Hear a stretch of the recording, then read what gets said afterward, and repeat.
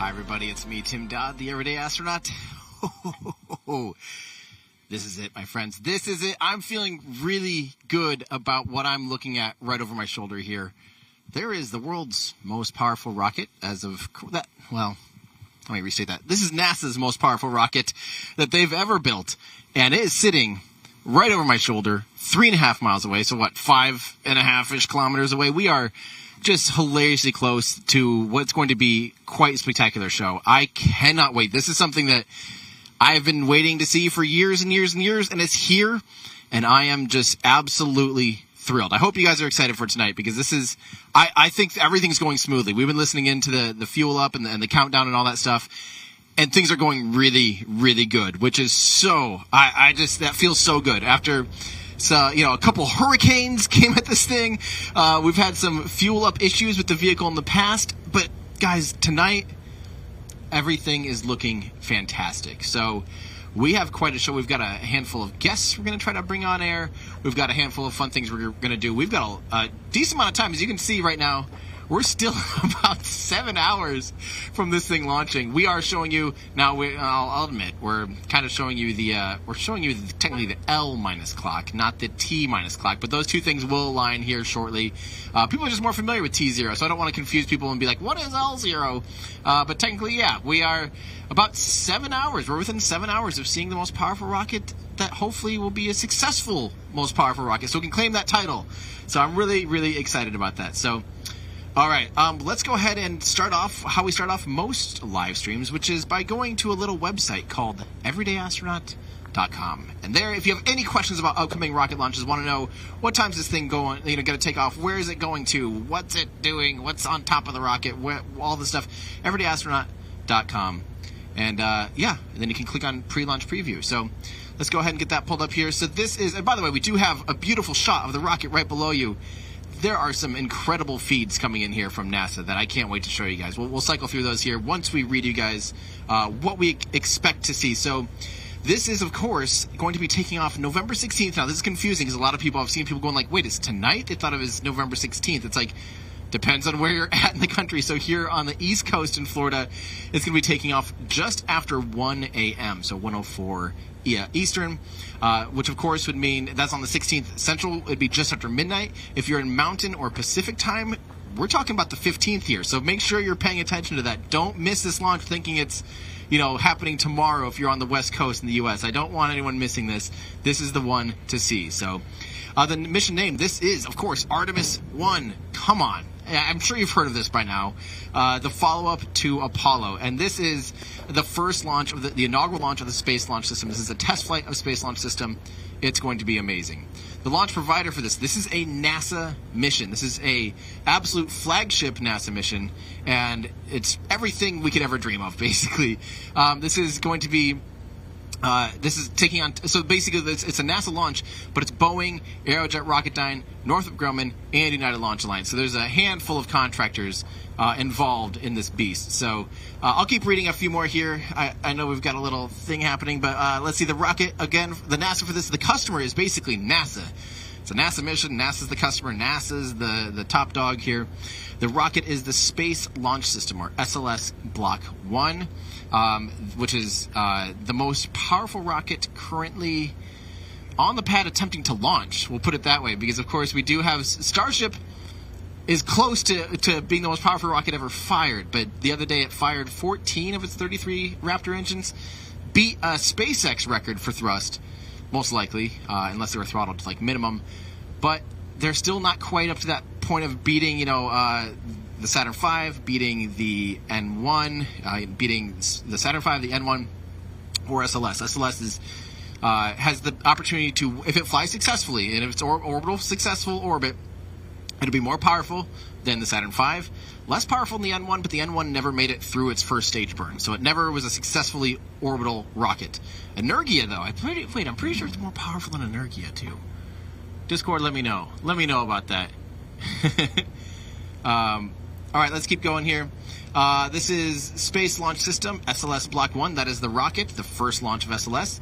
Launch location is Launch Complex 39B, Kennedy Space Center in Florida. This is the Mecca. This is where it all comes. This is just where it all comes true. All the dreams come true, because this is it, really. This is like hollowed ground, my friends. NASA's Kennedy Space Center. 39B is the less famous of the two launch complexes. 39A is a little bit more famous, having launched I think. Did I remember? Did someone correct that technically one of the Saturn V's did launch from 39B? But I feel like it was all of the Saturn V's. Saturn 1B, I think, launched from 39B. Someone let me know about that in the chat, too. All right, this is the payload mass. This thing's just over 26 metric tons, 26.5 metric tons, so 26,520 kilograms, which is 58,500 pounds, going to lunar orbit, plus a few small CubeSats that are along for the ride as well. This spacecraft was going to a distant retrograde lunar orbit. Will they be attempting to recover the first stage? Nope, the first stage of this baby is not recoverable, including the boosters. Now, remember, the side boosters are derivatives. They're derived from the space shuttle's SRBs, which were recovered. But in the grand scheme of things, at the end of the day, when everything was all said and done, it ended up being more expensive to fish those things out of the ocean, refurbish them, and then refly them. So SLS just decided, hey, these are going to be pushed a little bit further, a little bit harder, a little bit faster, more propellant through them, all of the things. And they just said, we're just not even going to worry about recoverability here. So this, obviously, it's not recoverable at all. Where will the first stage land? The SRBs will splash down in the Atlantic, and the core stage will actually splash down in the Pacific Oceans. The core stage, technically, it really could get itself into orbit very easily. They intentionally put it on a suborbital trajectory, so it gets out on this very elliptical suborbit trajectory where the perigee, the lowest point in that orbit, is only like 30,000 kilometers or 30,000 meters or something, 30 kilometers or so, and that allows it to re-enter the atmosphere intentionally, so they don't leave space debris up there. Maybe you guys are familiar with the Chinese rocket boosters lately that have gone awry and they're just stuck in low Earth orbit and come down uncontrolled. That's what they're trying to avoid. So that's why they're intentionally doing a mission where the core stage of the vehicle is on a very orbital trajectory, orbital velocity. All of the things could make it orbital. They intentionally make it so the core stage re-enters on its first pass. It doesn't end up getting into orbit. So, yeah. All right. Let's see here. System does have a little bit of a fairing. It's not recoverable. So there's a fairing on the top. There's also some fairings that kind of jettison underneath the service module.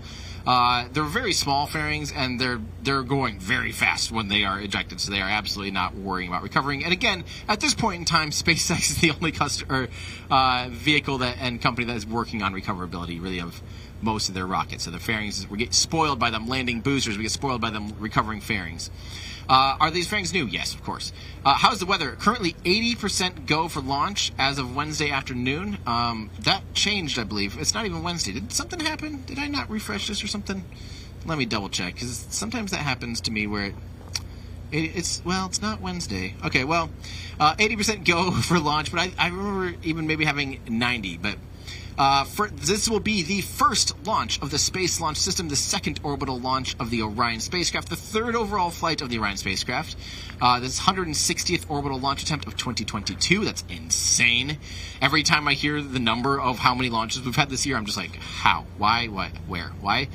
And the furthest a spacecraft for crew will have ever been from the Earth. Think about that. Granted, obviously, no one is on board. This is a test flight. This is a first launch attempt ever of, not launch attempt, but this is the first test of this particular vehicle. There are no humans on board, even though Orion spacecraft, of course, in the future will be having astronauts go on board, of course, for the rest of the Artemis program. So, let's see here. Let's keep going. This will be the most, and of course in our pre-launch preview we do say this will be the most powerful in the world at the time of launch, depending on how you count Starship. So let me settle this in the way I want to settle this. To me, it's okay to claim the title of the most powerful rocket once you light all of the components together. Like right now, the SRBs have been lit. It's versions of these, not these particular SRBs, versions of these SRBs. Well, technically, actually, these SRBs have lit in different pieces, but different pieces have all been fired. The core stage has been fired. Test versions of these SRBs have been fired. But until that thing lights all 6 of those engines, the 2 boosters and the 4 RS-25s, RS-25s, when it lights all of those together, that will make it the most powerful rocket at the time. How do you define this? The N1 made it off the pad. It lit at one point. It was producing more thrust than anything that has ever flown. The N1 has, right?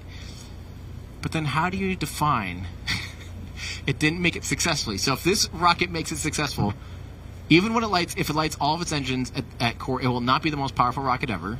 Starship, until it lights all 33 engines, or even more than 20-some, won't be the most powerful rocket, even if it's just a test. Yeah, I don't know. We can cut that 1,000 different ways, my friends. We can really cut that up in a million different ways, and it's all just kind of fun and tomato. But all right, let me reminder, guys, if you want to know things like what's coming up next, just bookmark this page. Go to everydayastronaut.com. We have the entire countdown here, what we can expect. As you can see, we're just under T-minus 7 hours. So we're coming up on core stage liquid hydrogen topping, assuming that it's all going well. I have not heard any recent updates yet, but last I heard, the core stage was fueling up great. So, yeah, I think it's I think it's looking really good. So we'll see. I'm awaiting any further information if we have any. Let's see here. And then, other than that, read through the rest of this article if you want to know more about the Artemis mission, like what's going to happen after T0, launch timeline and all that kind of stuff, and some infographics and things like that. everydayastronaut.com. Click on pre-launch previews or upcoming launches and read through this. This is written by Trevor Sesnick and helped out by Andy Law. Thank you guys so much for keeping that up to date. Everyone in chat, please say thank you to Andy and to Trevor for writing an awesome article and keeping us all informed. Let's pull up some shots of that beautiful rocket, because man, oh man, do we have some awesome shots for you. Because don't forget, we actually have 4K shots of the rocket on the launch pad. Come on. Imagine if we had this during the Saturn V, during the Apollo program. What a treat. In chat, everyone say recording some of these shots in 4K 60. Which is going to be absolutely amazing, and that should be super fun. We have a couple of things that can record some of these isolation feeds for us, and I can't wait to see that thing lift off from right there. As you can see here, that you can see the two white boosters on the side. Those are the solid rocket boosters derived from the space shuttle, and in the middle there you can see 4 RS-25 rocket engines, and those are. What were on the space shuttle. They literally have flown on the space shuttle, and these ones are now being repurposed here for SLS, which crazy. All right, let's get to let's cycle through a few more of our camera shots if we want, because like I said, we have 8 feeds from NASA. We'll have this one makes me sad. This one's like the lowest quality. I believe it's 720 in a 4K feed, but it's the only shot we have kind of head to toe of the whole rocket from the side, the profile. But that one's going to be awesome. That shot's going to be gorgeous. Seeing the umbilicals pull off and then the rocket pull up through that shot will be super fun. I mean, come on, how awesome are these feeds? This one's an engineering camera, and sometimes it moves around. We can see it checking out different things on the vehicle. Sometimes this one points down, but that might actually be the one that's just checking out the umbilicals of the tail at the tail service mast at the bottom of the rocket. That one might be kind of boring. I don't know. Who knows? But actually, no, it won't be boring once the engine's light. Then it'll be very exciting. But regardless, I'm just excited that we get access to these kind of views. Again, thank you to NASA for allowing people like us to do this. I mean, that's insane. So let's keep going here. We actually have a handful of your guys' comments to get through. I'm gonna hang out here like as long as I can stand, until my voice goes sore, until I get literally carried away by mosquitoes. I'm just here to hang out. I'm here to have a good time. I'm feeling good about this thing. It's really fun being out here and seeing it. The energy is much different this time than it was last time. I am a little sad. I'm just gonna between me and you, we're just gonna sit here as friends and talk about this. I mean, the energy out here is just a little different. It feels everyone's really, I feel like, expecting this thing to launch right now. NASA developed a little bit different procedures to fuel up the world's largest hydrogen rocket. And they seem to have been nailing it. They found a way to just kind of ease into the fuel up process, and that seems to be making the vehicle a lot more happy this time around, which is exactly what we all want to hear. We want to see this thing fly tonight. It's ready. It's ready to go. I know NASA just wants to get this thing off the ground. I truly don't think they have any kind of go fever. I think they look at a lot more data than you and I have access to, and I'm pretty sure that they're going to be not risking the most expensive rocket that's ever been built. So I want to put those types of things to rest. But what is fun for me is, we're out here. There's a handful of press out here, but it's actually, there's less people out here by far than the first launch attempt, which is a little bit of a bummer. You know, we have what should be a beautiful launch, and I'm just sad to not see as many people out here. I'm hoping that there's people out here at the Cape that are going to be trying to watch this thing, because it will be, again, I've never really seen a space shuttle launch. I've never, obviously didn't see Saturn V launch. I'm not old enough to have witnessed that.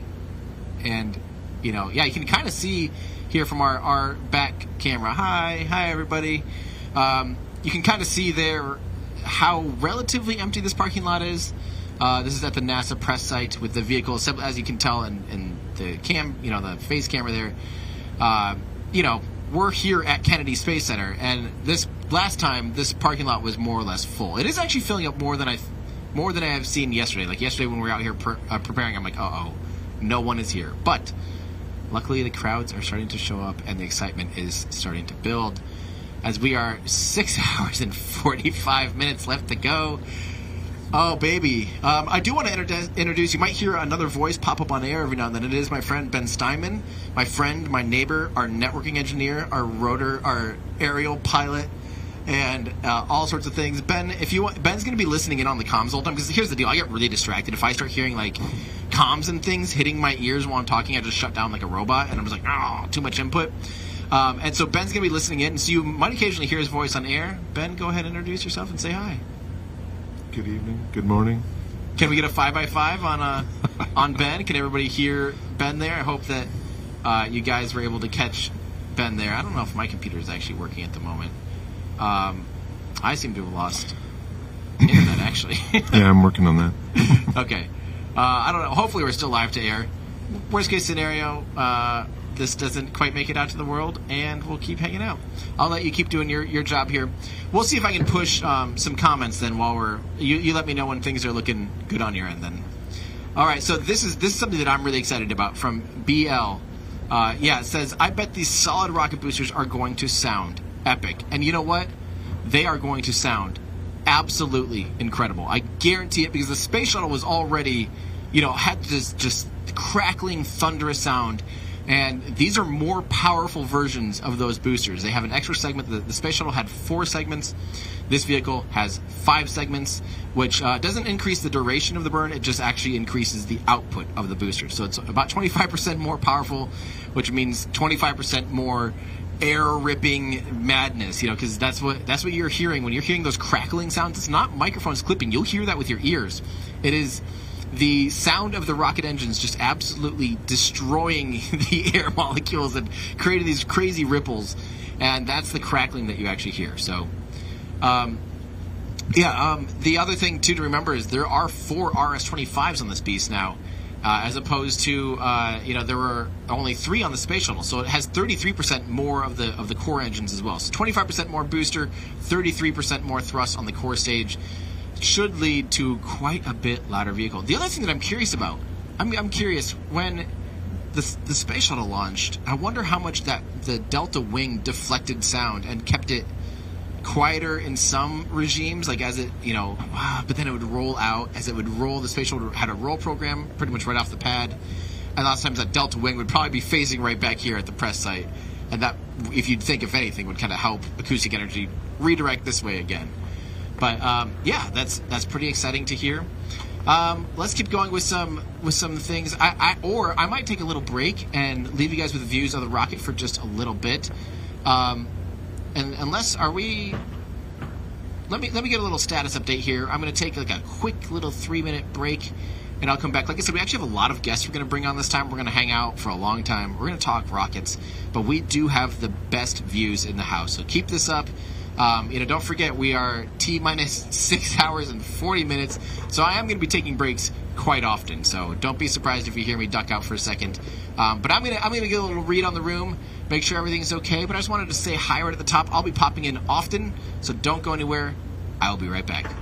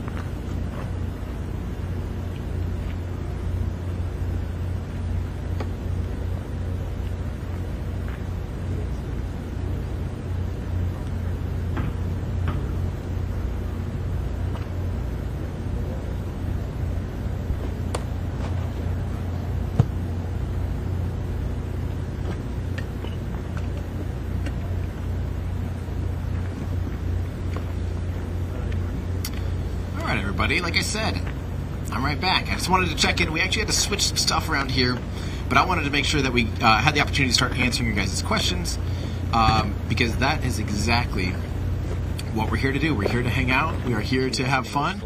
Oh yeah, we should probably tell our crew. We do have some ambient mics all over the place. So I'm going to answer you guys' questions here. Let's see, where should we start? Man, we have so many.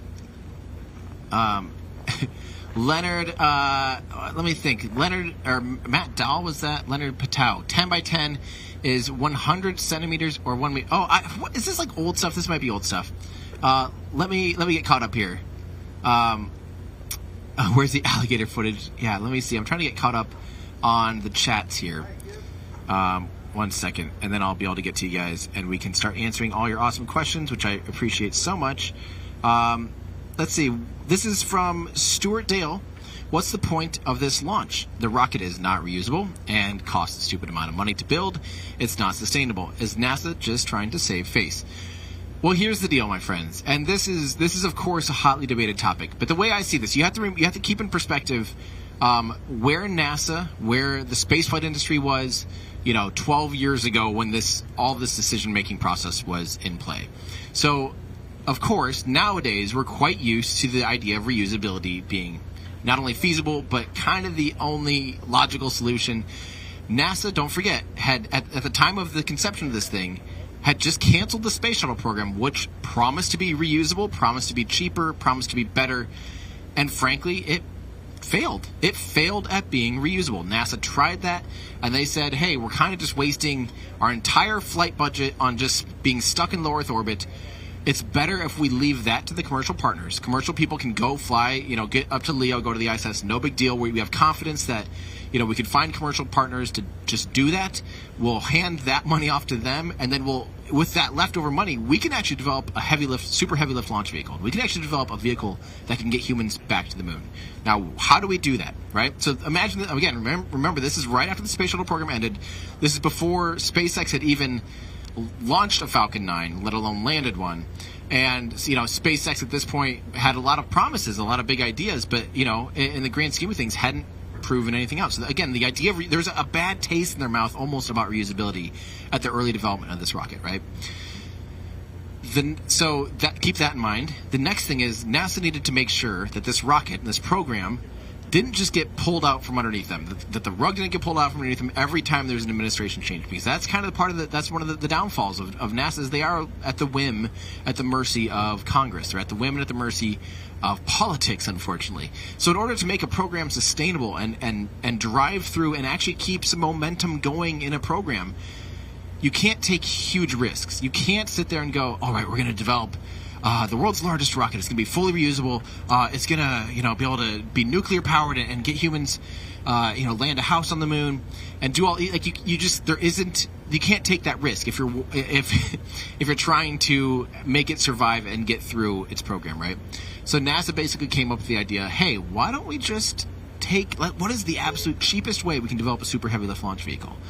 And, unfortunately, a lot of legislation did say things like we have to reuse as much space shuttle heritage as possible. We have to maintain partnerships from the Constellation program, such as the Orion capsule and those with Lockheed, which, by the way, Lockheed Martin and the Orion capsule have been killing it. I mean, they're ready to go. This thing has been waiting at bay to launch for years. So it's just a matter of perspective. We have to look back at where NASA was when they made this decision to build the SLS. And then, of course, it took a lot longer than anyone expected, than NASA expected, than anybody expected. It got hit by a tornado. It got hit by 2 hurricanes now, and just massive amounts of delays. No one likes those delays, well, except for maybe some of the contractors who actually made more money when it's delayed. But the point being, it did make it this far. And at this point, there's still no guarantee that any other vehicle can get humans back to the moon, unless we just resurrected the Saturn V, which part of me just wishes we had done that. But the point is, at any point, even up until today, this is the only thing that can safely get humans to the moon with certifications, with flight-proven heritage and flight-proven records. Starship has a lot of promise, and they're relying on Starship to be part of the Artemis program. It is their lunar lander. SpaceX's Starship is the lunar lander. So there's a lot of promise there, and there's a lot of there's a lot of hope, obviously, in Starship. But I think it's going to be a while before that is crew rated for launch and reentry, especially to and from the moon. And I have no doubt that will actually be a thing. I have no doubt that in the future that will be what we're absolutely used to, of course. But it might take longer. And to me, right now, this sustains and makes sure that the Artemis program moves forward. Rant over. Is that the smartest and best move with information right now? Hard to tell. But what if Starship doesn't work out? What if Starship ends up just being too risky, or there's just some unknown, the reentry stuff just really, what if they have to scale back on the whole thing? What if reentry never works out and they end up going, well, we're still going to have to expend the upper stage? Or they realize, we can do reentry, but man, oh man, does it chew away at our performance? And now it's going to take 15 launches to get Starship out to the moon or something. There's who knows what types of things could still be going, at this point to get people or to get in the way of a program as ambitious as Starship is. Don't forget, Starship is like insanely ambitious. And again, I'm a huge fan of Starship. I think it'll fly, and I think it'll be successful. But it might take longer than anybody hopes. Just like this is taking longer than anybody hopes. Last year we were sitting here a year ago thinking that Starship was going to launch the orbital launch any day. We're like, yep, before the end of the year for sure. And here we are at the end of 2022, and this has yet to fly, and so does Starship. But I'm feeling really good about SLS launching tonight and seeing the inaugural launch of Artemis I. So, all right, let's keep answering your questions. Sorry, okay. I don't know if we did take that to air already. Okay, it's from David Willis, our friend David Willis. Exclamations here, caps galore. It's gonna happen this time. I can feel it. Third time's the charm, I am surprised that people are so pessimistic at this point after everything's been proven out. This thing rode the storm. It literally survived a freaking hurricane, and it's right there, ready to launch. I think if anything, it's now more ready to launch than anything ever. So, I agree. I absolutely agree. Smoking Fox, Tim's space tunes are legit his inner David Bowie. Well, thank you, Smoking Fox. Don't forget if you like the songs you hear in the intro or the songs you hear on any one of my videos, any of my live streams, any of my anything, you can find those songs on Spotify and iTunes or Apple Music, or whatever it's called now, or wherever you find stuff at Everyday Astronaut. Just search Everyday Astronaut. I try to write music that is just kind of stuff you can sit and work to, sit and write to, just hang out and have fun. They're trying to not be distracting, just kind of nice background music. In theory. So let's see, let's keep going here. This is ground umbilical carrier plate celebrating 39 months of membership. Wouldn't it make more sense as a test to send Orion into the near rectilinear halo orbit? Personally, yeah, I think so. I'm still frankly confused why this is only going into a distant retrograde orbit instead of the near rectilinear halo orbit. I think the rationales I've heard is NASA's like, we just need to test, like, it's tomato at that point. If you can do the mission and get out there and test things, they're actually going to be pushing it further and deeper into deep space, doing things more extreme actually on this mission than they would if they were going to near rectilinear halo orbit. And I think that's the thing. Near rectilinear halo orbit is actually a little bit easier on the spacecraft, easier with comms and all that types of stuff. And near rectilinear halo orbit or distant retrograde orbit actually pushes it further. So I think that's why. They just actually want to push the vehicle while still meeting the objectives and still certifying everything is good to go for when humans get on it with NRHO. So, let's see. What I thought of, always wondered what I thought of Rush. Countdown. As in the band Rush? Neil Peart? I'm sorry if I'm misreading the question. Is Countdown a song by Rush, Ben Steinman? Do you know? Not the final Countdown. I'm sorry, I'm talking to him off camera. But I don't know. Well, if it's Rush, I grew up listening to Rush. My dad was a big Rush fan, so of course I like Rush. If it's the movie Rush, I also like that a lot. So how about yes, I like Rush. Yeah, there you go. Okay, cool. Then it might be. I've never actually heard that song, though. Park the Forg 3 months of membership. Thank you so much. I joined the day before the first attempt, and now it's launching. Thanks, Tim, for being you, and go Artemis I. Thank you so much. I appreciate that. I do friendly reminder, of course, if you guys are in chat here, just say hi. If you ask a good question, you don't have to super chat or anything. Our mods can hopefully pick it up, put it in our queue, and we'll try to answer as many questions as we can. Again, we have 6 hours, so I better be pacing myself here. Let's see. Oh, I don't know if I know anything about this. From Troy Hammond. How does Elon's new Artemis IV contract just awarded affect the program as a whole? Thank you so much. Did something happen? Discord.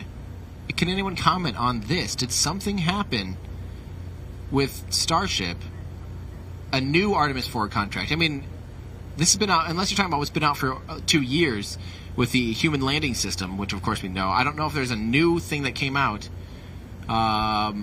So for those of you that don't know, of course, SLS is going to be taking Orion to the moon, and that is going to certify humans to be safe for launching, have a abort system and all that kind of stuff. Oh, okay. There is an update here. Oh, we have a couple updates. Let's first hear from Ben Steinman. Ben Steinman. Yeah, the core is fast fill is complete, and they're topping. Sounds like they got about an hour more. Wow. So fuel's going great today. I'm still listening. He's still listening. Like 3 years. I need 3 years. Don't we all? I need 6 years and 98 hands. And 3 brains. Yeah, at least, please. I'll read this from Bill Nelson. I missed this because we've been setting up here. That was only about an hour ago. Bill Nelson, who is the NASA administrator, announced that NASA announced that SpaceX will provide a second crewed landing demo on the moon as part of Artemis IV mission. With multiple planned lunar landers from SpaceX and future partners, NASA will be better positioned to accomplish our bold missions. Let's actually read this on air. Hang on, I'm going to get this over here on my laptop, and I'll be able to bring that guys up for you. Wait, that's not correct. Hang on. I want this. Okay, give me 1 second. I'll read this to you guys. We'll have a little fun learning party. Okay, so again, a NASA press release just today saying that NASA awards SpaceX second contract option for Artemis moon landing. Sorry I'm reading this to you. I just want to learn about this because I'm seeing this for the first time too. So yeah, like we said, NASA has awarded a contract modification to SpaceX to further develop its Starship human landing system to meet agency requirements, long-term human exploration of the moon under Artemis. So yeah, that's great. But why is it a modification? Okay, with this addition, SpaceX will provide a second crewed landing demonstration mission in 2027 as part of NASA's Artemis IV mission. Returning astronauts to the moon to learn, live, and work. Live, laugh, love, and work is a bold endeavor. With multiple planned landers from SpaceX and future partners, NASA will be better positioned to accomplish the missions of tomorrow, conducting more science on the surface of the moon than ever before, and preparing for crewed missions to Mars, said NASA Administrator Bill Nelson. Known as Option B, the modification follows an award to SpaceX in July 2021, so it's been a year and a half, not two years, under the Next Space Technologies for Exploration Partnerships, Next Step 2, Appendix H, Option A contract. I have no idea what any of that means. NASA previously announced plans to pursue this Option B with SpaceX. So, dang, this is big. This is, oh man. Sorry, I'm going to keep reading. This is nuts. Again, this is part of the NASA Artemis program. So obviously, what's good for SLS is good for SpaceX. What's good for SpaceX is good for SLS. Like, this is them working together. This is the partnerships that we want to see. We do want to see the private stuff like this going on. So continuing our collaboration efforts with SpaceX through Option B furthers our resilient plans for regular crewed transport to the lunar surface and establishing a long-term human presence under Artemis, said Lisa Watson-Morgan, manager for the Human Landing System program at NASA's Marshall Space Flight Center in Huntsville, Alabama. That was a heck of a sentence. This critical work will help us focus on the development of sustainable service-based lunar landers anchored to NASA's requirements for regularly recurring missions to the lunar surface.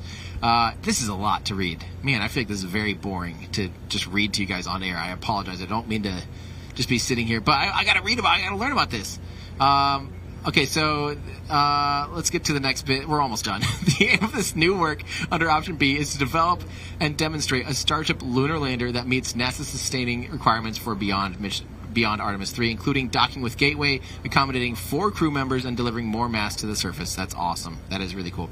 NASA initially selected SpaceX to develop a human landing system variant of Starship to land in the next American astronauts, not tourists, on the moon under Artemis III, which will mark humanity's first return to the lunar surface in more than 50 years. Well, more than 50 by that point. As part of that contract, SpaceX will also conduct an uncrewed demonstration mission to the moon prior to Artemis III. The agency is pursuing 2 parallel paths for human lunar landers developed according to NASA's sustained requirements to increase the competitive pool of capable industry providers. The existing contract with SpaceX and another solicitation released earlier this year. The other solicitation, Next Step 2, Appendix P, is open to all other U.S. companies to develop additional human landing system capabilities and includes uncrewed and crewed demonstration missions from lunar orbit to the surface of the moon.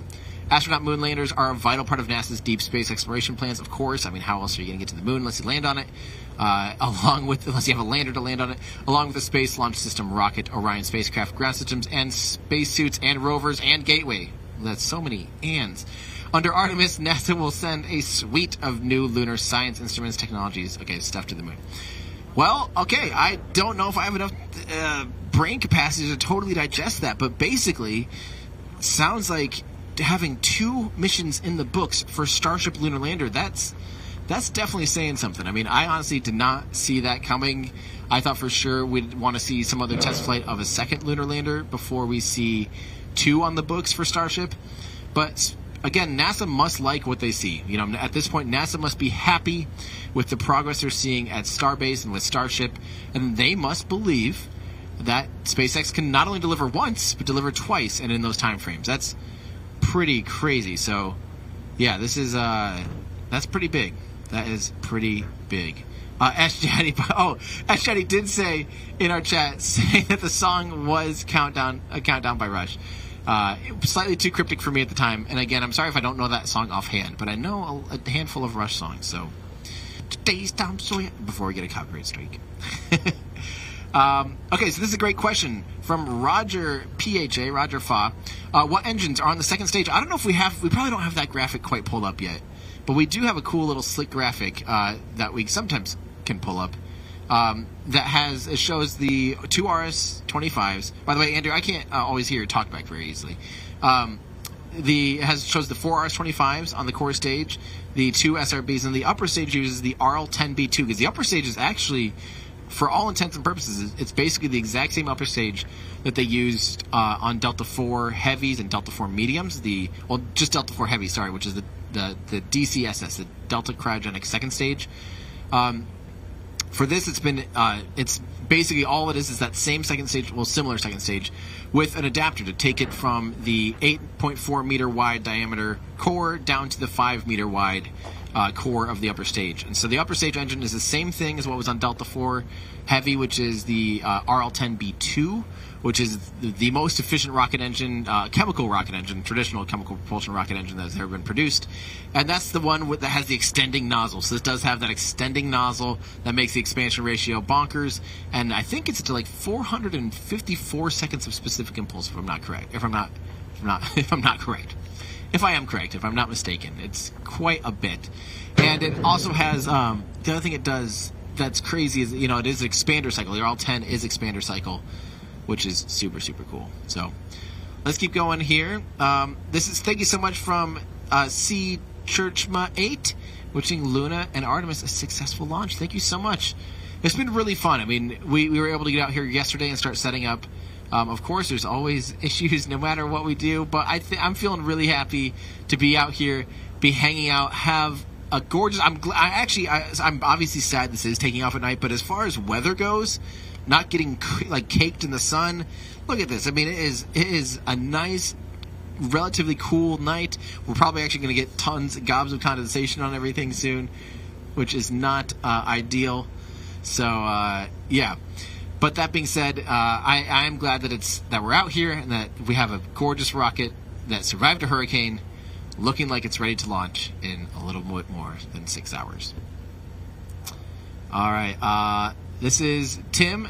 For all you SLS haters, it's essential that both SLS and Starship succeed for their current plan. 100%. That's the thing.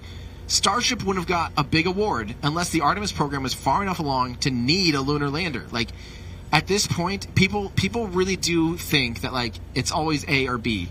It's not. There's lots of gray areas. There's lots of momentum. There's lots of inertia. There's lots of programmatic things and politics and everything involved with a mission of this size, with a program of this size. And that's kind of half the point. It's too big. The problem is it's too big to cancel.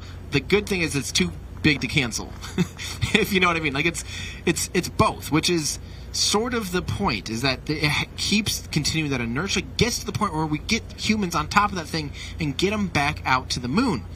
That's what that we have at the moment. Now, again, in the future, sure, this could all be easily replaced by Starship, and maybe even Dragon capsule in low Earth orbit meeting up with a Starship that takes it to the moon or something like that. Sure, of course, I think that could happen, and it might happen if SpaceX proves that, hey, this system's awesome and here's the price tag on it. I think Congress would pretty easily be like, wait, what? Why wouldn't we do that? But for now, this is the way to keep moving forward. We get SLS, off the pad. Everything goes great. Orion comes back safely. We get humans up on it in about 2 more years. Unfortunately, longer than I wish. I wish we could just fly humans again on it in a year or so. But it's going to be a little over 2 years, most likely, before humans do step on board. Get them out to the moon. I have not been alive to know that humans, like when humans are at the moon. That is never. That's just insane to me, and I'm ready for that. I think you guys are ready for that. Like this, the world is ready to have lunar capabilities again. Don't take this away from me. This is the thing that can do it right now. Like, why would we cancel and why would we consider scrapping this right now? Because it's not like if we do cancel it, that the money that runs this program is not going to go straight back into insert your favorite rocket company. It's not going to go straight into SpaceX or Rocket Lab or the hands.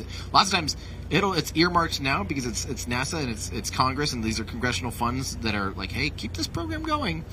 If that divvies up and it would just not end up as the same thing. And frankly, a lot of these companies, a lot of these private partners are coming off pretty good with the Artemis program because they have the option of developing spacesuits. They have the option of developing lunar landers and all these things that are procured through a modern, not cost-plus contract, through a fixed-price contract.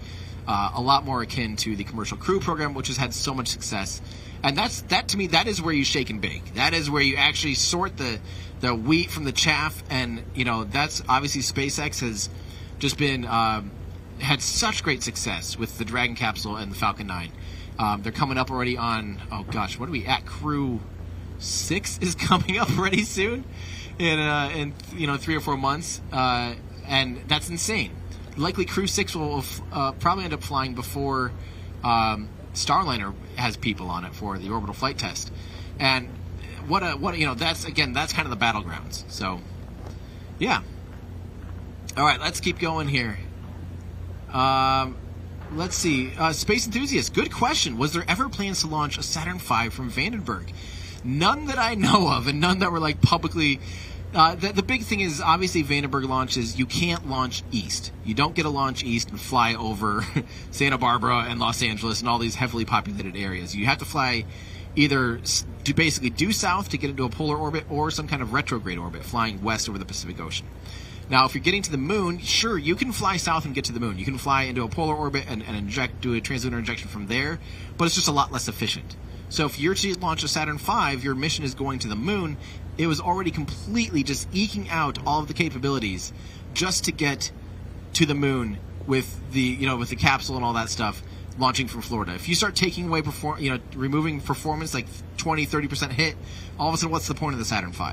It also, massive. You'd have to have massive infrastructure, all these other things. So no, there were no plans for a Saturn V to launch from Vandenberg. But of course, there were famously plans, and we even saw images of the space shuttle out on the launch pad. Every time I talk about the space shuttle, Vandenberg, I just can't help it. I just want to look at these images. The space shuttle famously did make it out to Vandenberg.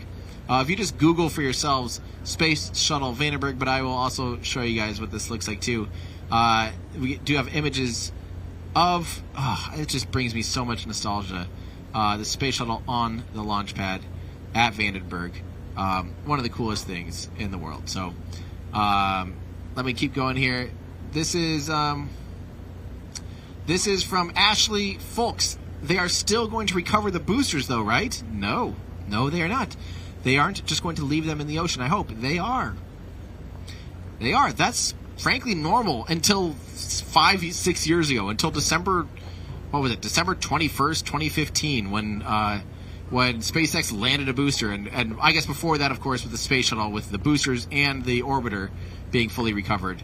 They are not going, those are the only things that were recovered ever. I guess in Rocket Lab also has successfully caught and or fished their booster out of the ocean. But every other vehicle, every other system, it's normal to have it crash and splash down into the ocean. No big deal. That's just what happens, and it's it's not anything too crazy. I don't know. It's just funny that we got so used to things not crashing in the ocean. And the boosters, believe it or not, a lot of times there's actually considerations to make sure that there's places for coral beds and things like that in rockets, and it's easy for coral to attach to them. It's not ideal, but at the same time, it is unfortunately kind of normal. All right, we have a new membership from Kaya Wolf. Thank you so much for the membership. That is so appreciated. That, of course, helps us do things like provide you guys 4K live streams of this rocket. This is... here we go. We do have the pictures here. I wanted to show you guys, of course, the images of Vandenberg with the space shuttle out at Vandenberg. How cool is that? I'm sorry, but that is just simply way too cool. It reminds me of my childhood. It reminds me of that Lego set that they used to sell in the 80s and 90s, which is probably why I love it, with the red tower. I mean, that's probably why I love it so much. But yes, they did take Enterprise, a non-flight worthy space shuttle. They stacked it out there at Slick 6, and they almost thought about launching it, but never happened. Let's keep going here.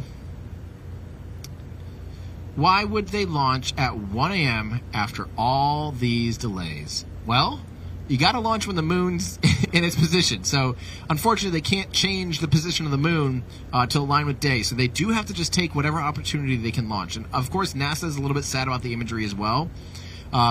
It's not about publicity. This is not, it is a bonus, frankly, actually, for NASA to get a lot of attention for a successful launch. Like, if this thing launches successfully and everything is awesome, it would have been great to have everyone talking about it throughout the day with a successful launch. But really, it's really all about the mission. I know that we're, as spaceflight fans, we want to see it with our own eyeballs the whole time. Unfortunately, we're likely just going to see a giant orange ball of light with huge plumes of exhaust, very similar to night space shuttle launches. And it's going to be great, though. It's going to be awesome. But yes, I understand. I understand why people would be a little bummed that after all this time they're launching at night, but they just gotta send it when they can send it. This is the next opportunity, and we is full and they're just topping, and core is 3/4, something like that. Excellent. So I need to actually. There's a lot of chatter going on. So is there? That's trying to decipher good. it all. That's good. I like chatter. Also, I forgot. I can put up prop load. And prop load is going to say in progress. Yep. And we'll actually put it up there for you guys to see. And then I'll say show prop, I think. And then you guys will be able to see it here. Show prop load. And 1 second. There we go. Prop load in progress. What was that?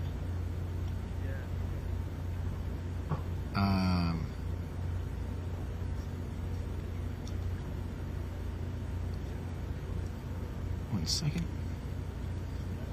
There we go. All right, we've got prop load. But we can also add weather. I forget we can do all this stuff. We can add the weather here. Weather is currently, I think, 80%, 90% go. What is the latest? Have we heard a latest on it, Ben? I don't know if you've been able to listen in to the latest, but I believe weather is definitely green for sure. They are for sure green on weather, and I believe weather is, we'll just say go, because as far as I'm concerned, they're go. So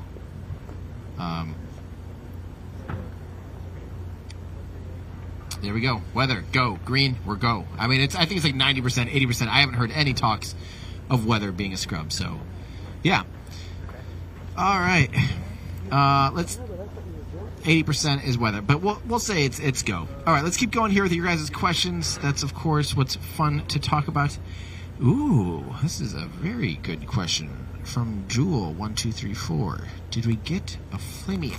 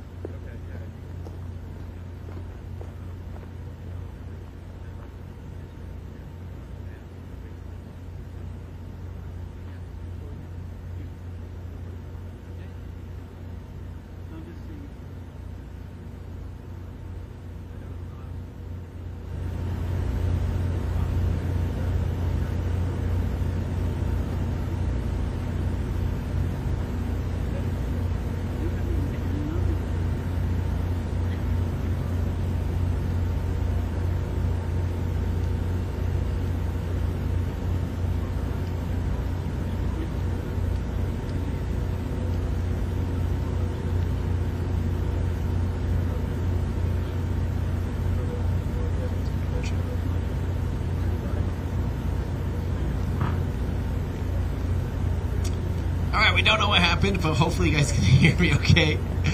Let me...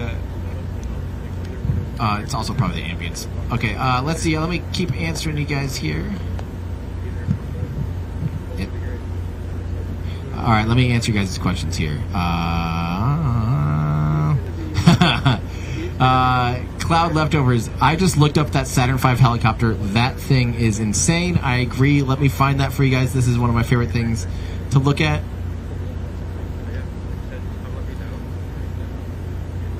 Let's see. Saturn V helicopter. Let me show you guys this. This is just hilarious. Because yes, for those of you unfamiliar, I think this is old comment. Sorry, I refreshed, but I do want to show you guys this. I thought this was a current comment. I was like, where did this come from? But I want you to check this out. At one point, NASA was considering, speaking of reusability, and people asking about reusability on SLS, at one point there's some considerations. I don't know how far they got. NASA wanted to try to catch a Saturn V booster with what would have been the world's largest helicopter. You know, and if they had actually built, you know, if they were able to catch the Saturn V booster, this would have been, of course, not only, you know, a ridiculous scheme, but it also would have been the largest helicopter ever built. I mean, look at that thing. I don't even remember the rotor span on it, but it's something like 100 meters or something, just absurd. I mean, it is absolutely 100% ridiculous. So, yeah, that's always fun. I just wanted to pull it up. I don't know why, but there you go. Oh, this is fun from Ian McM. My 3-year-old daughter, Lucy, asked him, will it land on the drone ship? Oh, she is a Falcon 9 system expert already. For a 3-year-old to be asking about that, that is amazing. Wow. Well, Lucy, unfortunately, this one is not a Falcon 9 launch. Well, fortunately or unfortunately, depending on how you look at it. Frankly, I'm here because this is a very exciting mission. This is the biggest, most powerful rocket that I will have ever seen fly to date in my lifetime so far. When this thing leaves the pad, there would be no chance for me to seen anything more powerful than this. So this is extremely exciting. It blends to me the excitement of, it feels kind of Space Shuttle-esque. It feels kind of Saturn V-esque. It's just an awesome, I mean, that is going to be quite the show when they light the engines for this thing. And when those solid rocket boosters go, I'm going to, as soon as I see solid rocket booster ignition, it's going to be mind-blowing. Because we've been pretty close to that rocket. We've been out there and been, you know, I don't know, I'll say 300 meters away or something, you know, almost a quarter mile or something. I don't know, pretty darn close to the rocket. And when you see something that big and you're looking at it, it's like, wow, look at this thing. And then you see it leave the ground and just fly under a column of flame. It is pretty mind-boggling. I try not to be, I know it probably doesn't feel like it for those of you that frequent the channel and have watched me watch rocket launches. I swear to God, I literally oftentimes try to like curb myself to be like, okay, don't be crazy, don't like get too excited, just calmly report on what's happening and tell people that. And half the time, I'm sorry, guys, I can't help it. There's something where you're like, oh, there it is, you know. And what I'm most excited for with this rocket, yes, having a gigantic skyscraper leave the ground is exciting, but the sound is going to be the coolest, the most insane thing ever. And the sound, we are actually recording some pretty high-end audio, so we'll be really excited to share that after launch. And we've got lots of cameras, we got trackers, we got all the pad cameras here that you're seeing. We're going to be able to see quite the incredible. That's the shot that I cannot wait to see. The rocket flying right up, basically right at the camera. Very Saturn V vibes. It's going to be incredible. If I see those umbilicals break away and the vehicle leaving the pad, holy buckets. I am going to be so excited. So, let's keep going. We have lots of questions. And again, remember, just ask a decent question and, yeah, and if I see it, I'll talk about it. If we got time, we got a decent amount of time, so I'll just keep yabbing here until you guys get sick of me. From Ted Coral, can you briefly explain how solid rocket boosters work? You did something dangerous there, and you included the word briefly. And I don't know if you know me, but it's not being succinct is probably not a trait I would attribute to myself. So, solid rocket boosters. I don't know how many of you guys in chat say me or I have or yes. If you have ever launched a model rocket. I have, me, yes, that is me. I have launched a model rocket. The rest of our crew, Ben, some of the other people are raising hands out here. Yes, most of us have launched a solid rocket motor, and that is a solid rocket motor. Most of us have launched a model rocket, sorry, and yes, that's a solid rocket motor. And what it is literally a fuel grain with a little bit of an oxidizer as well. So they're pre-mixed, but in a solid, it's a solid compound. So it's not liquid, it's literally what it sounds like, solid rocket propellant. And what you need to do is you need to heat it up and have an ignition source to begin the ignition process. And there's normally a core or some kind of pattern drilled out in the middle of the booster. And then once that column of flame lights, it'll burn evenly from the inside out. And so actually what you have to do, you have to consider that as if you have a circle, the radius or the circumference of the circle will actually get bigger and bigger and bigger as the core gets, larger and larger, which directly correlates to an increase in thrust. So they actually have to put in different patterns to make sure that by near the end of this booster burn, it's not like just absolutely, pulling 20 Gs and smashing everyone on board. So they actually have to put profiles cut into the solid rocket boosters to help throttle them. That's a topic we will talk about in the near future. I am almost done with my script about how to start a rocket engine. I've talked to many experts now. I am, I think, 11 pages deep into how to start a rocket engine. Of course, we start first with solid rocket motors because they're the simplest. So you will learn how they start. And then, of course, solid rocket motors are actually used themselves to start up some liquid-fueled engines. So it will be very fun. And, my friends, I want to make a quick announcement. We are T-minus 6 hours on the dot. It's happening. I haven't heard... Ben, I don't know if you're still listening on comms. Have you heard anything bad at all? He might be in the middle of listening to something right now, so I'll give him 1 second here to update. But I from my okay, go ahead. Yeah, so they just came over the comms in the last 2 minutes that the upper stage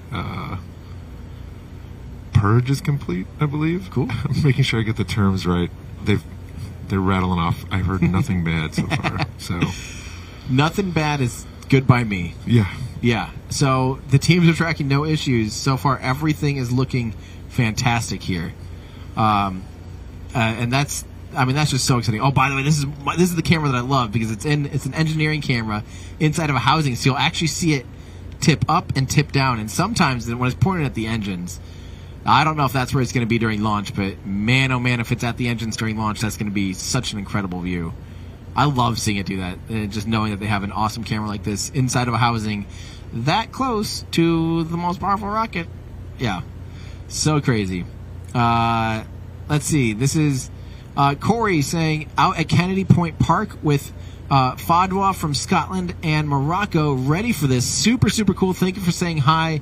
I really hope we get continually clearing skies. I can't really tell right now. My light's a little too bright for me to easily see how bright it is. I think I see a star That's a good sign. I don't know if yours blind. I'm pretty blind with the light, but it might be clearing up, which would be fantastic. I really want to see this thing all the way to booster separation. I mean, I want to be able to track this thing. We've got an awesome tracking camera here that's all ready to go, rigged up, looking absolutely absurd. That is the most donkey-looking rocket tracking camera I've ever seen. It is amazing. Cooper Heim is going to be tracking that baby, and hopefully everything's going well for that. Thank you so much for Steve Staranka for becoming a member. I appreciate it. Again, don't forget, we do have, memberships help so much. You guys get exclusive access to things like, for instance, the other day at everydayastronaut.com/shop, we, to the general public, dropped the remaining bits of our Founders Edition Falcon 9, and they actually had a heads up. So if you were a YouTube member or a Patreon supporter, you got a heads up that we were going to release the remaining Falcon 9 model rockets. Unfortunately, they sold out in about an hour. The remainders of them, yeah. So if you see here, this is on everydayastronaut.com/shop. Of course, this is our Falcon 9 model rocket.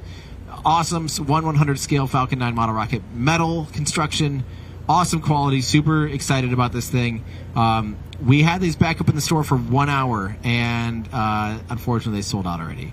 So if you are one of the lucky people that got your hands on one, congratulations. But don't worry, we actually have a restock of these things, a big restock with kind of version 2. It's not really version 2. We made a few minor tweaks after the Founders Edition, kind of got feedback from everybody. The Founders Edition, of course, had like a signed certificate and just an extra thank you from me for you guys helping support this crazy idea to try to make a bunch of 1/100 scale model rockets. But the next run will be out in January already, and it will be a little bit cheaper than the Falcon 9, than the Founders Edition. So if you missed it, don't worry, there will still be that. And don't forget too, we do have a handful of other awesome merchandise, like our Space Shuttle Ejection hoodie. We also have, I am taking 25% off of the RS-25 shirt that I'm wearing in celebration of the 4 RS. I've never seen an RS-25 fire, so this is my chance today to see an RS-25 fire. You can click on there and use coupon code LAUNCHDAY, all one word, all lowercase, and launch day at checkout, you're good to go. So everydayastronaut.com/shop. Check this out. I am very excited. These shirts are awesome. You can get yourself one of these. We actually come in 2 colorways. We actually also have the white one. I like the white one as well. That's probably what I'll have to wear tomorrow, or not tomorrow, but if this does go for another scrub, I still want to wear an RS-25 shirt, because come on. It's such an art of engine. I mean, that is so cool. So yeah, if you want to help support the channel and support me and allow me to continue to do what I do, provide you guys coverage, everydayastronaut.com/shop. Use coupon code LAUNCHDAY to get 10% off of the RS-25 shirt. So thank you guys so much for your support. Really, really means the world to me. I'm going to get back to another comment here from Cold Leftovers. Man, I just remembered our ludicrous future, and now I'm sad. Well, I have 2 bits of sad news. Well, first, let me explain what our ludicrous future is for those of you unfamiliar. I used to do a podcast regularly once a week with my friends Ben Solons, who used to run a channel called Teslanomics, and Joe Scott, who runs a YouTube channel, an awesome YouTube channel called Answers with Joe. And we used to get together once a week and just nerd out about every cool thing that's happening. And frankly, it got to the point where I used to do like updates on Falcon 9 missions and stuff, and realistically, I mean, nowadays, we would spend an hour just talking about trying to catch up on the Starlink missions, I feel like, because they're so frequent. But unfortunately, the show ended. It was just really stressful with my travel schedule and things like that. And, this year it's been even crazier. I can't even imagine if I had to keep that up once a week. It's been hard enough to know, like, where I am in 2 days. Last week, like, my parents were trying to get dinner with me, and they're like, will you be home in 2 days? I'm like, yeah. And then literally like 2 hours later, I'm like, oh, no, I'm sorry. I won't. I just can't even get, plans 2 days out right now. It's just been absolutely absurd. That being said, I have some sad news. If you did like our ludicrous future, I shouldn't even tell you this. We recorded an entire episode like 4 weeks ago. And unfortunately, the recording got lost. And normally what we used to do when we were in the rhythm of things, all of us would record locally in case that happened.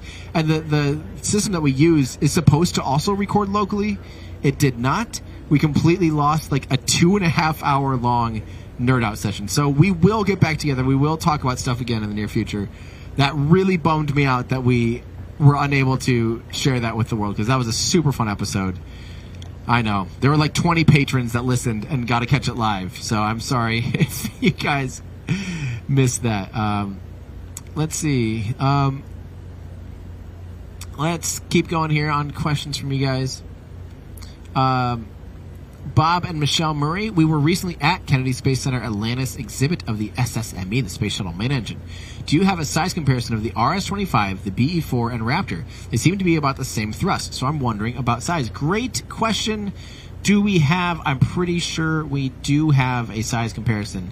I'm just going to actually search Raptor engine versus RS-25, and I'll bet you the image that will pop up is going to be, yep, here we go. This is a real size comparison here on a little website called everydayastronaut.com. I just Googled RS-25 versus Raptor, and actually of course, Google doesn't send me to that chart. It sends me to the thumbnail.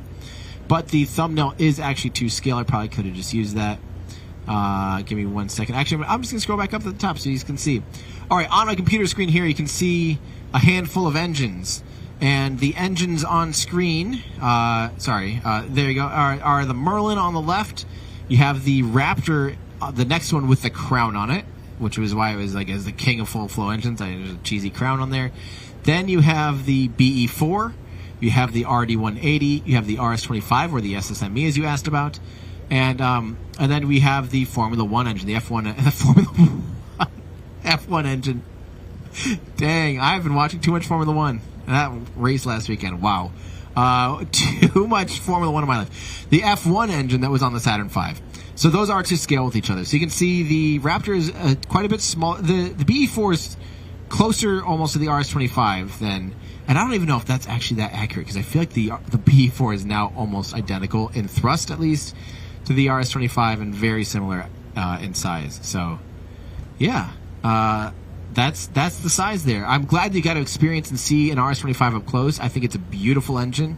I love the one that is there at Kennedy Space Center. You can just go see. I love that. Let's see. This is from MX304. Good question. How many times will they have to launch this thing before it carries people to the moon? If that number is more than 2, SpaceX will beat NASA back to the moon. Well, technically, SpaceX will beat NASA back to the moon for landing on it, because they are the lunar lander, and they have to demonstrate the lunar lander before any humans get on it uncrewed. So, yes. How many times will they have to launch this? The answer to that is they will launch it one time, hopefully. This launch, this Artemis I, is the only one that will not have humans on board. Launch 2 should have humans on board. Then Launch 3 should be the one where they... Launch 2 just gets them out to the moon. There's no lunar landing. It's just a further flight check with humans on board to check out the whole system.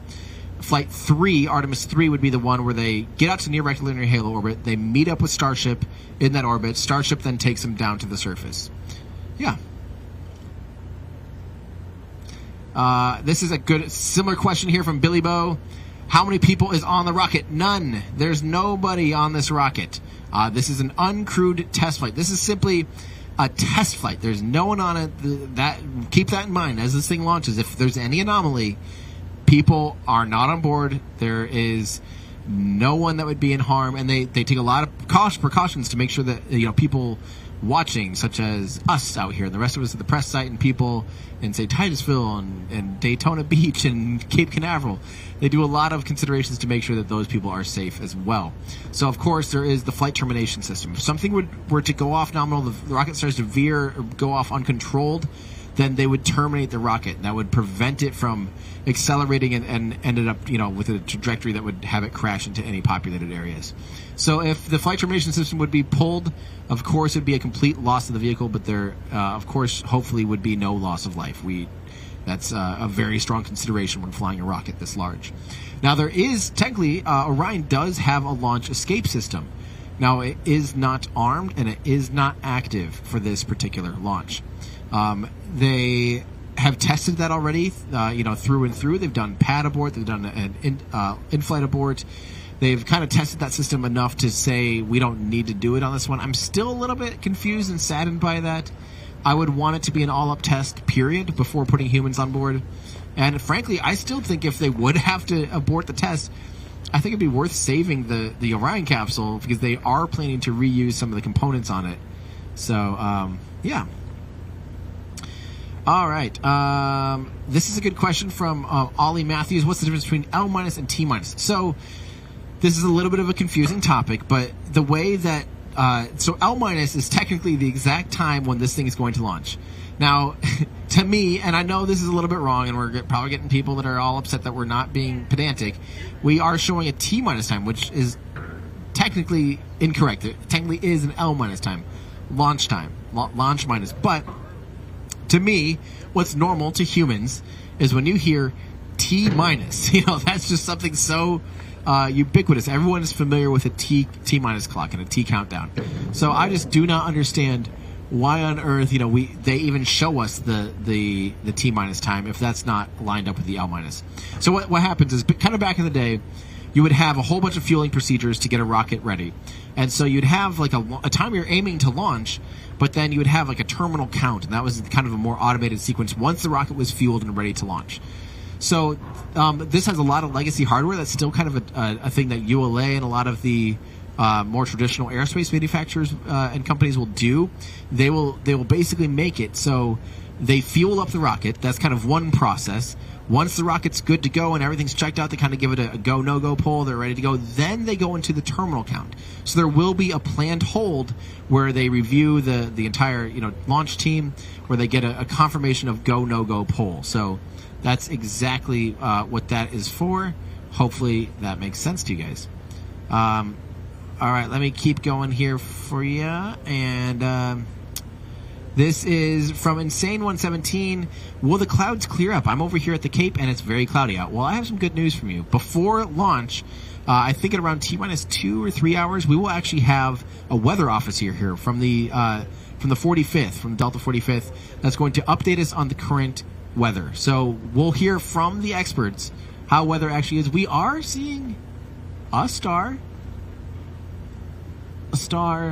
and kind of a couple stars.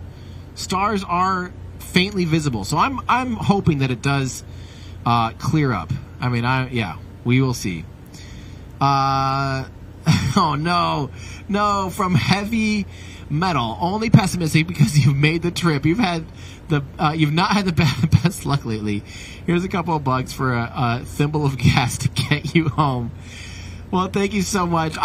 You're right. I have had a bad string of luck, and I'm ready to end that tonight. I'm ready to see an awesome rocket launch, capture it, and share it with you guys from wherever you are in the world. This is definitely one of the most exciting rockets that you could possibly see in your lifetime. Until I think, I like to think later on in my life, I think maybe in 15, 20, 30 years, we'll have even bigger, crazier rocket launches, but they might become more and more routine. So, yeah. Let's keep going here. Greg Swanson, any updates on my friend's space-based restaurant? I'm glad you remember that. That project, from last I heard, was actually on hold. My friend, unfortunately, might have to just abandon that idea altogether, was the last I heard. I haven't heard for a few months on where they're at with that. But it was going to be a really cool project, something I was really excited about in California. And I think at this point, my friend is considering other options. So stand by for that, Greg. If that is something that we hear more about, I will let you know. I was really excited about the concept, and I was ready to share it and go enjoy that at some point. From Brian Carolan, great stream. We'll have to get some sleep before launch here in Ireland, but to judge how big Artemis is with a view of the engines, if someone was standing there, how would they compare to the rocket? Okay, so that's a good question. Do we have any shots of people next to the RS-25, next to the rocket? SLS versus human. I'm just going to do a little search, see if anybody has pictures.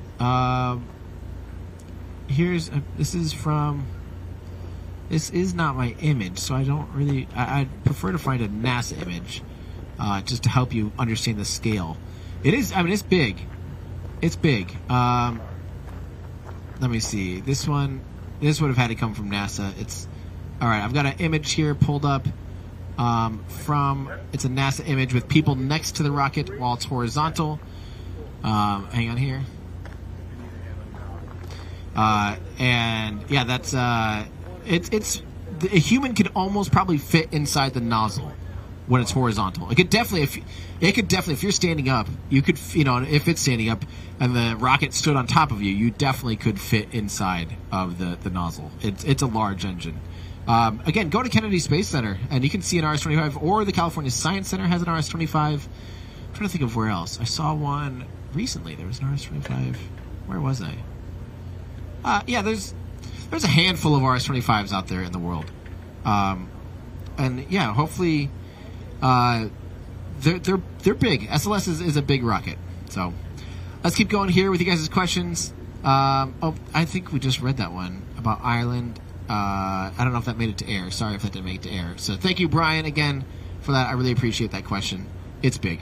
This is from Magnus, wanting to know what my music making process is like. What DAW do I use? I actually use Logic. I think Logic is good enough for the things I do. I like a lot of its workflow. I hate some of its workflow. I used to be a Pro Tools guy. Music making process is, I don't know, sometimes it starts with a guitar riff. Other times it starts with just doinking around on a keyboard. Sometimes it starts with a melody. When I did the album that I have out called Heliocentric, that was all scored to the Falcon Heavy mission. So it was the Falcon Heavy demo mission. So it was literally like from liftoff, stage separation, booster sep, fairing separation, landing burns. All of the things were literally scored for that mission. So for that was the inspiration. Was like, it was at first a big math problem. Like, how do you get the most sequences to line up on bar in time? Because I took the actual timelines and I put them into Logic and try to find different time signatures and different tempos until they lined up literally on count one with as many of those things as possible. And it took a while. Like, it was just a guessing game for me to find out how to make it so they could line up. So I don't know. I've had different music making processes, but yeah, Logic. And when I have time and hang out, then it's then I noodle around, and sometimes stuff happens. This is look at this shot. A nice pan or tilt shot. Sorry, not pan. Naughty. Nice tilt shot here from NASA, going down the length of the booster, checking out the QDs, the quick disconnects, and seeing that beautiful, beautiful orange. Great color. I do love that orange insulation. So cool. Okay, this is from Mark McIntyre here. Hey Tim, how precise do they know where the center stage will splash down? Do they close off the ocean for this? Yes, they know within a certain range. There's like a stripe almost in the ocean where they know where it's going to splash down, and they make sure that that's an exclusion zone. There is no marine traffic or air traffic allowed in that during a certain time frame. So yeah, that is a known thing. Same is true for a lot of deorbiting spacecraft and deorbiting second stages. Yeah, that's absolutely a thing. So let's see, from Throbbing Hood, will it always take 8 hours to fuel and launch? Yikes. Yeah, I mean, that's the terminal count for this thing. That's a lot of, when you have this much hydrogen, it is different than, we're so used to small sat launchers, and even a vehicle like the Falcon 9, which is not dealing with nearly as much cryogenic fuel. It's not dealing with nearly as much. Even Falcon Heavy is dealing with substantially less volume to deal with. So this is just a huge, huge, huge rocket, and yeah, it's a big old countdown. It's a big old long countdown, but there's lots of room to make sure that they have everything figured out. And they, like I said, they actually kind of automated a slower fill, more gentle fill process. From what I've heard so far, that seems to have gone fantastic. Yeah, which is I love that. I love that they found a solution. Because last time they're out here, a lot of people were like, why didn't they do a wet dress rehearsal? Well, after the 2 launch attempts in ending in September, they kept the vehicle out on the pad, and they basically did another wet dress rehearsal. They got a lot of good data on that. They kind of figured out how to fuel this thing up a little bit more gently and in a way that it responds to very well. So now, as you can tell, the rocket is looking good, and it's fueling. And it just takes, it's a large amount of propellant that they're loading into this thing. It's just a little bit different pace when you're fueling up the most powerful rocket NASA's ever fueled. I don't think they're going to cut corners or rush anything at this point, obviously. Let's see. Can anyone explain why SLS cargo capacity is only 55% of the Saturn V? Well, there's a few ways to answer this. We actually did a really big deep dive on the channel. If you want to look up Artemis versus Apollo, I highly recommend watching that video. We go through the different. I can pull up the article here, and we can at least show you a few things. Let's see here. Where is that? I'm gonna do a little bit of scrounging. Everyday Astronaut. We're gonna go over to articles, posts, and articles. And load more. Oh, we're going to have to go a ways back here to get to Artemis versus Apollo. So we have a video already out. You can find it on YouTube, of course. We also have an article version. Is the Artemis program actually an improvement over Apollo? Because of course Apollo successfully landed humans on the moon, and Artemis has quite a bit of work to do to be able to get people on the moon. But we actually go through all of the considerations of this vehicle, including the lunar landers. And back when I made this, we didn't know for sure which lunar lander they're going to utilize.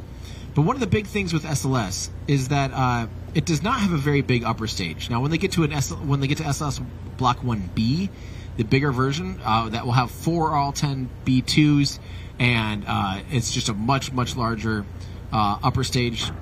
Upper stage will have a lot more potential. The big thing is the core stage of this vehicle, frankly, burns too long, and I really wish that they had done something where they do a stretched upper stage and a smaller core stage, because it looks really big. You know, the core stage is huge, but it's hydrogen, so hydrogen is really not very dense. You can see here to Leo. It's not half the capacity to Leo. It can take about 95 tons to low Earth orbit, where the Saturn V can take about 140. So it is less. It's like 30% less, but it's not half.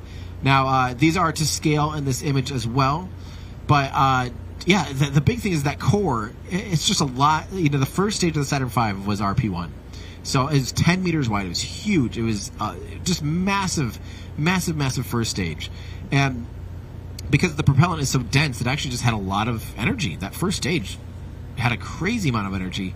SLS on its own has a little bit less. You know, the core stage does it does what the space shuttle did, which is basically could get itself into orbit with the help of the boosters. So it burns all the way from sea level into orbital insertion. So it burns like 8 minutes long. So you're having to use engines that can light at sea level, but primarily operate in a vacuum. They'll spend 7 minutes and change in vacuum. And so the RS-25 actually is a pretty impressive engine, because it can be lit at sea level and produce a decent amount of thrust at sea level, but then it actually keeps going and it just burns for a long time, which is crazy. Yeah, I think that's pretty fun. But that's one of those things. The F1 was just kind of raw power. It didn't have the J2s weren't that efficient.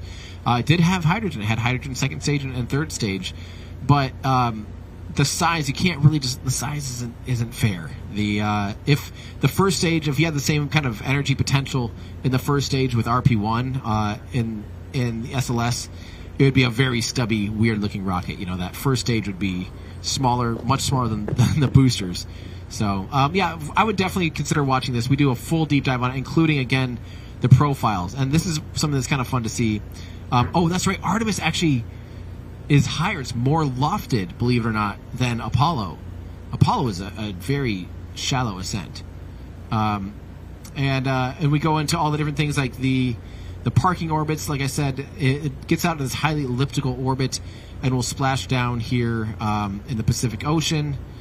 All of these things. Give this video a watch. I promise you'll hopefully learn something, because of course I learned a lot making it. But that's yeah. Hopefully that answers your question. Sorry, that was a pretty long rant. Oh, interesting. The clock overlay says EDT instead of EST. You're right. I don't know if we know how to fix that. Let me let me see if I can get that fixed. ET, yeah. The only problem is it's like baked into this other thing. I don't know how to actually access that. Yeah, we'll get that fixed. Thank you for reminding me that it's hopefully After this, let's see. We change back one more time, and then we stay there. We never go back. It's always just, yeah. The next time in the spring is like, we're done with anything. It goes into daylight savings, and we stay there. We're staying on daylight savings time. Yeah, we're staying on daylight savings time, which is awesome because then, the sun doesn't set stupid early. Like in Iowa, it's like 4 or something in the middle of the winter. It's very sad. So at least we'll always get the longer, later sunsets and all that stuff, which is going to be awesome. So finally, something awesome happened in Congress. What? Okay. This is a good question. How will SLS/Orion work without Gateway? So that's kind of a good question. Actually, they don't really need Gateway to rendezvous with Starship or with any of their lunar landers. And frankly, Gateway sometimes confuses me. I don't entirely understand the purpose of it per se. But they can just park Orion in near rectilinear halo orbit and then just rendezvous with Starship or whatever lunar lander they want from there. Gateway just kind of serves as a tipping off point and a place to station keep and do sorts of other things, long-term habitation out in deep space. Frankly, I'm still not entirely sold on Gateway, although frankly at this point I would take it over the International Space Station. If I had to choose, I would like to get Gateway up and running, and then I think that's a way cooler space station. A space station out there around the moon, like heck yeah, that sounds awesome. So yeah. Oh, man. My disk is too slow to record, by the way. We have an update. Go ahead. Yeah, so it sounds like things are still going well. I believe this is probably 10 minutes ago now. They mentioned something about ICPS LOX purge complete. Okay. They're in like an hour and 20 minutes ahead of schedule. Well, that's currently fantastic. Of so course. I guess they just go into holding pattern with topping. Yep. So once the vehicle's totally topped off and safe, they can actually just hold it for a long time. And that's awesome that they're actually ahead of schedule, on track. Not only on track, but ahead of schedule, working no issues that we're hearing. Hey, that's great news. I'll take it. No issues currently. I love that. Okay, that's great to hear. With that, I'm actually going to take a little voice break because I've been talking now for about almost 2 hours. I need to preserve my voice, so I'm going to take a little break. In the relatively near future, air pain. Oh, afterburner!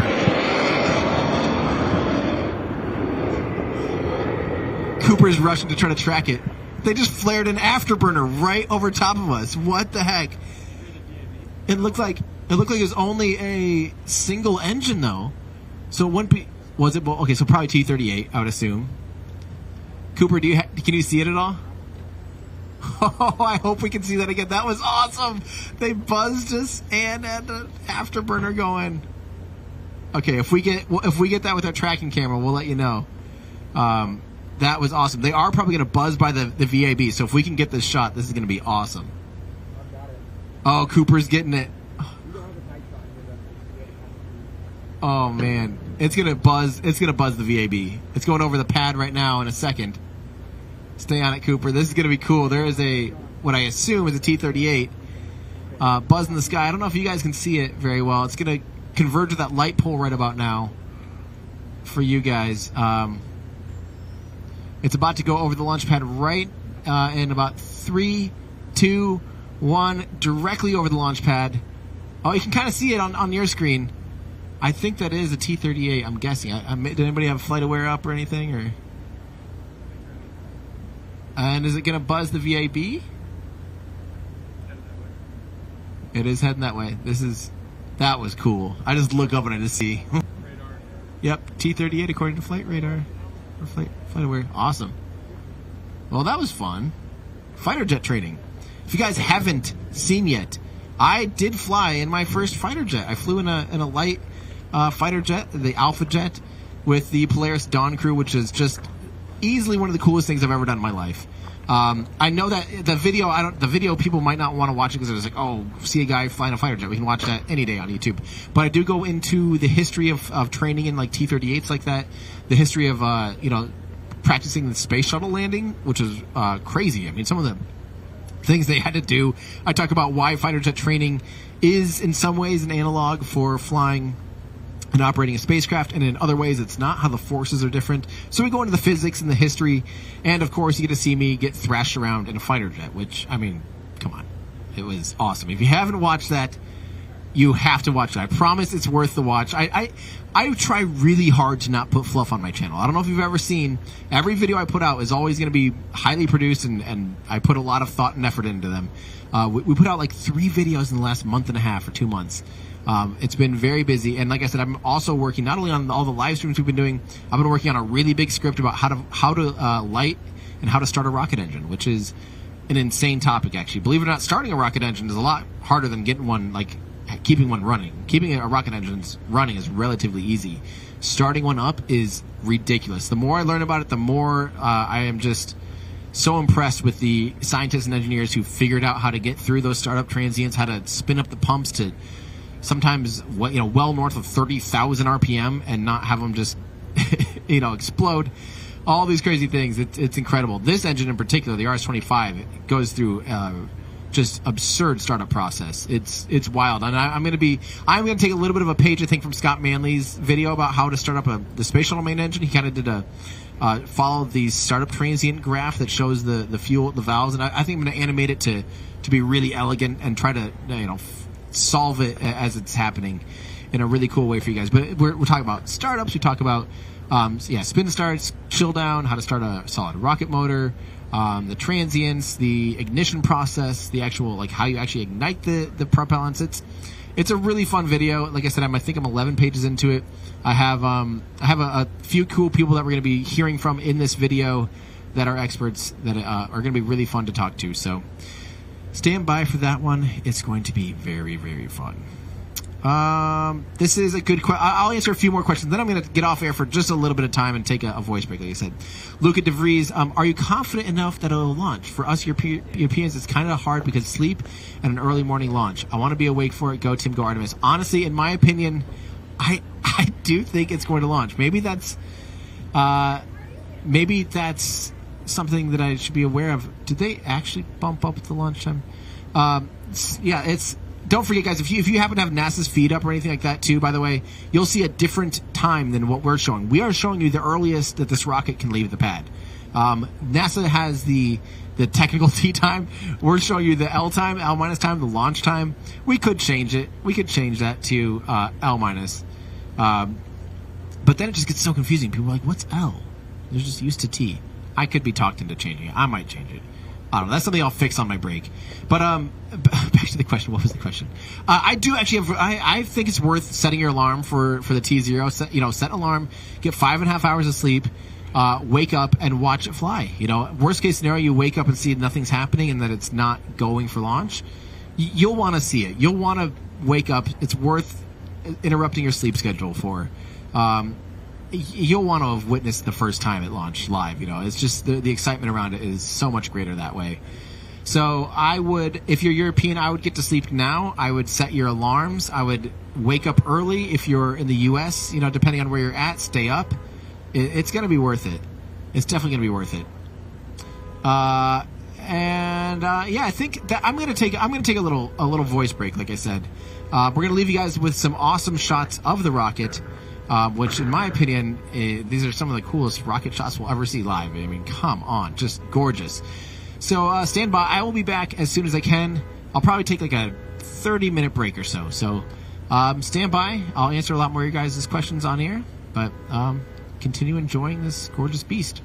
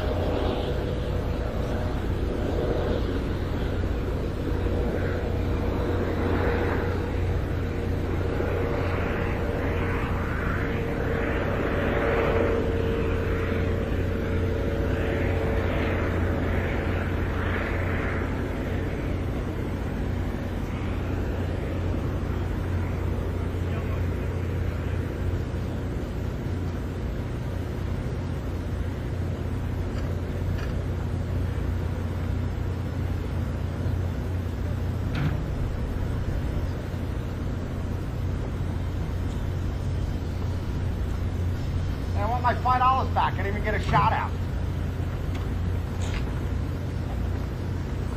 We're sitting there trolling them.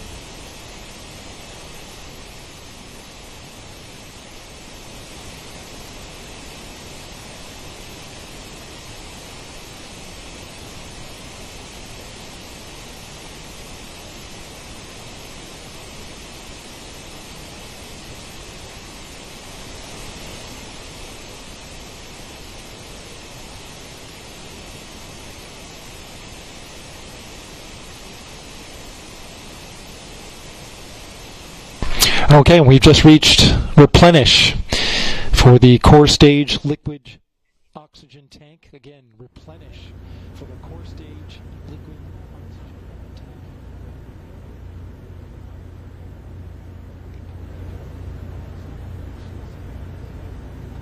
Both tanks of the core stage have been filled. Both are in replenish.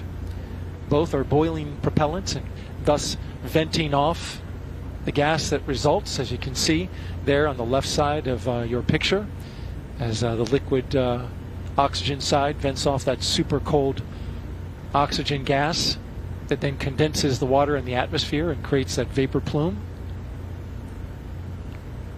And now we have just started upper stage loading operations, shifting now to tanking the upper stage of the rocket, the interim cryogenic propulsion stage. It too has a liquid oxygen tank and a liquid hydrogen tank, much smaller though. LH2 chill down now in work for the upper stage of the rocket, which holds 10,000 pounds of liquid hydrogen. On the liquid oxygen side, there are 53,000 pounds of capacity.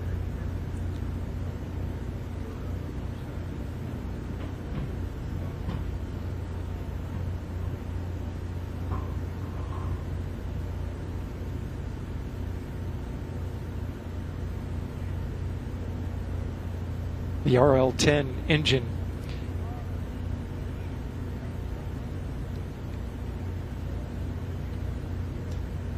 Okay, we are now loading LH2 in the upper stage. Again, LH2 loading in the upper stage, that's liquid hydrogen. Listening to the team on their communications channels.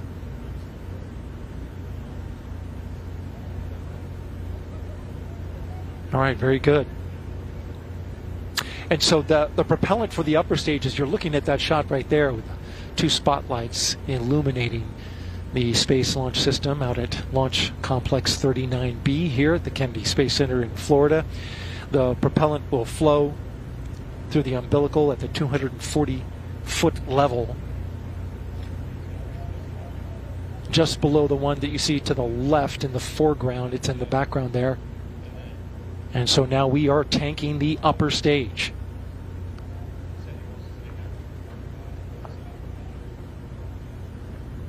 SLS Chief Engineer John Blevins calling this a very clean count.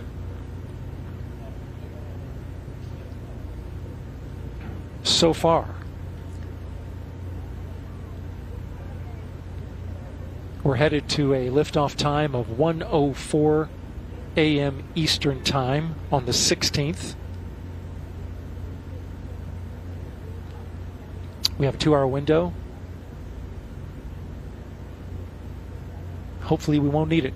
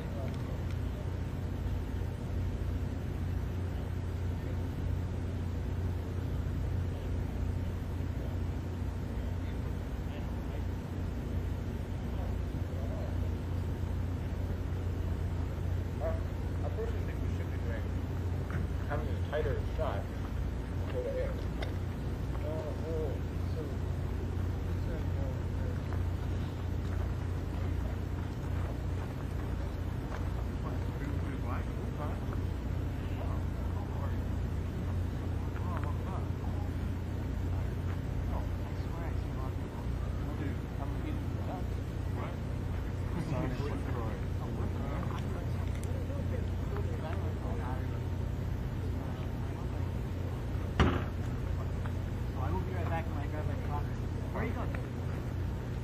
Are you live? Yeah. Can you tell? Just taking a break. Everyday astronaut team. Hello. How are you doing? I'm good. Hey, I'm going to get caffeinated.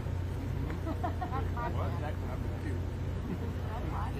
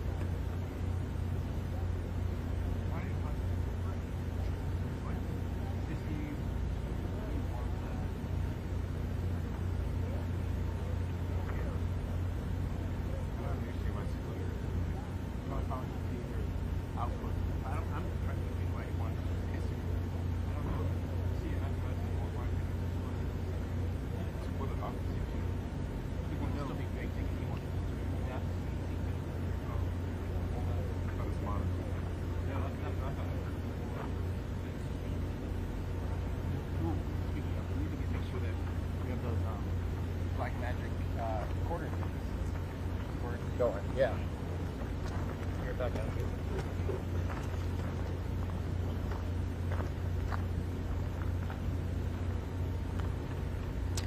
The liquid oxygen team reporting out that they are now ready for upper stage loading operations. Again, the liquid oxygen team ready for upper stage loading operations to the interim cryogenic propulsion stage. Core stage liquid oxygen tank is at 100% and is in stable replenish.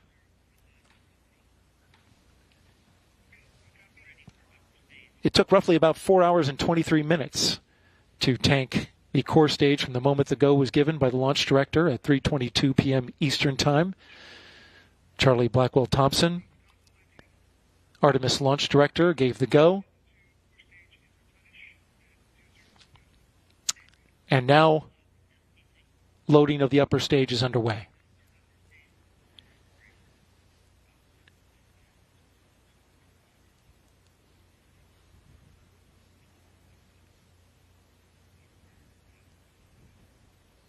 And so they're giving the call right now for the LOX team, liquid oxygen, to start their loading operations.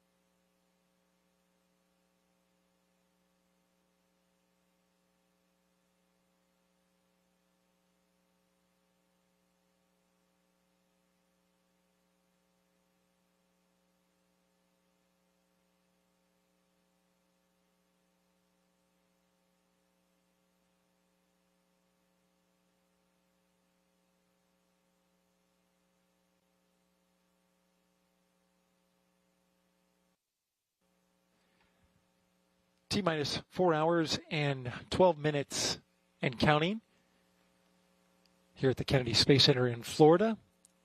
You're looking live at the Space Launch System rocket with Orion at the top, getting ready for a launch to the moon. We are currently in the midst of cryogenic tanking the upper stage of the rocket after a 4 hour and 23 minute successful tanking of the lower core stage. Currently, both liquid oxygen and liquid hydrogen on the upper stage are in fast fill, which is a great milestone.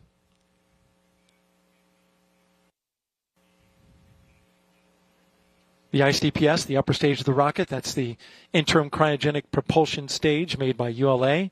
It's a modified Delta upper stage.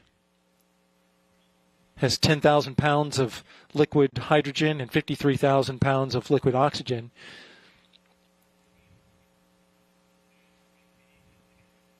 The liquid oxygen team reporting out that they'd like to pick up the pace a little bit on their side of the upper stage. So far, we've had a pretty clean count.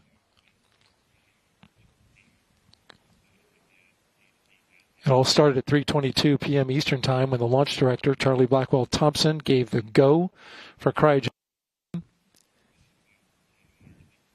Finished that tanking at 7:45 p.m. Eastern Time.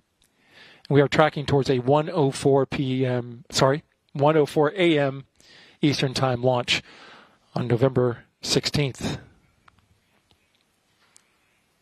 You'll look at the clock at the upper left-hand corner of your screen. That is a time. So you have to add a half hour to that to get the true time to launch, which we call the L clock. That half hour is used by the launch team to do any catch-up work and prepare for the final 10 minutes of the count, which is called terminal count.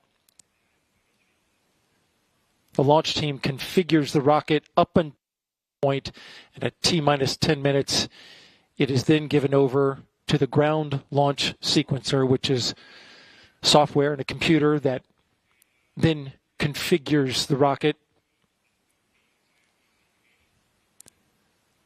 bringing on all of the high energy systems in the last few minutes as they count down to liftoff.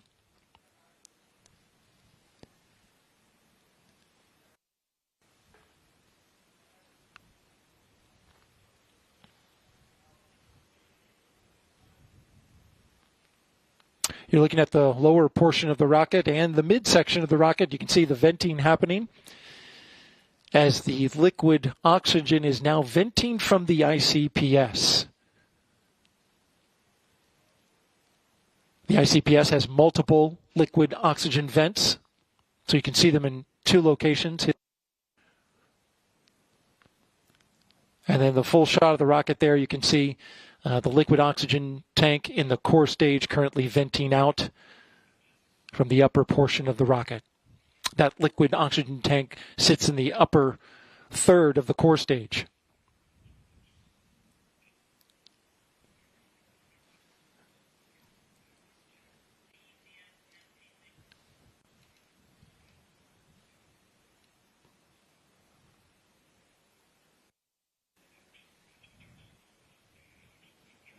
Throughout the evening, we've been telling you a little bit more about the Artemis mission. The primary objective of the Artemis I mission and this launch tonight is to send the Orion spacecraft around the moon and then test its ability to return from lunar orbit and endure the extreme heat of re-entry.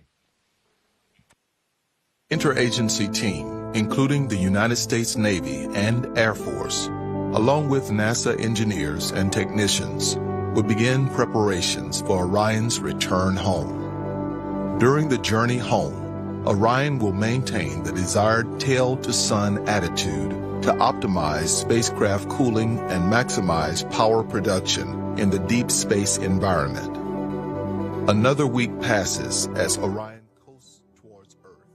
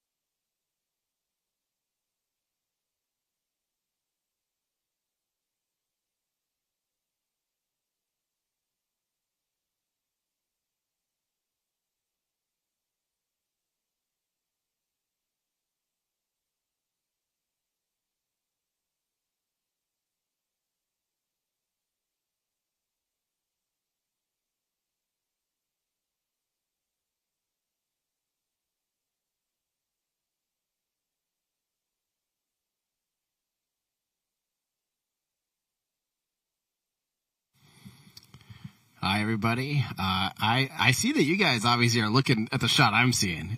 We kind of switched around some of our cameras to be able to bring even better shots. I think that's one of the coolest shots. As you can know, it's T minus 4 hours and actually technically L minus, launch minus 4 hours and 31 minutes and 38 seconds. We are working on a local clock that currently says 8 p.m. 32 Eastern. And that's something that we will get fixed in a second, in a moment. We're working on a few more things, trying to make it so we have better ambient audio for you guys when I take a break and things like that. So you're not just hearing all the parking lot chatter of all the people walking around here at Kennedy Space Center Visitor Complex. I hope you guys are still getting excited about this thing. Man, it's just crazy that everything is going so smoothly. So far, there really has been absolutely zero talk of anything even being wrong, honestly, which is frankly incredible. I will absolutely take it that way versus things not going well. And, you know, obviously the last times we were out here, it just really felt like, you know, things just, it was honestly frustrating. It was very frustrating. And, you know, but now things honestly are going so great. I have not heard any even inklings of anything not going smoothly at this point. And in fact, things are ahead of schedule right now, which is just fantastic.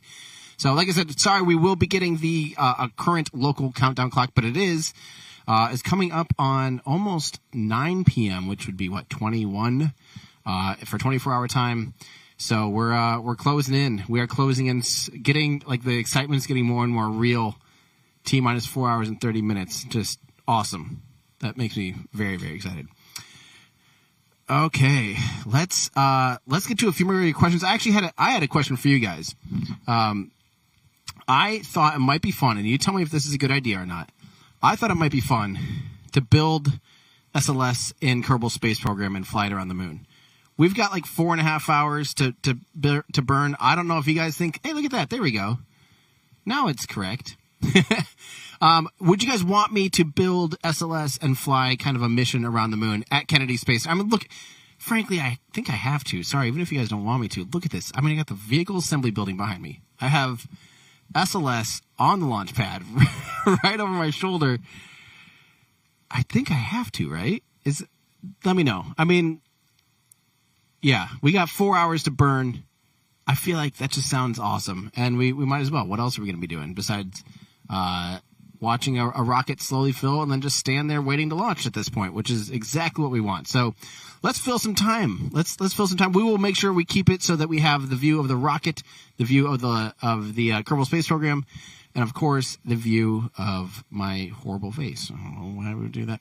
But for those of you unfamiliar with Kerbal Space Program, it is a kind of a simulator, like a builder of rockets. It's a really fun game on PC, Mac, and even console. I think you can get it. I know you can get it on console. It's a lot harder to play on console. I feel like, you know, having a keyboard and clicking around. So I'm going to start with just a blank slate for you guys. Build out an SLS rocket to a decent amount of detail. So the first thing we're going to do is open up a little command. And then by the way, I will get to see your guys' questions. But for now, this just sounds fun to me to do this. So the first thing we're going to do is grab a command module. Of course, this is kind of modeled after the Apollo command module, but it's close enough to Orion that, you know, it'll work. We're going to throw a docking adapter on it because that's what Orion has, is a way to dock. Going to make sure it actually connects because, you know. And then we're going to make sure it has a launch abort system on top of it because that's what it has, is a launch escape tower. I think that's under utility. Right here. So this, of course, in real life, you know, the launch escape tower is what would keep crew safe in the event of an anomaly. You know, it has powerful solid rocket boosters that can, you know, they only fire for a handful of seconds, and then that's enough thrust to be able to pull the vehicle away from you know, potentially failing or even exploding rocket on the ground, in flight, and even up to later portions after max Q and stuff. So. So that's what the launch escape tower does, and in Kerbal we can actually stage that. We can also stage the little port separator here so that we can have that just let go of it, or we can actually have it fire off. That's what we can do. The other thing we're going to need, of course, if we're doing an Orion spacecraft, is some parachutes, because this baby's going to be coming in very hot and spicy from the moon. that's the biggest thing that they're hoping to test today.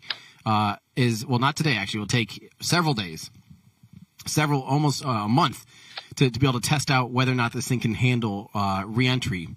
And that's obviously something very important, is being able to bring crew back safely from the moon. So they're going to be, that's one of the biggest things is getting this thing out to the moon, making sure it can survive with humans on board and not, and survive re-entry, because that's, we did that obviously with the Apollo program, but we have a little bit things that, we want to be safer than we were during the Apollo program. Looking back at the Apollo program, it's like, yeah, we didn't necessarily always do that perfectly. I'm going to name this Artemis I, 2 before.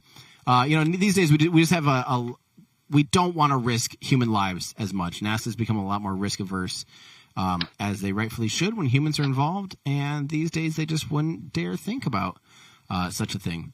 So what we're going to do next, I'm going to throw in a monoprop tank, because that will act as the European service module. I'm looking for the right size tank. Don't know where it is these days. They all look the same to me. Okay, I'm going to make that white. Here we go. White and gray, good enough. So that's what actually powers the Orion spacecraft to get into lunar orbit. So obviously it gets out onto what's called a translunar injection from the SLS rocket, but then its actual service module, the European service module, is what will put it into lunar orbit. In this case, today it's going into a distant retrograde lunar orbit. So we're just going to, oh wait, it's a monoprop engine, so we're going to have to do, oh, gross. I should probably not even make it monoprop, because that's just kind of silly. And the Puff is like the only decent monoprop engine. I'm trying to remember what else even is there that's monoprop. Well, Puff. And the only way to do this is so jank. We have to go like this, thrust. Okay, we're going to ignore that for now. Solid fuel. Wait, no. Thrust limit 0. So there we go. Now we know. First thing we have to do is strain it out so it goes up, straight up and down, and then we're just going to push it to the... Oh, that's still, like, canted. This is dangerous. This is a bad idea, Tim. You're crazy for this one. And straight up and down. I have no idea if that's actually correct. This thing's probably going to fly so crooked in space. It's going to be a nightmare. I don't have a good way. Anyone else know of a good way? You know what? I probably should have done this. Oh, you know what I should do? I should make sure at least if I have a stage coupler thing, we'll know whether or not it's lined up. Oh, look at that. I did pretty good. That looks like it's going right through the center. I'll take it.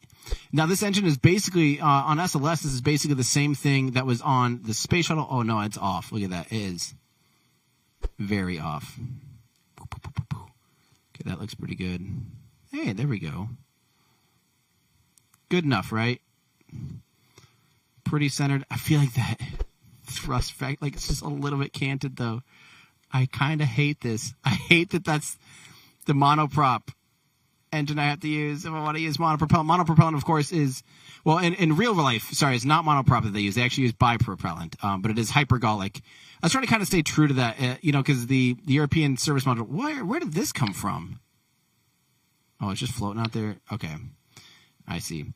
It is biprop, but it's hypergolic. We're just gonna go with a normal bipropellant engine instead of trying to get all fancy with it. But then we still need to.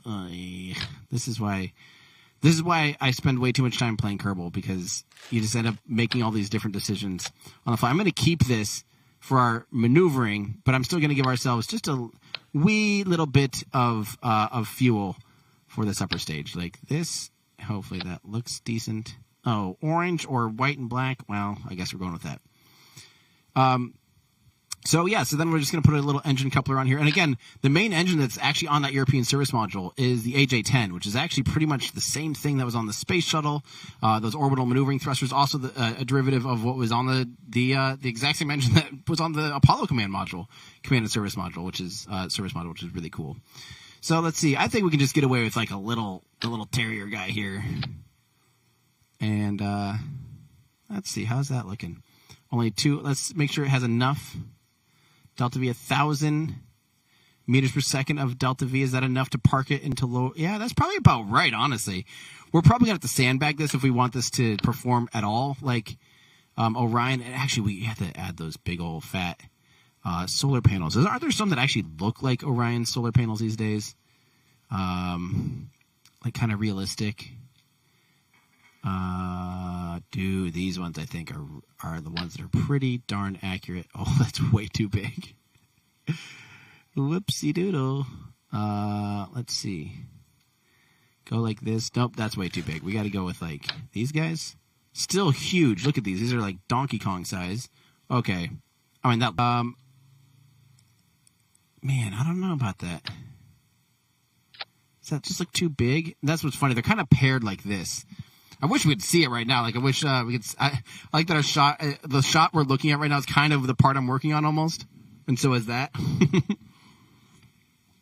Perfect. Now we have a thing to look at and make sure we're doing it right. For those of you wondering when the launch is, we have a nice little thing called a countdown clock right in the top left-hand corner of your screen.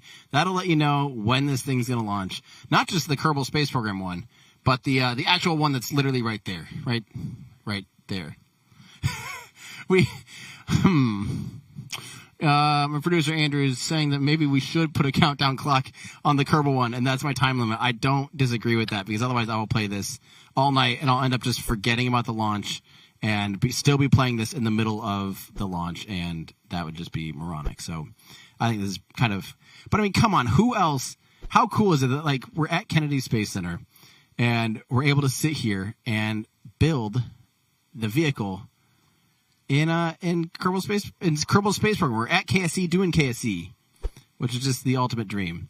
Now, here's what's kind of funny. Did you guys know these solar panels are pointed more or less downwards, which is pretty wild, kind of like that. There we go. Yeah, that's more like it. It looks so wrong, though. I feel like these... Oh, no. Everything's wrong. We're going to push these in even more, because I don't want to see them, like, sticking way out. That looks really weird. That's good enough. We're part clipping. Don't judge. Or do. You can judge. You can do whatever you want. It's Tuesday. You can do whatever you want. Is that what day it is? It is Tuesday. I had to like do a little bit of a sanity check. Currently Tuesday. When this thing launches our time, it will be on Wednesday, which is a bit confusing for myself because I'm already terrible at time. All right, let's throw up some of these little RCS thrusters on this thing. Let's put them like right in the middle of the center of mass. That'll be good enough. Put them between the solar panels. This is not anatomically correct at all. Let's see. Yeah, that's good enough. I don't know. What else do we need? We could use some batteries, but I don't want to like add stuff. That just gets. Oh man, I'm going to add stuff. I say one thing and I do another. There we go. Okay, so that's about right. Don't forget, it doesn't have fuel cells like the Apollo command module does or did. They are running solar now, which is kind of a big deal compared to the Apollo command module. So the next thing that's going to happen is the inner cryogenic, the ICPS, the inner cryogenic propulsion stage, which is also at that same. In real life, it's 5 meters. In this game, we're sticking it to 2.5. Yeah, that'll be good enough. And is that yellow? I'm actually looking at it right now. I think. Let's see. Oh, it's white. It's white. It actually tapers down a little bit. Oh, we'll do that. That's like a different color. Yeah. Sure. Then that is what is going to have on it. We're going to do the same 2.5 engine like this. We're going to throw on what would normally be like the Mac Daddy of them all. In this game, this is too close. This is the most efficient engine there is in Kerbal. But in real life, the RL-10B2 is a lot more efficient. This is kind of a replica of the AJ-10. It's just that it performs a lot closer to, what would be on the upper stage of SLS. I haven't checked my staging at all. Scott Manley would be very disappointed. But I think that's pretty good. That's pretty good. How much delta? 2,300 meters per second of delta V. That's plenty on Kerbin. The next thing we're going to do, we're actually just going to kind of cheat this. We're going to do 3.5, I think.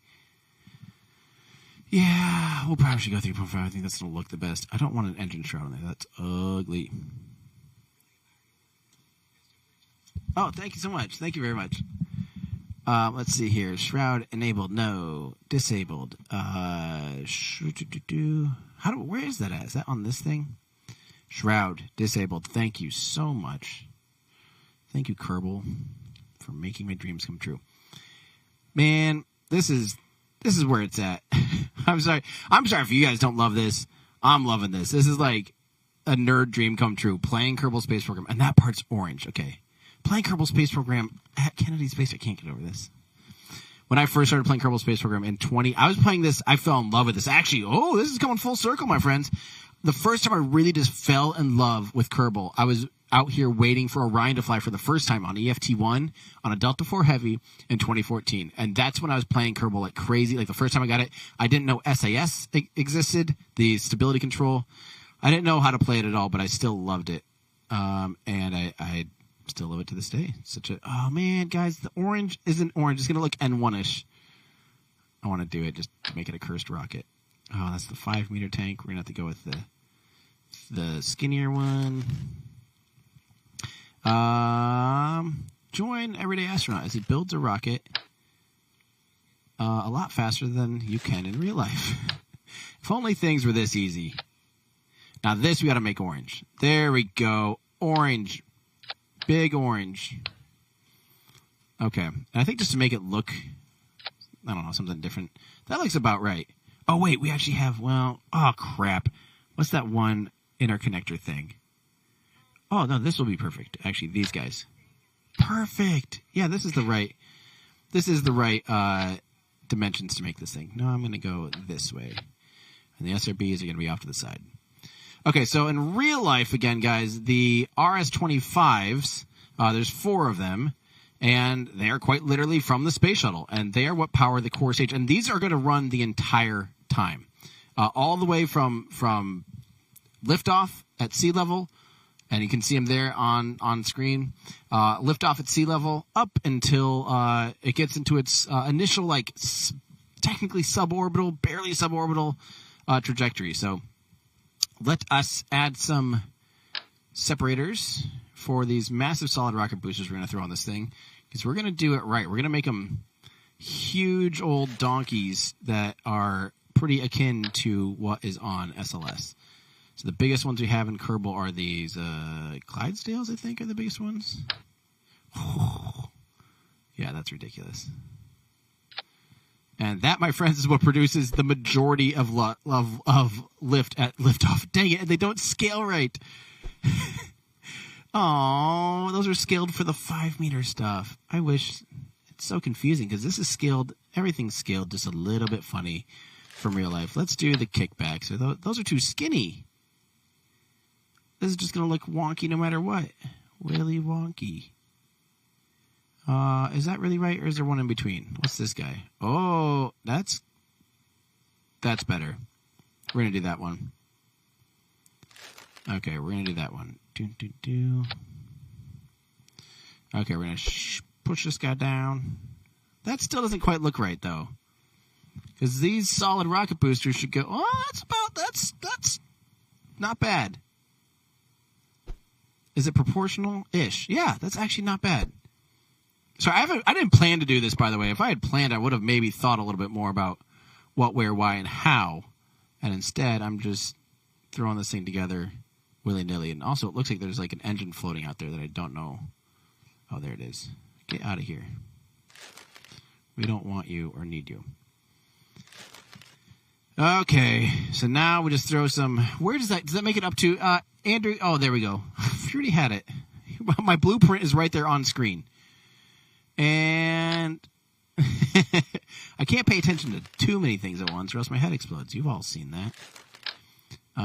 Okay, that's a little too big. That looks terrible. Let's not think about that or look at that ever again. That was very cursed. Perfect. Now, does that have... That doesn't have any... I wish it had like RCA or little thrusters on it to separate it. Now, the way that stage separation thrusters really work in real life on these things, they basically just have some little solid rocket motors. And what we're going to do is we're going to aim them in real life. They actually kind of pull down and out because you don't want it to pull straight out. If you pull straight off on these boosters, what would happen is it would pull the nose in towards the rocket. So you want them to pull kind of out and away. So you make sure to not have any clearance issues. So we're going to do this. 1, 2, 3, 4, 1, 2, 3, 4, 5. Sure. That was probably close enough. Okay. We're going to stage those to go with the separation motors. Separate. Make sure I did that right. Okay. Then we're going to put some up here on the... We'll clip this down a little bit so it's not just sitting on the top of the booster. That would just looks too stupid. Okay, where is that at? Up there. We'll put that in the separate. So when we separate, so the way this thing Kerbal works is this shows your tree of vents on the right hand side. So I am going to light the main engines actually slightly. Those are actually going to be lit before I light the solid rocket boosters, because in real life, solid rocket boosters, the second they light, like you can't turn them off.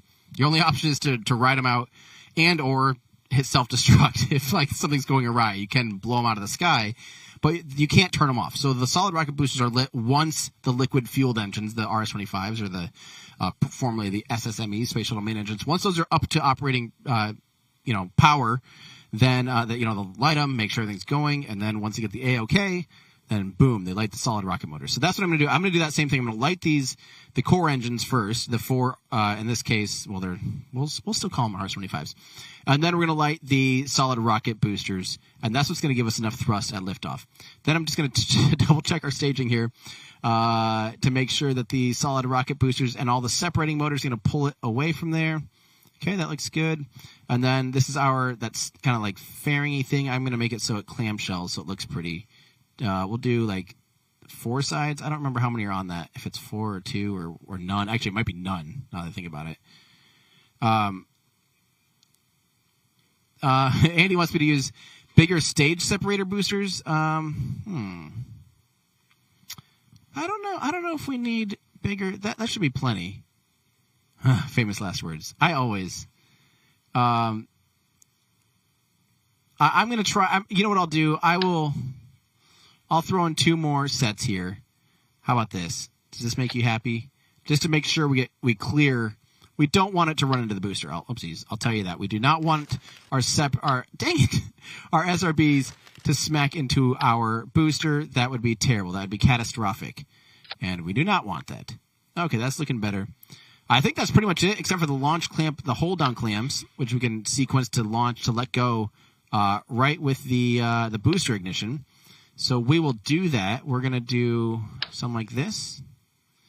We'll do light these to go with this and this, kind of the 2 service masts, and we'll do some on the SRBs. In real life, the SRBs are held down not by masts like this, but they're held down with actually just explosive bolts. So they shear these massive, like huge bolts that have like pyrotechnics, shears them in half, and then that allows shears the nuts in half, and that allows them to let go, and because they're actually holding the entire weight of the vehicle, which is absolutely crazy. All right, Artemis I. This has no one on board. I could make it so that it's uncrewed. No, I'm putting pilots on board. I'm sorry. We're gonna get Enfrey Kerman. We're gonna get a scientist named Isabel's Kerman and an engineer named Gimbal Kerman. I like Gimbal. Hey Andrew, since I'm on air and Steinman's not around, would you mind giving me those updates that you're hearing? I would love to kind of keep in the loop. And you can do them on air. Well, I think our producer can actually talk on air. Hello. Crazy. Oh, Andrew on air. Wow. This is crazy. This is bad news. This is a terrible idea. All right. Artemis I. I think we're go for launch here. We got to do a little split screen here. Hang on. Oh man, are you coming up side. on screen? Oh geez, this is a bad idea. This is where things get off track. Oh man, what are they saying in there? By the way, I have to listen. Hang on. Ooh, this looks stupid. Why does that look glonky?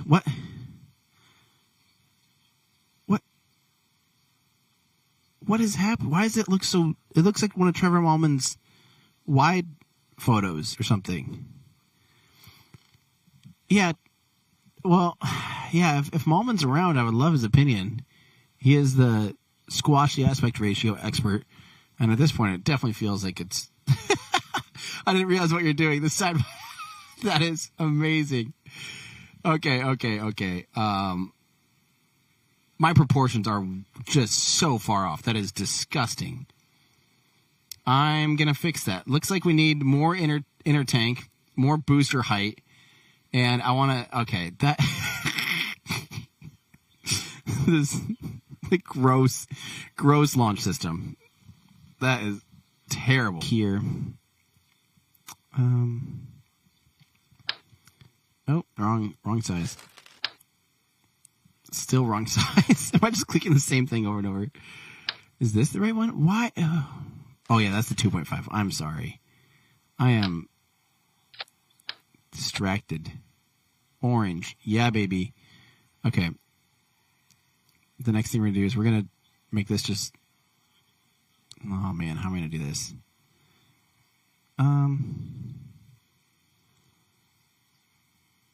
Ooh, I'm hearing... I'm kind of getting cheaters there. I hear it through your talk back, I think, Andrew, that I'm hearing fast fill is complete.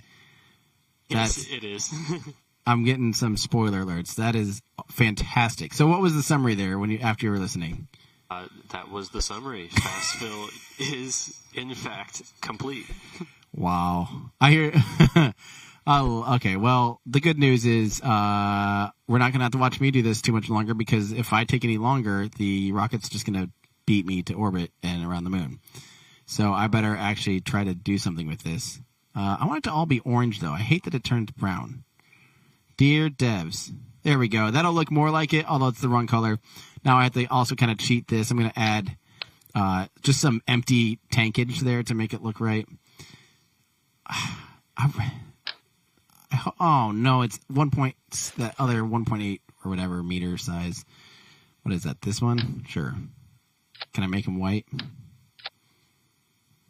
Black and white? Sure. Good enough. That's the extra segment. There we go. Now it's an SLS booster instead of a space shuttle booster. Perfect. The other thing I want to do is I do want to auto strut these to strut them so they don't get all like flippity floppity when I take off. In real life, there are actual struts all over the place. There we go. That's looking better. That, to me, I can't really see the whole thing, but that looks more proportional at least. That looks gooder, in my opinion. I don't know if that's a for sure thing, but let me make sure our staging isn't messed up. This did get thrown into there. I'll do this all at once, I think. Cool. All right. Time to take this out to the pad again. And hopefully it doesn't look... Oh, that's actually... You know what's funny? I left those fuel tanks full on top of the boosters, but we do need to sandbag this thing, honestly, because it's going to be way too powerful for Kerbal. Yeah. I love that this is what we're doing. I mean, what else are you going to do when you got T-minus coming up on 4 hours? Everything's tracking perfectly. Of course I'm going to play Kerbal Space Program. Come on. This spot is not brought to you by Kerbal, by the way. Is that looking better? It's a little better. I do not love the brownish, greenish of the top. The proportions are closer. We should just send it, though. I didn't even look at thrust to weight ratios or anything. We're just going to hope for the best. It should be no problem, though. Famous last words. It is top of the hour. Oh, things are happening. I should probably see where the moon's at, or not, or just send it, right? That's what you do. Let's see, we're right there. Actually, that'll probably be about right. I could put it into a really elliptical orbit and get it pretty much. Okay, let's do it. Are you guys ready for this? Chat, give me a thumbs up when you're ready. We're gonna do it. We're gonna send this thing to the moon, get it into that distant retrograde orbit. I think we're good. All right.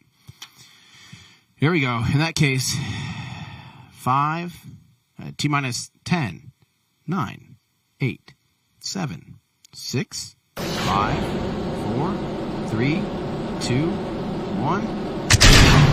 Hey! It's actually flying. Cool. We're doing something, and we're doing something good. I'm going to go ahead and throttle it on that core stage, though, so we have plenty of fuel left over, because these boosters are going to do the majority of the work for me, and that will give us enough fuel remaining. I'm also going to do a roll program because I want it to roll. Sure, I guess we're going this way. I'm doing a little bit of a roll program.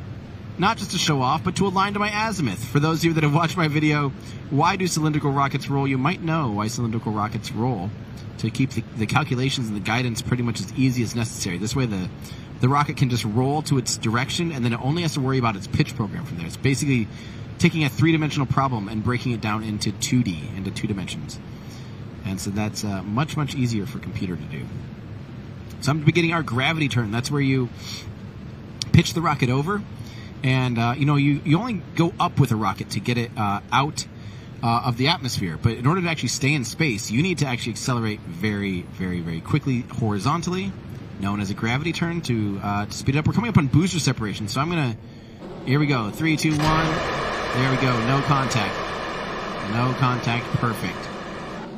All right. So we're going to get this thing, we're going to kind of keep going horizontal with it. Now you'll notice why, when you accelerate like this, if I were to cut the engines off right now, it just coasts and follow its ballistic trajectory. But if I were to go straight up and straight down and just go up like this, so we actually need to get this arc to go and encompass the entire planet.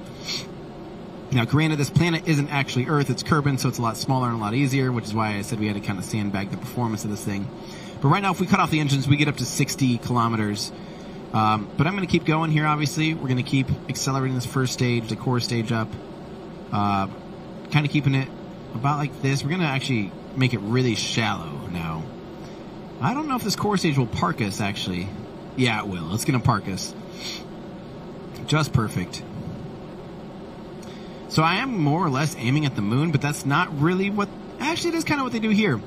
Because we're going to put it into a bit of a parking orbit, and but the key is we want the lowest point, or the perigee, to crash down into the ocean. So we're going to not allow our periapsis, our lowest point, to get too much below, above like 30, because we want it to burn up on reentry. So something about like that. Oh, that's actually pretty decent parking orbit. I don't know if it's actually going to the moon or not. I'll light the engines up a little more until we get it out in a decent parking orbit. But we want, let's see, we want this to go up now? I don't know, whatever, it'll be good enough. The main thing is we just want that core stage to re-enter the atmosphere. So that allows it, so they don't have to, again, I mentioned this a little bit earlier on air. One of the big problems that we see lately is China will just, some of their Long March 5B rockets, or is it Long March 5? I don't remember which one. They're slightly different. They're actually quite different. But one of them, the core stage will end up staying stuck in orbit, and they don't have a way to do a controlled reentry. So instead of doing a controlled reentry, they just make it so the core does not actually get into orbit. So you'll see the whole core is still attached here. That's not quite what they would do. But we actually need to probably get rid of, we probably should have done that right away. Got rid of this launch escape tower. Let's jettison and the upper stage, and what that'll do, now the upper stage is separate from the core stage. This core stage now will crash into the ocean. It's going to hit the atmosphere, right around here. In this game, it's like 70 kilometers. That's what allows it to begin slowing down. The atmosphere will take care of the rest. It'll destroy it because of atmospheric reentry heating. But the upper stage now, what the key is, they're going to take this baby out. We're first going to remove, let's see, is this the right thing? Nope, we need to switch this around. We're going to let go of our launch escape tower in 3, 2, 1. Hopefully this is, oh, it didn't light the escape tower. I'm so sad. I bring such shame to my family and friends. Okay, we're going to turn the lights on too. There's a little light there. There we go. And this is pretty much what's going to happen. Now, I think the next thing, I don't remember if they actually deploy the solar panels or not, but we're going to do it right away. Ta-da. Solar panels. And that's pretty much what they're going to do. And then they're going to send it out to its apogee, where they're going to do a little bit of a apogee raise maneuver, or perigee raise maneuver, I mean. So they're going to go out here, they're going to coast up to here. Actually, that's something I should do. I should probably have like their sequence of events to make sure I'm not missing anything. But basically, all we have to do here to raise the orbit of our spacecraft is get up into, you always want to be on the opposite side of your orbit. That's how you affect, like, whatever move you do in space when you're in orbit, it'll affect the opposite side of the orbit. So if we want to raise our lowest point of our orbit, we actually want to go up to our highest point, our apogee, and we want to accelerate. We want to be going prograde forward. That'll speed up. That will raise our perigee, our lowest point. So, yeah, you can see that here. Our perigee, again, our periapsis, our perigee, is currently 21 kilometers. We're going to raise that up to like 300. So we're just going to go like this. I'm doing a little engine burn here. And we'll raise it up to 200. That'll be good enough. And ta-da, we're done. So we accelerated going forward. That put our spacecraft into a slightly higher, still elliptical, but slightly higher orbit. That's going to be our parking orbit. And next thing you know, we're going to try hitting the moon. But you know what? I think we're going to miss the moon because I just threw this thing willy-nilly. This is why it's actually quite important to actually do this stuff on time, because when they do it like this, let's see, then, yeah, when this thing goes into this elliptical orbit, you do want that ellipsis to be, heading out towards the moon. So pretty cool. People asking, did it launch? No, you can see there should be 2 good clues on your screen right now. Top left part of the stream of the screen, you see our countdown clock. That is a live countdown clock to when we expect this thing to lift off. And below me, you see the actual rocket. That's the SLS rocket for Artemis I right there on the launch pad. That is not in space. That is very much on the ground right over there for me. So, yeah, those should be a handful of clues. Dan Preston asking if there's any replies. Oh yeah, baby. I'll be answering a lot of questions here in a minute. We want to just kind of fly through this mission just for fun. All right, let's go ahead and try and hit the moon now. Like I said, I kind of threw this thing together and didn't actually account for hitting the moon. So we're going to have to go, let me actually make a maneuver node here. We can go like this and we can see what it's going to look like. Add a maneuver. If we raise our orbit here, are we going to hit the moon? No. If we raise our orbit here, we're getting closer. This is inefficient. This is not how NASA would do it. There we go. Something like this. And we want to make it so we get flung way out, because that's what we want. We want that orbit hitting the moon to fling us out there. Something about like this will probably be good enough. Just for fun. And then we'll put ourselves in a parking orbit there. Someone asking, this is a good question. I should try to get some questions. Someone asking, is this the same configuration we'll see in future crewed moon missions? For Artemis II, yes. Artemis III, I don't remember if they're going to go with the exploration upper stage yet or not, the Block 1B, or if that's going to be Artemis IV. Somebody remind me, please. Okay, so that's where we need to aim at, and we need to do that burn in 10 minutes. So we're going to fast forward, of course, to that. We're not going to sit here for 10 minutes. We'll park it right there. Fast forward. We're going to do a 24-second burn. In real life, it's more like, oh God, what is it? It's a long burn. It's like 18 minutes long. But we are in Kerbal, so it's not nearly as, yeah. All right, here we go. 3, 2, 1. Good enough. We are now raising our orbit to go out and fly past the moon, or the mun in this case. Let's see. This is Kerbal Space Program, for those of you wondering. We are playing a little bit of Kerbal Space Program. It's kind of a game, part simulator, part game, part rocket builder. One of my all-time favorite games, of course. And no one's paying me to say that. Just my love of this game. All right, that's going to be close enough to where we wanted to park it. Oh, almost like exactly.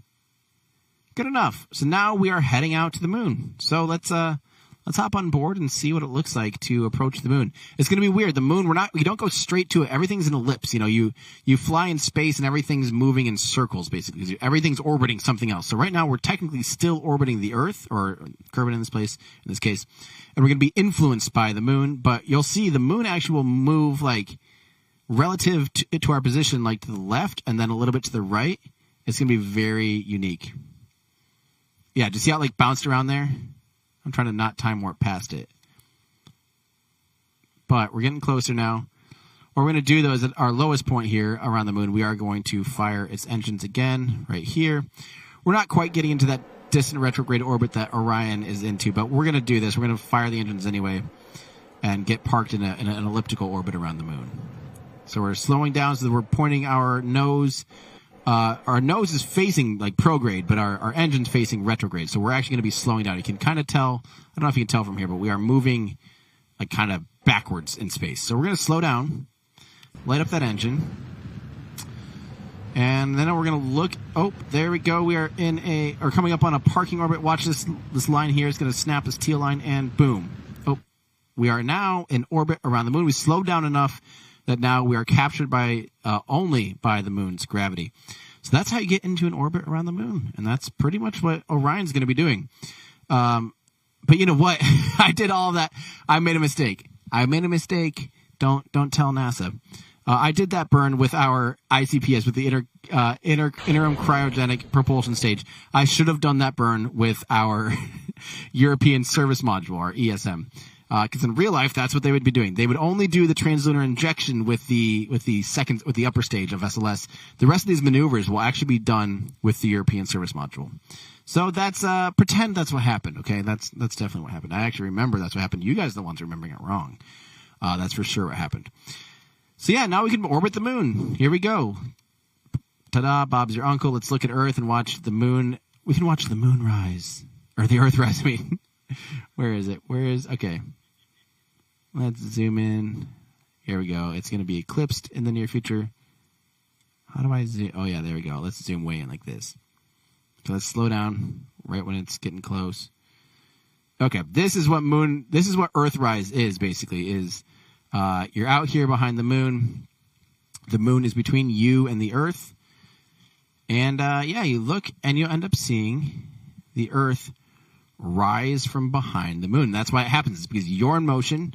You know, of course, the moon doesn't rotate in relation to the Earth, so it's tidally locked. If you're standing on the surface of the moon, the Earth will always appear pretty much in the exact same place at all times. So if you're standing on the moon, you're never going to see an Earthrise. The reason you see Earthrise in space, like on Apollo 8, famously had a beautiful Earthrise image. The reason that you see it on this is because you're moving. You're in orbit around the moon. Your orbit's going to take you to a place where the Earth is going to show up. You know, at some point it's currently eclipsed by the moon. You're moving, and then it will line up with your line of sight like this. You know, we'll see when this goes there, like in between when the moon, we're kind of going to the right, and soon our line of sight. There it is. I halfway missed it, but that's the point. That's what Earthrise is, and that's how that happens. It's because you're in orbit. It's not because you're standing on the surface of the moon. Staying on the surface of the moon. That's what's crazy to think about. Astronauts, you know, Apollo 17, they stayed on the surface of the moon for about 3 days. The Earth would just sit there the whole time. Isn't that weird to think about? Like, we're just not used to it. Like, I can't imagine being somewhere and just having the Earth or your nearest planetary body just parked there, you know? It just seems really, really weird to me. But, yeah, so there we go. That's Earthrise. So let's just do one more orbit, and then we're going to find ourselves way back home. And what we do, of course, for that is we have to get out of lunar orbit. So I'm going to plan a maneuver node again, so we kind of do this halfway realistically. Oops, not warp to here. No! Stop. Okay. Add a maneuver. There we go. So we're going to slow down. No, actually, we're going to speed up, which will get us out of lunar orbit. So we're going to speed up, get out of lunar orbit, and now you'll see we'll just kind of do a little bit of an impulse here. And we'll find a place where, there we go. That's going to really do it. Now we can see if we burn right there, our periapsis of our orbit is going to be 66. We want a little bit lower than that, though. We want to go like 60, or, you know, like 20 or 30. There we go. So we're going to fast forward to this moment in time. This will be our, this is what will get us out of lunar orbit. So let's speed up to it. 4 hours from now, 3 hours from now. 2 hours. Okay, here we go. 1.5 hours. This is going to be a 1.5 burn, or 1 minute and 4 seconds burn. So we're going to start that about halfway. So basically 32 seconds would be ideal.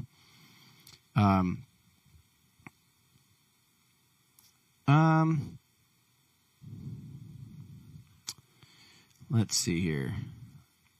Keep going. Yeah, chat's saying that they're not used to seeing me play Kerbal without music in the background. It does feel a little empty, doesn't it? We probably should have just played music. But whatever. All right, like I said, 32-second burn will get us, or at T-minus node in 32 seconds. And we're going to keep, okay, here we go. 30, okay, here we go. 3, 2, 1, go. Oh, I should make sure I pointed in the right direction. There we go, pointed right on target. We're lighting up the European service module. Oh man, I'm so zoomed in I don't even know what's happening anymore. How do I unzoom? There we go. So we are accelerating right now. Prograde, so we're actually speeding up. That's going to break our orbit from the moon. We're going to get out of the moon's gravitational sphere. And you'll notice here our apogee is kind of raising and our perigee is going down. So that is good. That is good. I really, I don't know if Andrew's still on air or not, but I hear it sounds like we're going to get a little update. I can't wait. Okay, so here we go. 14, 13. Oh, did I mess up? Oh, 14, 13, 12, 11, 10, 9, 8, 7, 6, 5, 4, 3, 2, 1. And that should be decent. Let's see where our orbit is. We're going to be at, what does that say? I cannot see. 43. That's good enough. Well, I'll go a little bit more. Do a little correction. We'll lower that a little bit more down to like 30, and that'll make sure that we re-enter. And that's pretty much, this is the biggest milestone right here of what NASA's hoping to accomplish with this entire mission, is getting Orion out to the moon and testing its re-entry capabilities. So at this point, I'm pretty sure, I don't know when exactly they'll jettison the European service module. It probably won't be yet. It probably won't be until they get back to Earth. But we're going to warp here, speed up, and fall back to Earth, basically. So you'll see here, Earth is just going to get closer and closer. Okay, here we go.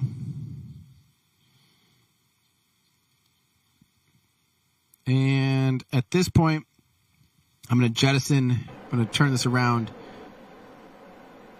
and jettison the European service module. Goodbye. And now we have exposed the heat shield of Orion. And we're going to kind of try to get it away from the European service module so we don't run into it upon re-entry by firing a little bit of RCS, or reaction control thrusters. And then we're going to point this baby pretty much straight on retrograde with the heat shield pointing first. In this game, at 70 kilometers, that's when you end up entering the atmosphere. So we're going to speed up to that. So we have to wait. And now we actually let the atmosphere do the rest of the work. So, of course, we have an insane amount of kinetic energy. Right now we're traveling, the rocket or the vehicle, the capsule will be traveling, 10 to 20 times faster than a pretty substantial bullet. It's absolutely screaming. That's a lot. And think about how heavy it is, 25 metric tons at 10 times faster than a bullet. That's an insane amount of energy. I mean, you can tell how much energy it takes. It takes that entire rocket to get it up to that speed.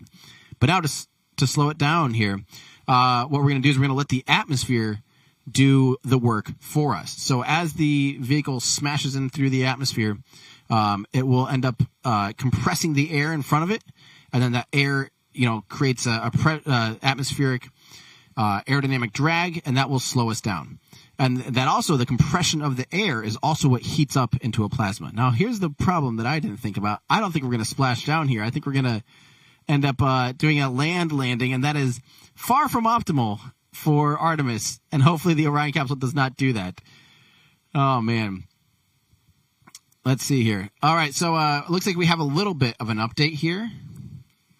We sure do. So, and it's not a great one. Uh-oh.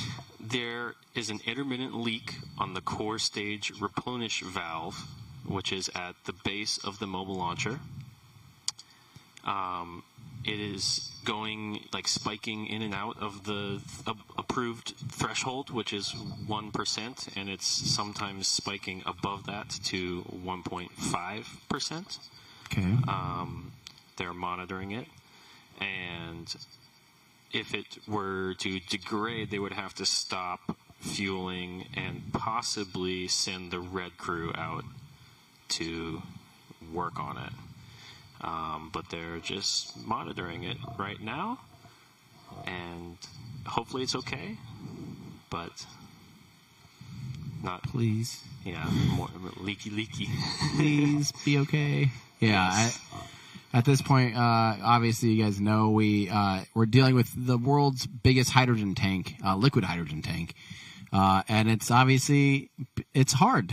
But at this point, there's a lot of time left in the window. They have a lot of time to hopefully try, think about hydrogen. Lots of times these valves and seals, really half the time you can thermally cycle them. So you can just let them warm up and then chill them back down and they magically work. Because don't forget, hydrogen is really close to absolute zero. It's minus 420 degrees Fahrenheit, like minus 70 degrees Celsius. It's so cold you really can't fathom. It's one of the coldest molecules, period. And so, that happens to constrict metals, makes metals brittle, makes things just not work the way we're used to. And so when you have a large, huge, big diameter, things and lots of propellant flowing through them, they just start to act cantankerous. I'm expecting some of this still because it is just what happens. This happened with the space shuttle all the time.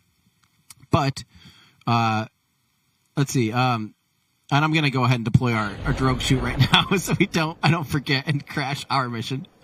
So that doesn't surprise me too much. And frankly, almost every time they fill the rocket, they deal with something similar to this. And lots of times they can figure out a fix just by I know it sounds cliche, but turn it off and turn it back on again. Which is probably about what we're going to have to do, because I know that we've had some difficulties with our stream occasionally not being perfect, and we're working on that as we speak. Luckily, we have a bonded encoder, so hopefully we can make some improvements, and it'll all be fantastic. But yeah, the good news is we still got, like I said, 3 hours and 40 minutes left in our window. 3 hours and 10 minutes left in the pre-terminal count, and then we'll go into a hold there. We have another update coming too, so. Did I just hear what I think I heard? Yeah, so this is just coming in, and I'm listening, but they are making a plan to send the red crew in and work on that intermittent leak. Really? Let's listen in here. How about that? Yeah. Send it to me.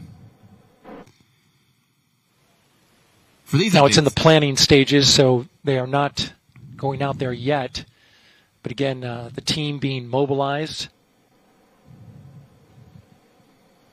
The red crew operates out of a building about 4 miles away from the launch pad.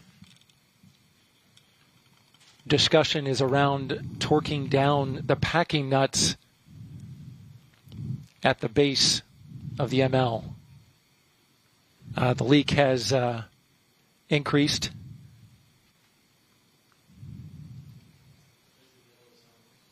And so the team currently taking planning action to send that red crew team in. Of course, we'll keep you updated on the latest.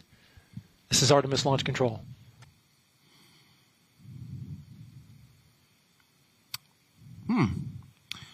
Okay, I'm not gonna lie, I would not probably prefer to be on the red team. But of course, they are going to be taking some pretty heavy precautions to have people approach the vehicle in this state. Don't forget that this is actually normal. Like most rockets that have ever flown humans, they will approach a fully fueled vehicle, fully loaded vehicle, and have a crew go out there and load the astronauts on, the crew on board. Space Shuttle did this every time. The Atlas V, the Gemini, Soyuz, all of the vehicles that have ever flown humans except for Crew Dragon and Falcon 9, it's normal to approach a vehicle that's fully fueled. So that's not something unheard of. They obviously will have the vehicle in a steady state. And obviously the engineers and the teams know the vehicle well enough to know what's safe to do and what's not safe to do. So it is quite shocking. I'm not going to lie. I did not have that in my cards for tonight, would be sending the red crew out, the people that are trained to be able to deal with incidents on the pad in real time. That's, yeah. I mean, the good thing is if they know what it is and they know how to fix it, cool, great, do it. Let's get on with this. I'm really hoping that's the case. They'll be able to isolate it. And, yeah. Man, that's pretty shocking, though. All right, hey, we'll go back over to Kerbal Space Program while we wait, and we'll keep the loops, the comms loop open from NASA. So whenever we get those official updates like this, we'll bring them to air for you guys. let's keep playing. Let's land this thing. I'm going to jettison the heat shield just for fun. And I'm also going to switch to, there we go, surface altitude, as Andy Law suggests in our Discord. There we go. We're coming in for a nice soft touchdown. Again, Orion will not be doing this. Orion will not be landing on land. If it did, that'd be very bad. It should be splashing down. What's the red crew? So the red crew is basically kind of what it sounds like. It's a crew that's trained to be able to go out to the pad during fueling operations and during operations, because normally we are 3.5 miles or like 5.5 kilometers away from the vehicle. Actually, go ahead and show our Andrew's working on stuff. Never mind. But we're about as close as most people can even get. There's only a very small group of people that can actually get even closer than that. And those are the people that are known as the red crew. And there are people there that would handle any, last minute emergencies and things like that. Things that would need to be, they're the last people to approach the vehicle, and they're often the first ones back on site too. Each program has a different form of a red crew, what a red crew looks like. But yeah, they're kind of the people that are trained to deal with all the contingencies and the closeouts and the literally every subsystem on the rocket at any given point. So, yeah. All right, we are 160 meters from touching down here with our Artemis I program that is accidentally landing on the ground. We should actually be cutting these drogue chutes, because in real life those would be cut. Not that one. Don't cut the big one. No, I'm afraid to cut it. We're going to keep the drogue chutes out. And we're coming down a little hard. 6.3 meters per second. Good enough. Again, if that happens with Orion, that'd be very bad. That won't happen with Orion. So there you go. That was my Artemis I launch and Kerbal space program. I hope you enjoyed me trying to build the SLS rocket in Kerbal space program next to the SLS rocket at KSC while playing KSP at KSC, which is Kerbal Space Center as well. Life goal, check, and check. Pretty fun. So I'm going to answer. I see a lot of good questions. I got to get to these questions, guys. These are good questions. I can't let them go by. Give me a second here. I'm going to get queued up here for questions. Oh, what happened to my one screen? 1 second here. There we go. Cool. Okay. Now I've got that all pulled up. So if we need to answer questions with stuff on the screen, we've got it.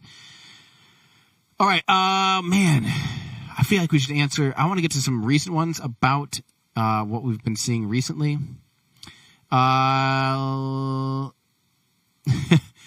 Let's see. Oh, this is Trevor Olson. Tim, you gave me a copy of Kerbal a few years ago to play in my grade 4 classroom. I still play it with my students, and they love it. Thanks for everything you do. That is so awesome, Trevor. I absolutely love hearing that. That is so awesome. It really is the best learning tool for learning rocket science. I crap you not. The only reason that I know anything about orbits and thrust to weight ratios and all that stuff is from playing Kerbal Space Program. I'm dead serious. That's not a joke. That's not a false endorsement. That is very legitimate. It is real science. It follows the physics of the universe. Not exactly our solar system's physics as far as the scale and the size and the gravity and stuff. But it all is legitimate. So if you learn things, like aerodynamic drag and lift and mass, center of mass, center of pressure things, you learn thrust to weight ratio, you learn specific impulse, you learn delta V, total delta V, and all of these things, translunar injections, everything. No, the launch is currently not scrubbed, guys. Let's be clear. The launch is not scrubbed. There's a chance that we'll actually see from one of these cameras that we have from NASA, there's a chance we'll actually see the red crew approach the rocket. Let's see. I'm trying to think of if we can put a little update thing that says, red crew. Yeah, I think we can. I think we can do that. I'm trying to think of how to do that. There's some way to, lower it and I can actually add a little command thing. I'll work on that at some point. Oh, here we go. Actually, I found it. I'm gonna update it, and I'm gonna have it say the red crew is approaching. Yeah. Or I'll have Ali do that.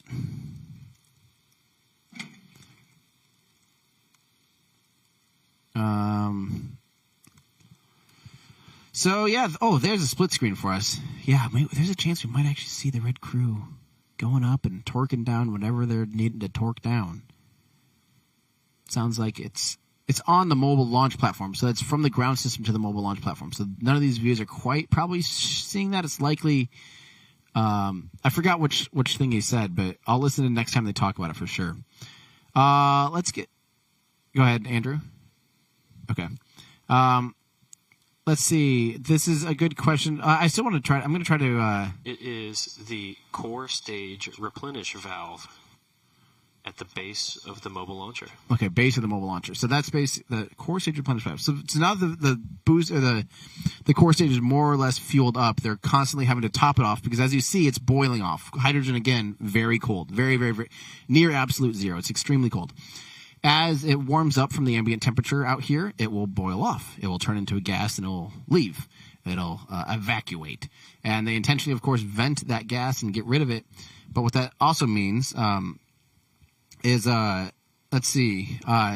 that also means is that they need to keep topping it off and repressing it with hydrogen. So that's what that top off valve would be doing. It would just literally topping off the rocket, keeping it full, keeping it filled with liquid hydrogen. And yeah. All right, let's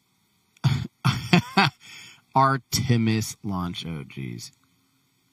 Let's see. Let's answer a few more questions. I don't know if this is a good question here from Taken Flight.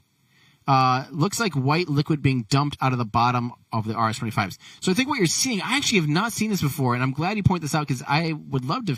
I don't want to conjecture too much, but it's so confusing to me. That shot on the right, I cannot tell if that's the nozzle exit. Yeah. That's just the nozzle getting really cold. I don't think there's anything else there. I think that's just ice at that point. That's why that part is white. Because don't forget, there is regen channels through there. The walls of the nozzle are literally, like, think of a radiator in a car. It's just filled with these little tubes. And those little tubes flow. The little... Okay, we might try to be able to zoom in on this. The white the tubes are actually filled with hydrogen, and that's crazy. Yeah. So I guess it's just I'm having a hard time because now we're seeing all this condensation in front of it, but I do believe there is just a layer of ice there.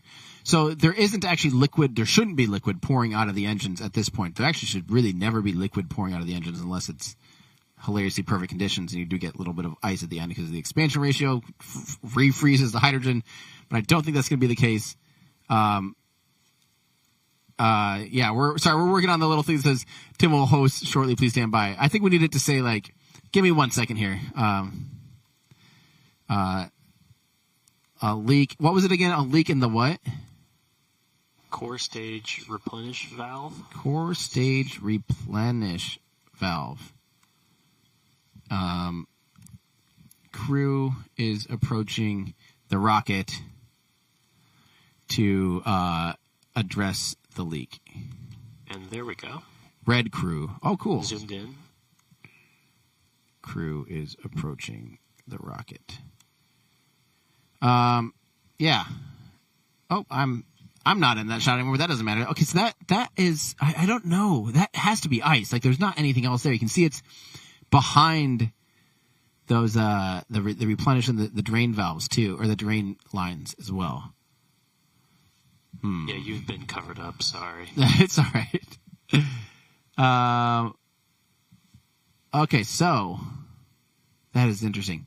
But yeah, the point being, what flows out of the rocket at this point, the engines do flow. They're continually purging them. And actually, I just recently learned, and I have this document up now that I'm learning about how rocket engines start. And one of the things they say is, where is that?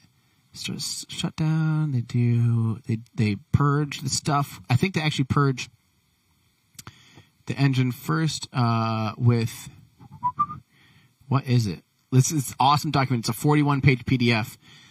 Space Shuttle main engine the first 10 years, and they talk about how they solve startup on this engine. But I'm trying to find this little bit here where they talk about how they chill it down. And they do some nitrogen purge at first.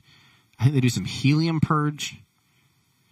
Don't forget nitrogen. The problem is with nitrogen, if you have nitrogen inside your liquid hydrogen lines or inside your hydrogen lines, and say there's just a little bit of liquid nitrogen in there, that can actually, if it comes in contact with helium or with hydrogen, hydrogen will freeze that into a solid. It'll get solid chunks of nitrogen. That can get stuck in that can block your rocket engine up. It can block orifices and cooling chambers and all these things because there's a solid sludge of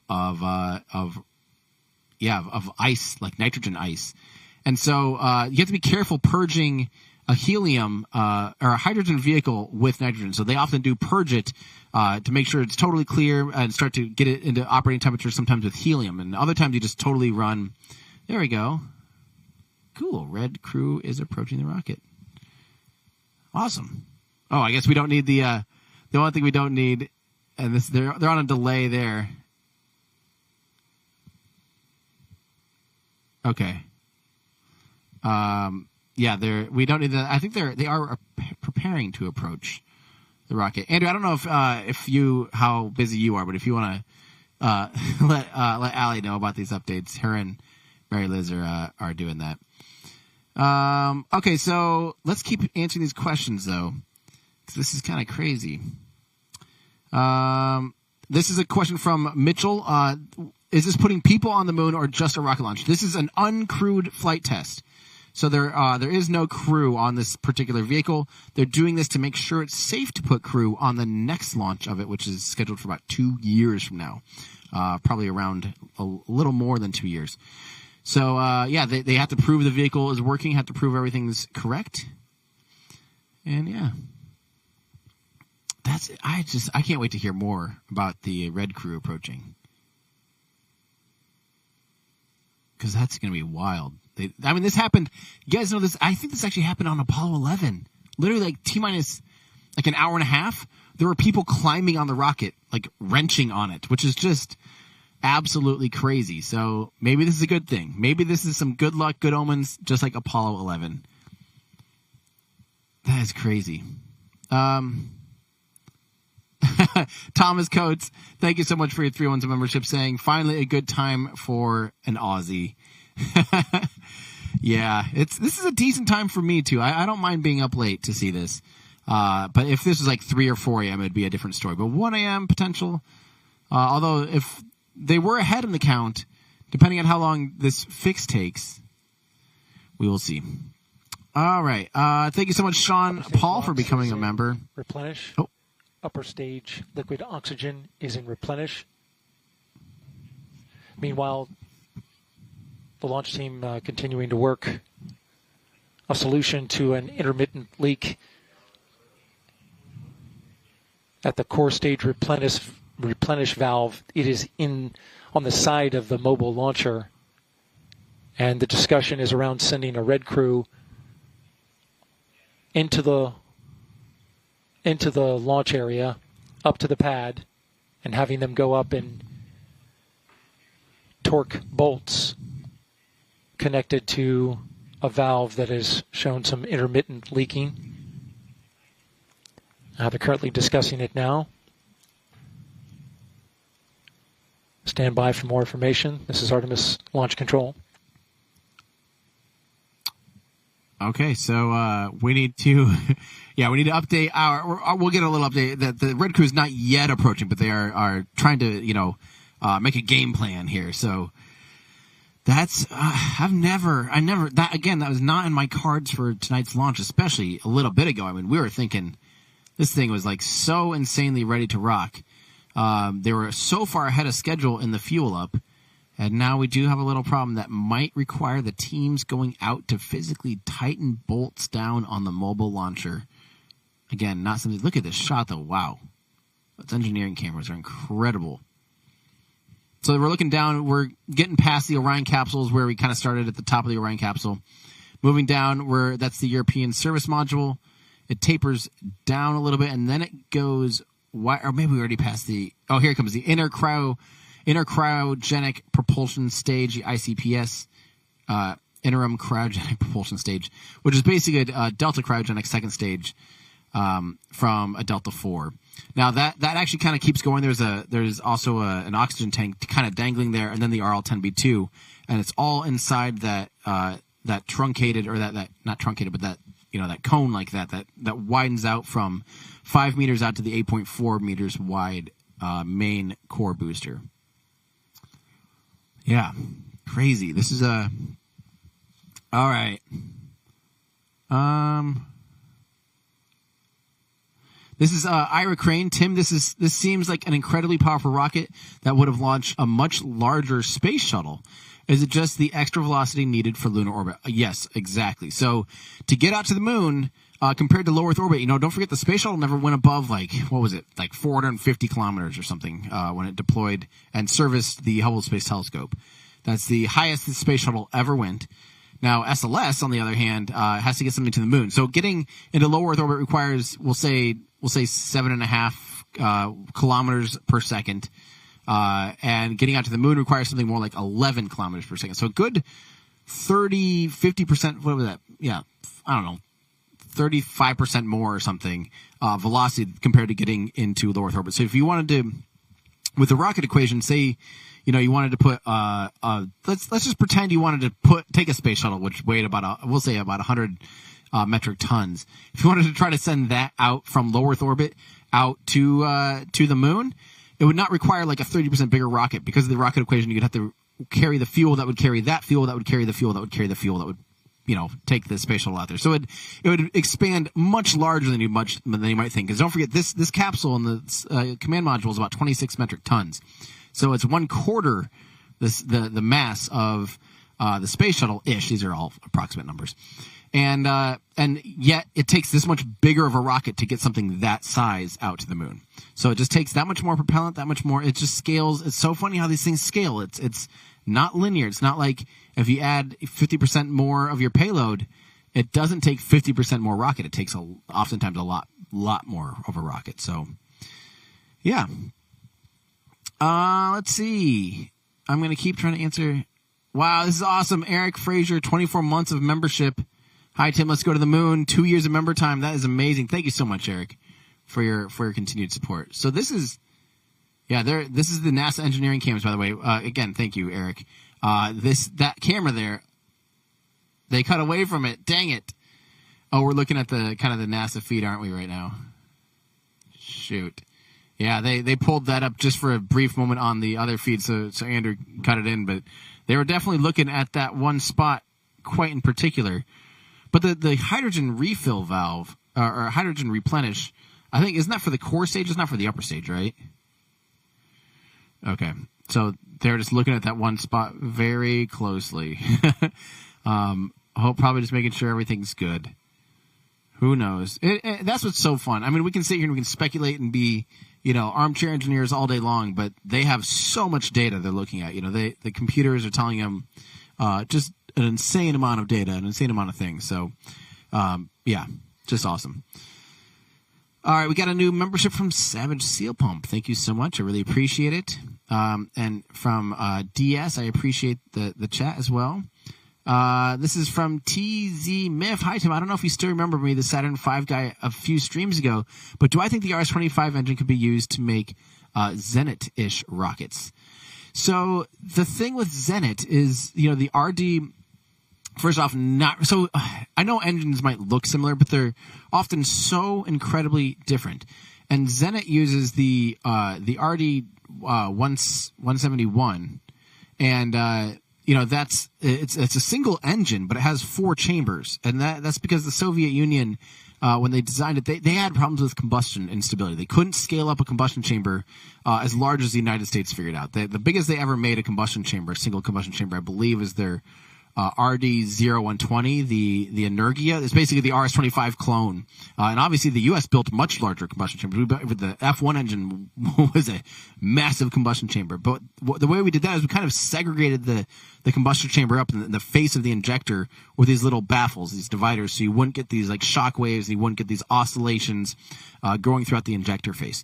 So the Soviet Union solution to that was to take a single massive turbopump. And the turbopump really is that's what powers the engine. So it's like, yeah, the engine might, have multiple exits, but the real work is done in the turbo pump, and it's in the pre-burn and the turbo pump and the turbo machinery. Then they would split that off into 4 chambers, and then those 4 chambers are at the base of the Zenit rocket, right? And then, so those 4 engines gimbal, and they can gimbal to control, provide all control authority for the Zenit rocket. And I don't quite understand, but do I think the RS-25 engines could be used to make a Zenit-ish rocket? I mean, I think you're looking at kind of the 4 engines here at the base of SLS. They're not really meant to lift off a rocket on their own. That's why they always have boosters. They really don't have amazing thrust-to-weight ratio at liftoff. They can fire and provide some sustainer power, but they really wouldn't make for a great standalone booster. I don't know if I actually wonder if you could really even have a decent first stage without any other lift, because their thrust-to-weight ratio isn't great when you have that massive amount of tankage and things like that.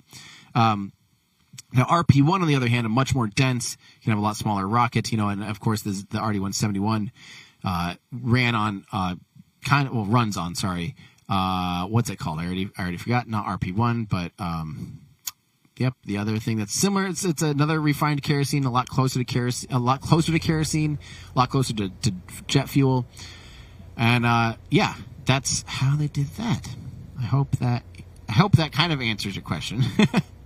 I went on a little bit of a circle rant there. Diamond Paint with White Diamond with Diamond Dave. They should put a pinned message. Quality drops momentarily as Starlink satellites drop below the horizon, and it switches to the next one. Well, we're not relying just on Starlink, but because we actually have like 10 sources of data here. Starlink's one of them. Starlink is one of them for sure. But actually, we're going to take a break here in the near future, and we're going to take a little eating break before we get into the next phase. I don't know how far food is out, but... Sorry? Oh, yeah. So it's coming, I think. So I'm going to take yay, coming soon, food. So we'll take a little bit of a break, and I did see an email that might help us with that kind of stuff. Okay, so hopefully we'll get the all that stuff fixed, and we'll make a couple tweaks here, and, hopefully we'll have a rock-solid stream for you guys. We have the right equipment to do it, so hopefully it all just acts correctly, including our primary source of data. So let's keep going here. From Gregory, thank you so much, Tim. So proud of your amazing journey from space tech fan and gamer to YouTube to professional journalist, educator, and world-class aerospace reporter. Well, thank you. I have to agree. I don't know if I'm much of a professional journalist. I'm an awful journalist.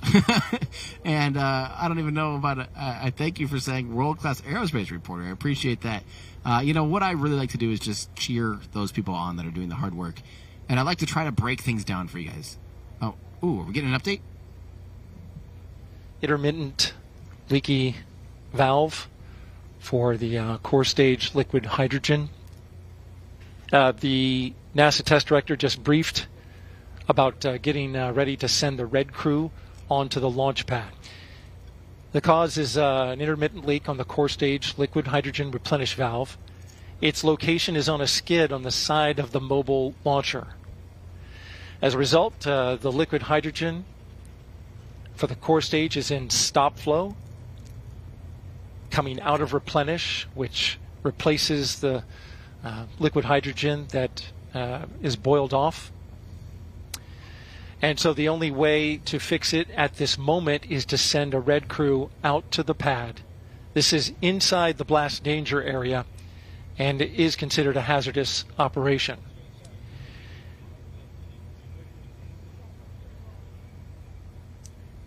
Here's the plan. The launch team is going to send 2 technicians with a safety lead to compartment AB12. That's on the side of the mobile launcher, to torque packing nuts to resolve the intermittent leak. The techs will take 2 vehicles, drive up the pad surface. They'll exit their vehicles, go up the stairs to the 0 deck, then downstairs to the location where the valve is, and then torque the packing nuts. The red crew says it should take them about 15 minutes to do. Then they would return to their vehicles from the route that they came in on.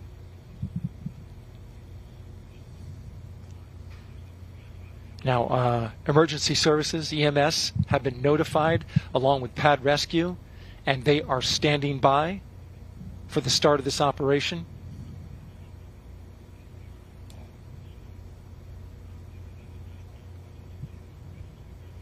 And right now, the NASA test director is briefing the launch team on the procedures. HASGAS will be closely monitoring sensors that are with the technicians for high concentrations of oxygen, hydrogen.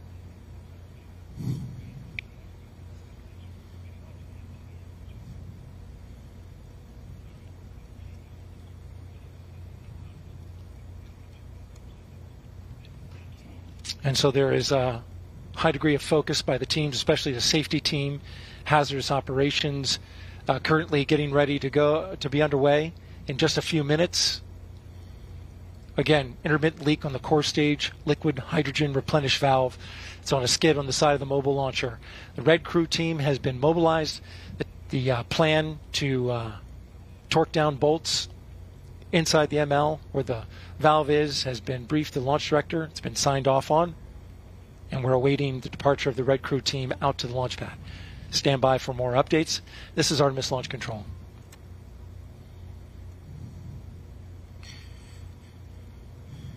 So, oh wow, we actually have a shot that we can watch of the Red Crew approaching the launch pad. What? We're gonna be able to track it the whole time. So yeah, a friendly reminder.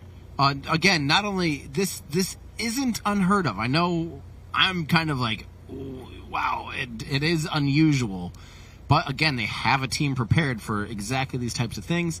And as a matter of fact, on Apollo 11, there was a crew out physically wrenching on the actual rocket, like halfway inside the rocket, during Apollo 11. And that was a similar hydrogen type of situation, hydrogen rocket, fully fueled, just waiting there, and they literally went out and wrenched on it while it was. This is actually a little bit different. This is the interface between the ground systems and the mobile launch tower. They're going to just tighten up and torque down the bolts that interface those two systems, and then of course the ground system, the mobile launch tower is what fuels up and interacts with the rocket. So the rocket interacts with the mobile launch tower interacts with the ground systems. So it's between that interface on the replenish valve, the thing that continually tops off SLS and the core booster hydrogen, there's a leak there. So it's beyond the limit. I think they said 1% is the limit of leak they can allow. They do allow for some leaks, but 1.5 is what they're observing. So they actually have to go out there and tighten it up to see if they can't fix that up. Wow, this is getting pretty exciting, honestly. I gotta tweet about this.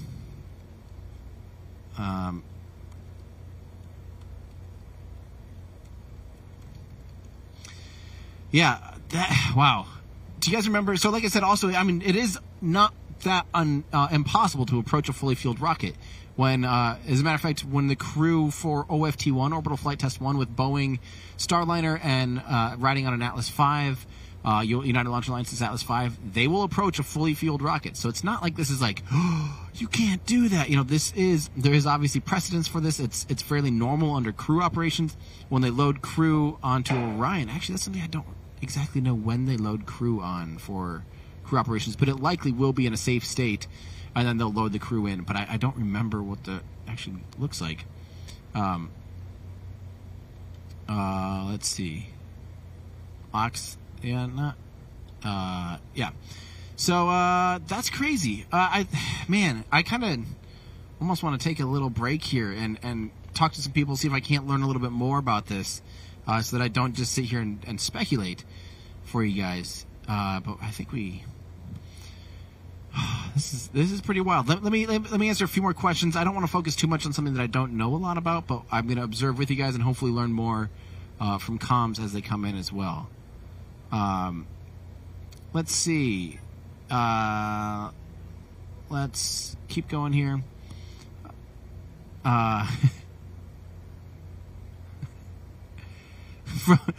From Orion. Thank you, Orion, the actual spacecraft, texting.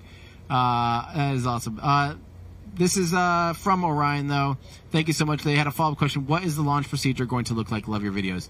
So we do have, in our pre-launch preview here at everydayastronaut.com, we do have the whole terminal countdown, not the terminal count, but also we have both. We have the time before launch and the terminal count. So currently we are in the, okay. All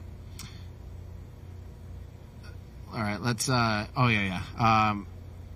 let me fix this real quick, and I'll show you guys here.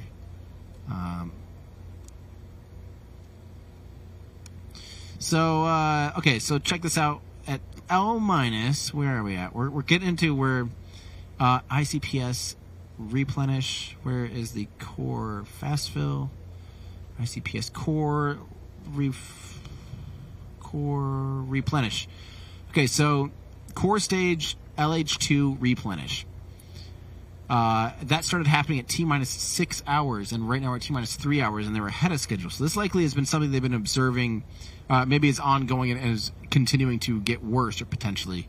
But that's what we're talking about. Is the right launch director Charlie Blackwell Thompson just gave the go for the Red Crew team to enter Launch Complex 39B that you see there on your screen to work a issue with a leaky replenish valve on the side of the mobile launcher. The mobile launcher is the gray structure that you see there. The Red Crew team is a highly trained group of individuals, 2 technicians and 1 safety lead that will be making entry into the pad to tighten down bolts, the packing bolts on the valve. It is a straightforward job as described to me by the launch team. Once they're at the valve location, the Red Crew has advised it should take about 15 minutes to do the work. So they should be in and out of there relatively quickly. There's no troubleshooting to be done. They have a specific task that they're going to go in there and perform. And then they'll depart the pad. It is a hazardous operation inside the blast danger area. And the launch team will be tracking their every movement. EMS is standing by, along with pad rescue.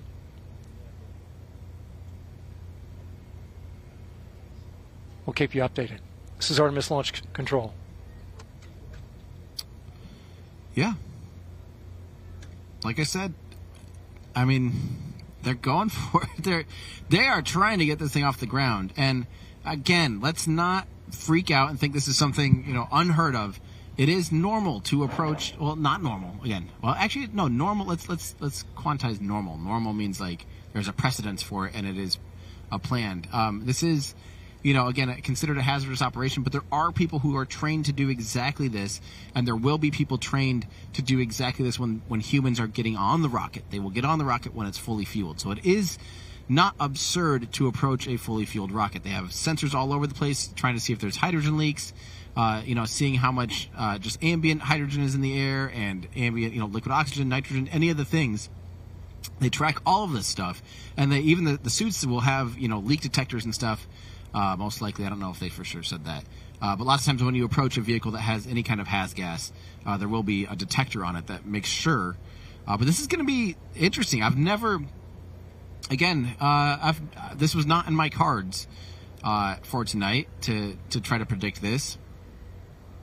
So yeah, they're gonna go out and they're gonna try really hard to fix this leak, and that's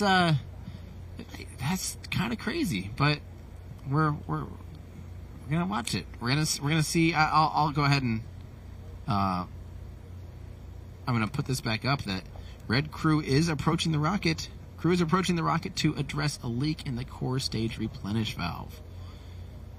Wow.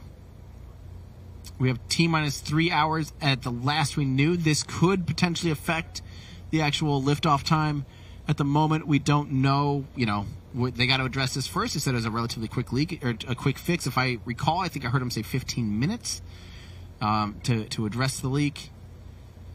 But it's kind of crazy. We actually get to see this. We're gonna be like, isn't that kind of crazy? We have cameras that we can punch to. I mean, this is where I have to thank NASA for being so open and allowing us to have these feeds, because, if they didn't want us to see this on like an official broadcast, let's see they only had official broadcast, they would just not show any of this. But we can actually punch around and we can actually see the feeds that they have on the launch pad, or a good number of them. So we actually get to watch this operation happen in real time, which is pretty crazy. Yeah, a good question in our chat. Brand today says, what vehicle is the red team using? Is it the NASA pad rescue? I actually have no idea, to be honest. I actually do not know. I would love to know.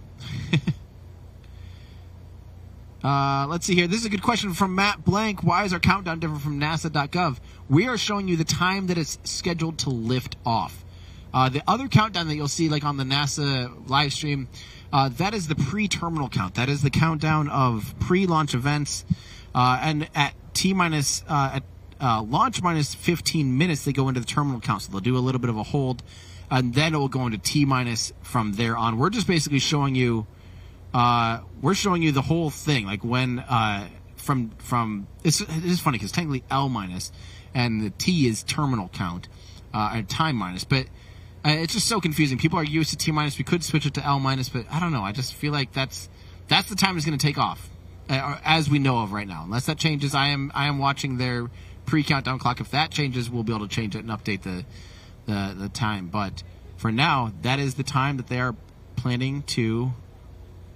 That is the time that they're actually planning to try to launch, is in 3 hours. And again, we'll see how much of that window and that wiggle room that they have this operation, if that takes away from any of it. But at this point, it seems like if it's only 15 minutes and they're a good hour ahead of schedule, then they should still have plenty of time to be able to actually do this. So all right, that is why Lock Robster, not Rock Lobster, love it. One of these days, Tim, bam, zoom straight to the moon. Man, seeing how scary spaceflight is, honestly, it is like this stuff is still pretty crazy. I don't know if I would be prepared to do something like that if given the opportunity, but it is also pretty amazing to think about the fact that we're literally in a time where humans are going back to the moon, and we're going to be doing it cheaper and eventually more sustainable than ever before. And it just opens up new doors, new gateways. And for now, the Artemis programs are our way to get back to the moon, drive a lot of the commercial innovation around the SLS launch and the Orion program, and getting the Artemis program get back to the moon, get this infrastructure going. Obviously they're already partnering with SpaceX, and they're going to be landing on the moon with Starship. So obviously NASA's ready for this. The big thing is they just got to keep that momentum going. Once they actually get Starship going and get all these things on a regular basis, it just becomes much easier to continue that, and you can actually develop things like an economy and things like that. So we're seeing things never seen before. Tyler, hey Tim, can you explain what NASA's plan is to make SLS cheaper with its new Boeing contract? How much per launch do you think it will reduce? So I don't know about with a new Boeing contract. I don't know if I can speak to that. But we have seen again on our, we did have that video, Apollo versus Artemis. We kind of go into the cost of things, and I did try to extrapolate out the program costs and get into some of the costs. And basically, I figured that realistically, Artemis II, average cost per mission, so the total cost of getting Artemis I off the ground is going to be around $32 billion as of the making of that video. I don't remember if that's changed too much. Actually, I don't think it's changed that much. The second launch cost, the average launch per mission, would be about $20 billion altogether. When we are awesome. Okay. Yeah. All right. Yeah. So it will it will get cheaper because, you have a lot of infrastructure costs and things that are, testing, R&D, all of these things that are their upfront costs. And then as you do get some economies of scale as they order up more of the boosters, or the core stage and the boosters and the European or the exploration upper stage and all of those things as well. So let's see if I don't remember if I have all this. So the best Planetary Society did a really good cost breakdown. And it broke down every dollar in the Apollo program to current launch costs. So, do I think it'll get cheaper? Yes, but not as much as any of us would hope. There really just isn't, the bowl, the evolution, the booster obsolescence. What is it? Bowl. It's the upgraded booster is supposed to be cheaper than these boosters. Ordering up a handful of things at once makes for, again, a little bit of economies of scale, but overall, unfortunately, it's just really not going to get much cheaper. It'll take a big innovation like Starship or something like that to actually get this, something like this a lot cheaper. This is Park the Fork. I've seen 2 rocket launches and I don't blame you for going crazy. It's the coolest thing ever. Yeah, it really is. I just can't help it. You can't help but get excited. You just really can't help but get excited. So here we go. They're zooming in on something here. They do like to look at these, the booster hold-ons. Oh, we're about to see...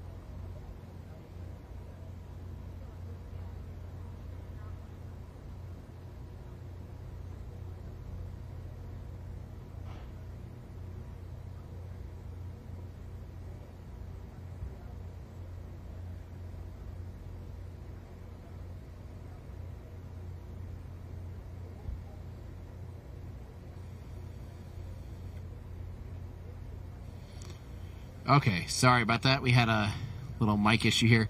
As you can see, though, these are the 2 vehicles out on the launch pad right now next to a more or less fully fueled SLS rocket.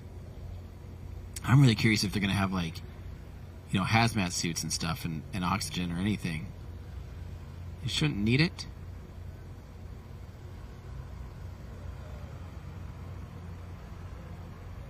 Was that you that cut away? Yeah, let's keep on that shot. I gotta see this.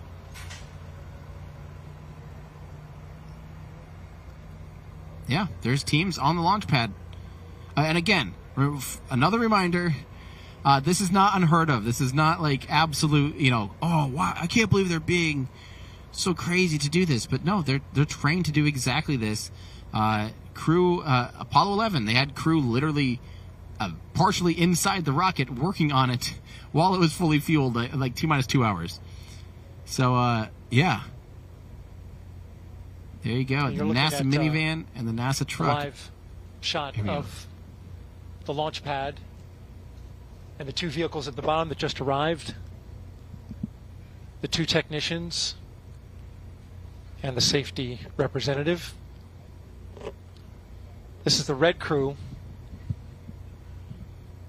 that is specifically tasked to go out and tighten some bolts on the core stage hydrogen replenish valve on the side of the mobile launcher. It is a hazardous operation, but as you can see from this camera view, and I have view of the safety team here, they're monitoring multiple camera views and watching the red crew as they do their work. Looking to fix an intermittent leak that popped up about an hour ago.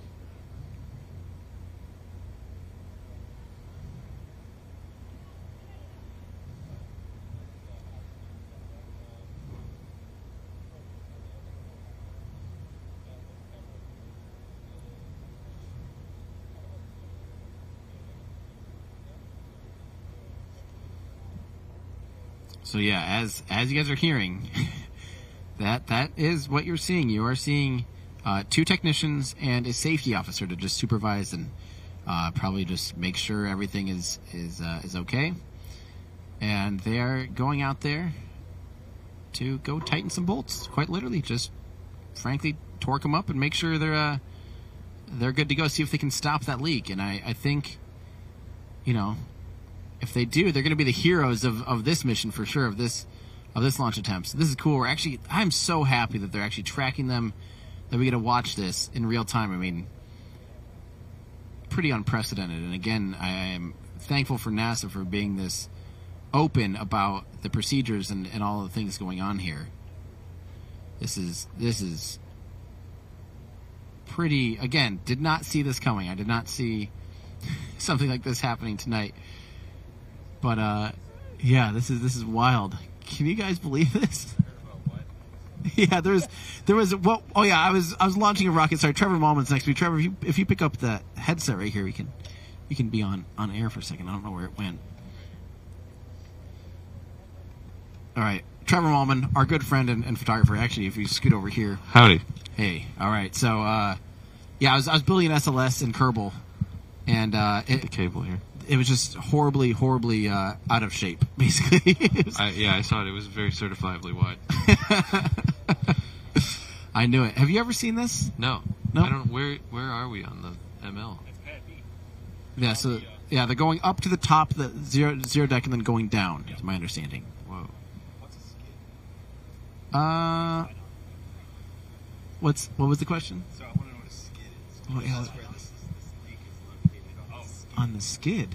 Yeah, I heard that too. I don't know what a skid is in this reference. Is that what they pick it up with, maybe?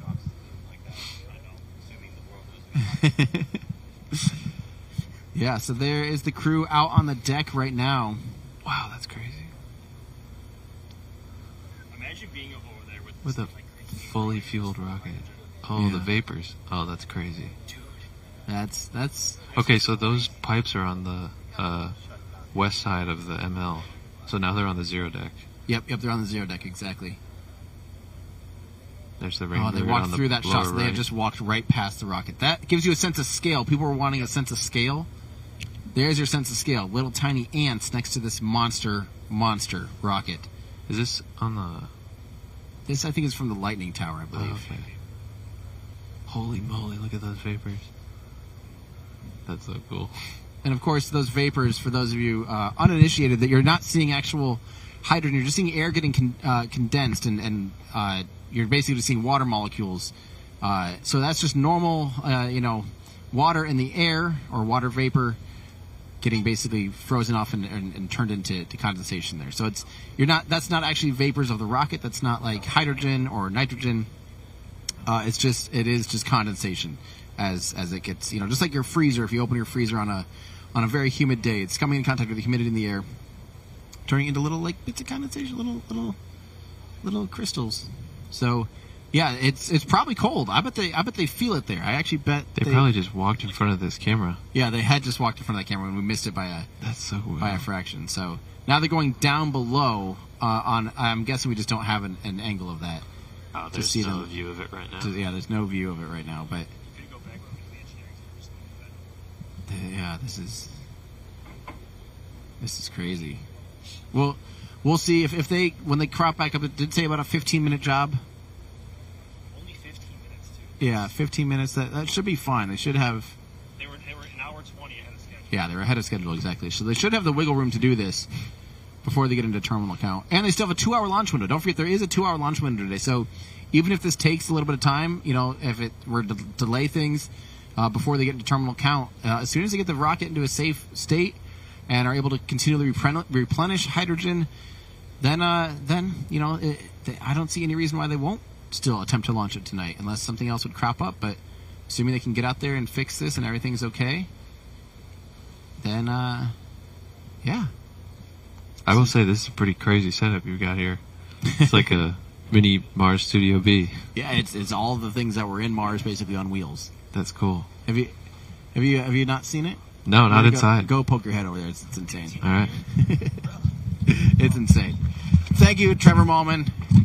he is the wide body expert, wide boy, as every year his calendar for some reason has wide things. Sorry, can you say that again, Andrew? Yep. 1 second here, guys.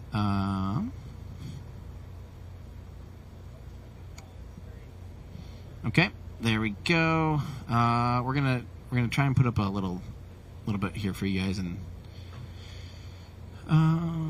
there we go. So yeah, you can see the inside of the van there. You can see Andrew down in inside Luna. Trevor's coming. And we have Trevor getting a tour of the van for the first time. So I'm sure you guys have seen, most of you hopefully have seen our video of Luna, our production, 4K production van that's powering this entire stream. Yeah, and that's what's able to get us these amazing shots. You know, we're able to bring in these 4K feeds from NASA so we can see the stuff in action. And hopefully as soon as we have the crew coming back up there, so they're going across the top deck of the rocket and they're going back down underneath, to where they can service this system. So I'm not sure yet when we'll get a shot, but yeah, we saw them walk across this just a moment ago, and then they're going down. So they're kind of inside the mobile launch tower, inside like the deck of it. There's like multiple layers of this deck. They're down in there, so they're interacting with how the ground system that supplies the hydrogen into the mobile launch tower, which then supplies the rocket. They're interacting with that to tighten it up. And then hopefully as soon as the job is done, we should see them walk back up across the mobile launch, the deck 0 of the mobile launch tower, and we'll watch them go back down. And, you know, we expect this, of course, to be no problem. But it is, yeah, it's kind of, I mean, it's just, I just didn't expect this to happen. Just putting that back up on screen, that yes, the red crew is actually at the rocket. I should probably change that to, yeah, I should probably change that actually to say the red crew is at the rocket. Let me see. I don't know if update alert title red crew is at the launch pad. Let's see if this actually does it. I probably messed it up. But yeah, they are there. There are 3 humans underneath this massive, massive rocket right now. You wouldn't want to be there during launch.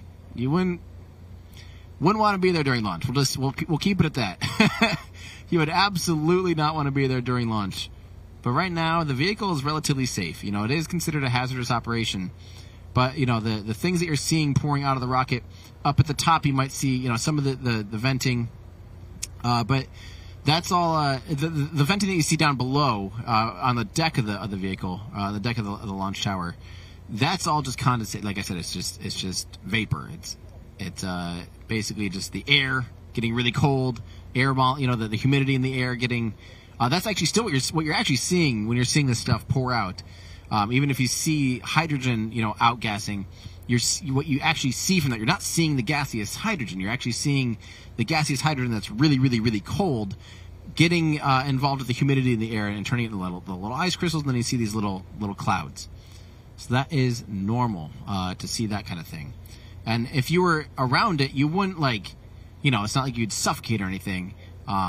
It's still primarily our normal mix of atmosphere, which is primarily nitrogen anyway, with a decent amount of oxygen and other things, other trace elements, but primarily nitrogen and oxygen. And yeah, that's kind of what we're seeing. So, all right, let's wait to see. Let's go back to that pad deck shot. I feel like I kind of want to just watch that and wait until we see people walk across it again. And even though it's not the most exciting, 2 hours and 13 minutes. We are tracking the red crew, 2 technicians and a safety representative that have made entry to the launch pad and are currently inside the compartment where the leaky replenish valve is. Again, the red crew, which is a specially trained crew to work in and around a fully tanked rocket, is inside the compartment area where the leaky replenish valve is. It's on the liquid hydrogen side. Their job is to torque down the bolts, the packing nuts on this particular valve, and that is, as I understand it from the launch team, currently in work. Safety team is watching on cameras that are in and around the launch pad. This is not a totally uncommon operation. The Red Crew, there's a number of individuals who stand by ready to do work on the Red Crew, who are specifically trained in their areas of expertise when they have to put hands on at the launch pad after or during tanking.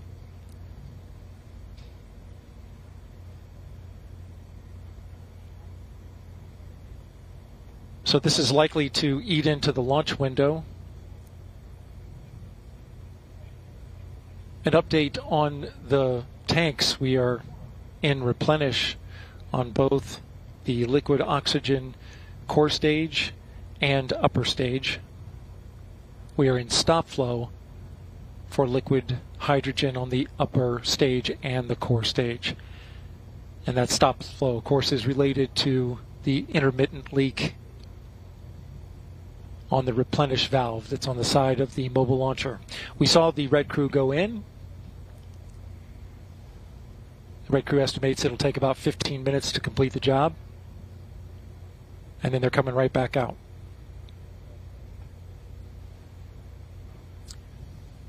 This is Artemis Launch Control. All right, I missed it right there at the end. How many minutes did you say they're expecting? Did I hear 10 or 15? I'm always trying to, I'm reading what you guys are saying, and then I forgot to listen right at the end there to how many minutes he said. So if you guys let me know. So yeah, they've basically stopped the flow though of liquid hydrogen, obviously while crew is at the pad. If they're seeing a leak somewhere, you can cut the flow off. Make sure that whole system is inert. There's no transfer of propellants. There's no anything leaks. So it's not like they're sitting there like gaseous hydrogen shooting at them in the face at minus 400 or 260 degrees Celsius or something. It's not like that. So obviously they cut it off there. They stop flow of propellant. They're not replenishing the vehicle right now, so they will have to fuel and top off the vehicle once this replenish valve is fixed. And yeah, they're just out there kind of torquing it down on a relatively more or less inert system. So yeah, 15 minutes is how long they said it should take altogether. And they've been out there for a decent amount of time, so hopefully we see them pop up here again any minute. And that should be that should be it. At that point, we'll see them walk across the top deck again, because again they had to go up. It looked like 4 or 5 stories up across to the top level of the mobile launch platform, and then they went down a little bit. So you had to go up some stairs, down some stairs, and then they're working on something that's on one of the lower decks. And man,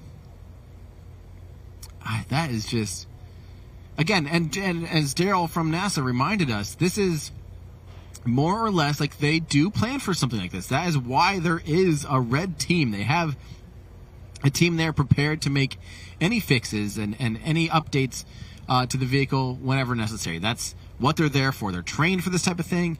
They're on standby for this type of thing. This is not like it's some, oh no, we didn't see this. Jerry, Beth, why don't you guys get out? You guys interns, right? Yeah, okay, yeah. Come on out here. It's nothing like that.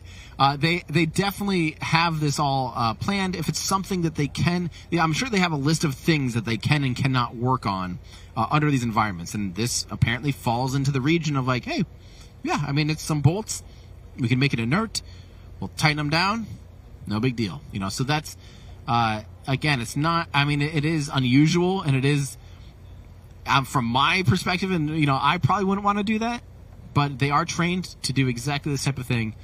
And hopefully this still actually allows for a launch tonight. Like, this could save the launch. These will be the heroes of Artemis I, which is really, really cool. I mean, can you imagine having that job? I just don't know if I can. Like, just actually let yourself imagine that you're out there you're the closest human to the rocket, and then they say, hey, by the way, that giant rocket, the biggest, most powerful rocket we've ever built, we want you to actually get closer to it than you currently are. It's just absolutely insane to think about. Yeah, but that would actually be a pretty crazy job. I don't know. Would you guys? I want to know who here honestly. Don't give me the I'll do that and then you chicken out. Who would actually like sign up for that? Let me know in chat. I'm curious if that is something you would actually be interested in. T-minus 2 hours and 7 minutes and counting. We are currently tracking work done by the red crew, currently out of the launch pad, a specially trained crew, torquing down some bolts on a hydrogen replenish valve. The safety team has eyes on it. They're currently doing that work. I want to make a programming note for you. Currently, if you're watching NASA TV's main channel, we are now going to begin the special launch broadcast that we have planned. Meanwhile, over on the NASA television media channel, we will continue with operational commentary. Again, we're getting ready to start a... Yeah, so what we're obviously most caring about here is the technical side of things, so we can keep everybody up to date with any of the technical stuff that we're hearing. And we're gonna continue. We have the comms actually looped in here, literally, like we're getting them. And actually, there's a decent chance once they start the separate official broadcast, they actually might start sending us the actual like launch team commands, and that'll be awesome. We'll be able to get a lot more insight. No, definitely no offense to Daryl at NASA, who does such a good job of, he has to listen in one ear and speak out the other.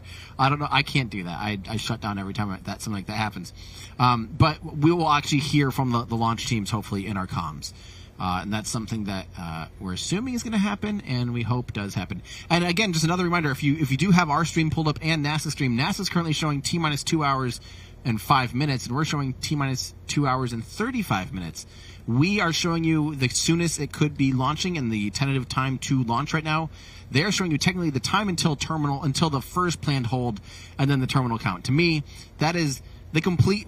I don't care about that. No offense. That means nothing to me. What matters to me is what time is this thing going to launch. And that's what we're showing you guys. We are showing you the time it's currently scheduled to launch to the best of our knowledge, and what NASA is saying as well.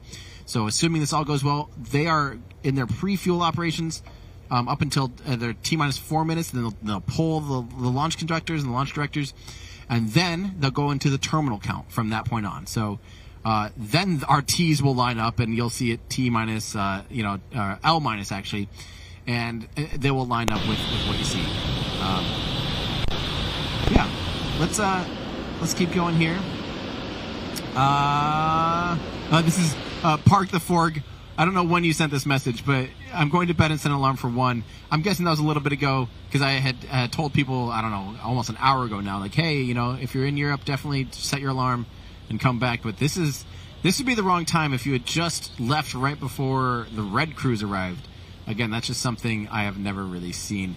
I'm going to get ready to hide our command, because I do want... Well, hopefully we'll see that shot of them walking across the rocket this time, and you'll get a lot better sense of scale. So when they come back out from the work they're done doing, they'll walk across, and we'll actually be able to switch to a different view, which will show you them walking right in front, and it just gives you a little bit of a sense of scale to how big this rocket is, and all of that. It's pretty...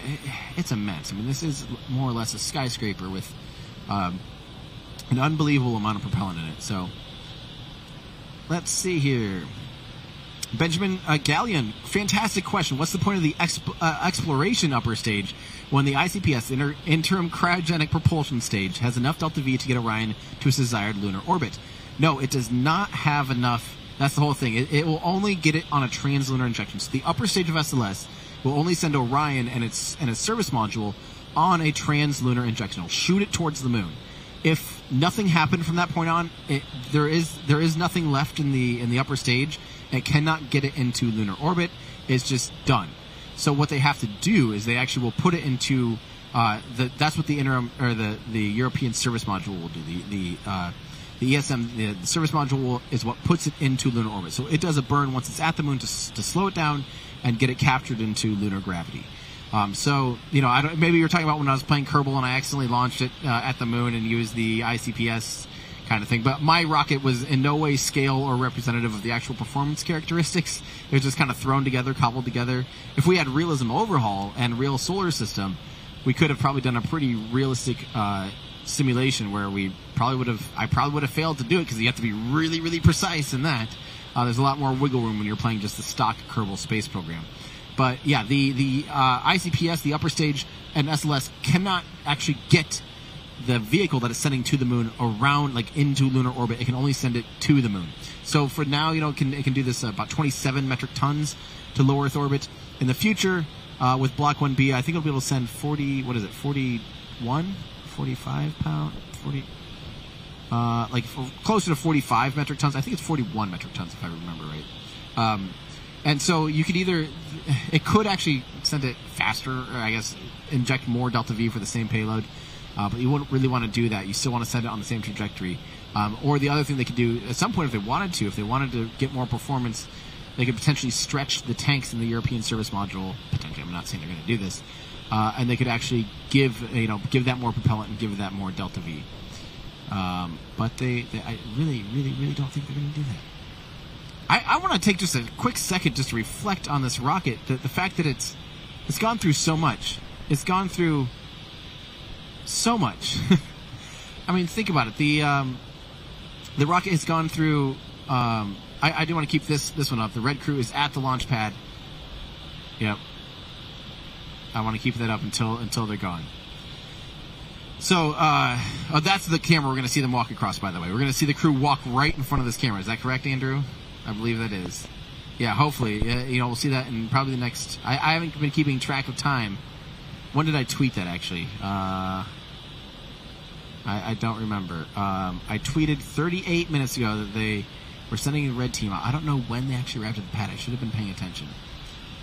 But that other shot will at least show them walking towards this camera first. So we'll get a sense for that here.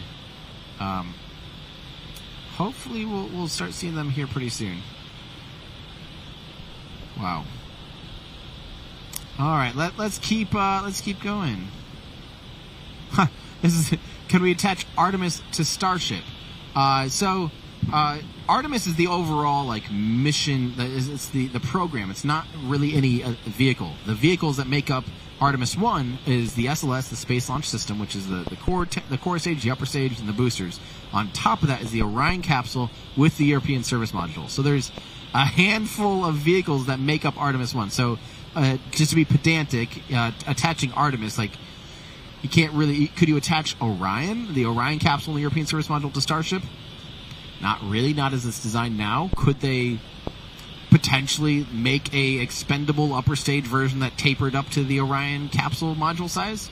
They probably could. SpaceX could probably build that relatively easily compared to what they're trying to do with Starship. I don't foresee that happening, although that would be very, very interesting, and most certainly would probably be a lot cheaper than the SLS. But I do not foresee that happening for any reason. But one can dream. We could dream that could be a solution once Starship is up and flying operationally. As if it is truly a much cheaper system, like SpaceX is hoping, that could be a pipe dream. But for now, the only crew-rated vehicle that's preparing to be operational is this. So, yeah. Okay, so they drove to the pad 25 minutes ago. When rewinding, thank you so much for letting me know. That's good to know. So, I think they said 15 minutes to repair. Probably took a good 5 minutes to get up to that spot, and then hopefully 5 minutes to get back down. So hopefully we see them here re-arriving in the next few minutes. So, yeah. All right, let's keep going here. JR, more tonight's the night. I still do think actually tonight could be the night that we see this thing fly.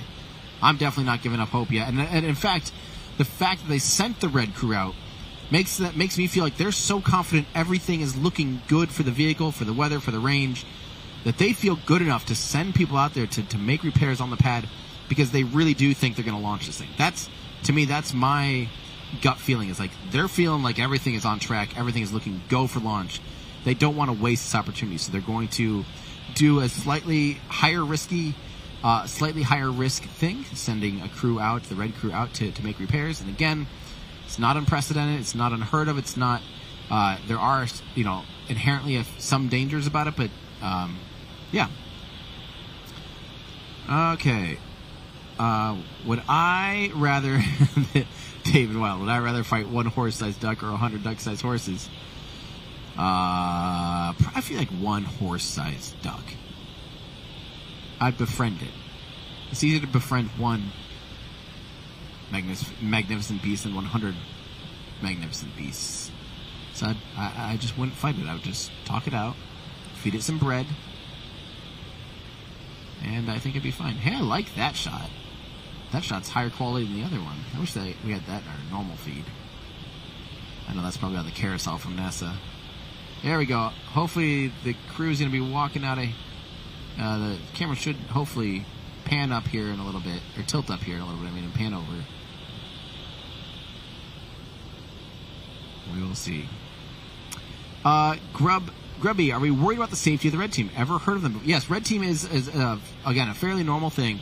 They have a crew prepared for things like this. And again, I'm guessing. I don't know, for sure exactly how it is, but I'm sure there's kind of a list of things that they would consider working on when the rocket is fully fueled, and there's a list of things that there's like absolutely not. And maybe not an actual physical list, but I'm guessing that the launch. We heard that Charlie Blackwell Thompson was in a meeting, and that's who is in charge of the is she launch director? I think she's launch director. She met with the teams and they basically said, hey, are we good? Is this an item that is safe for the red crew to go out and fix? And the answer is obviously yes, because that's what we're seeing them do right now. So, I feel like, it's unusual. I personally have never seen a red crew approach a rocket. I actually wonder, though, are they considered red crew, the people that would load crew onto the vehicle? I think they might be considered red team. Like, if there's, like for Atlas, for orbital flight test, I kind of think that is considered red team. I actually don't know how that works. But, yeah.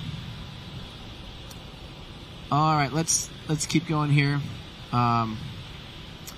Will they have a main engine test before launch? So they've already tested the main engines on this vehicle. All 4 engines on this particular rocket have fired at Stennis. They've done the green run in, when was that, 2020, early 2021, is that when that was? Yeah. They did a green run at the end of 2020, I think, and then early 2021 was the second attempt. So they have test fired all of the main engines. And in the countdown sequence, the main engines will light starting at, 6.33 seconds or something is when they begin ignition of the RS-25s. So basically T-minus 7 seconds, you'll start to see the start sequence of the RS-25s happen.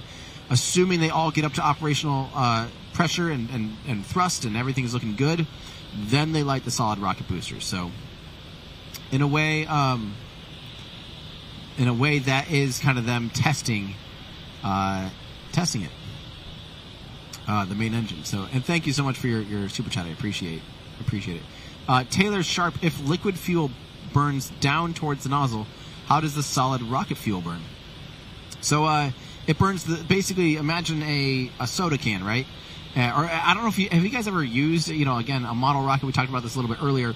A model rocket motor, the solid little rocket motor, is a cylinder, and then it has a hole going all the way through it, all the way up to the top. And what happens is when you light that grain on the inside, when you light the propellant, basically starts, not an explosion. It starts a flame in the inside, and that will continue to burn the whole core, the whole inner diameter of that entire area starts burning. And then it'll expand out and burn further and further into the propellant from the inside out. It basically So that's why, again, the surface area actually increases the more you burn, unless you start putting channels or something like that to make it so it kind of throttles the solid rocket. You can have a throttle profile of not actively throttle it, but a throttle profile. You can say At this point, you can kind of put stars in, or you can do these little channels to make it so you kind of have a thrust profile of your solid rocket booster, so it can throttle down at max Q and all of these things. It's not dynamic. It's not something that they like manually control, but they can kind of pre-program, because you know your launch, you know your mission profile, you can kind of pre-program it. So,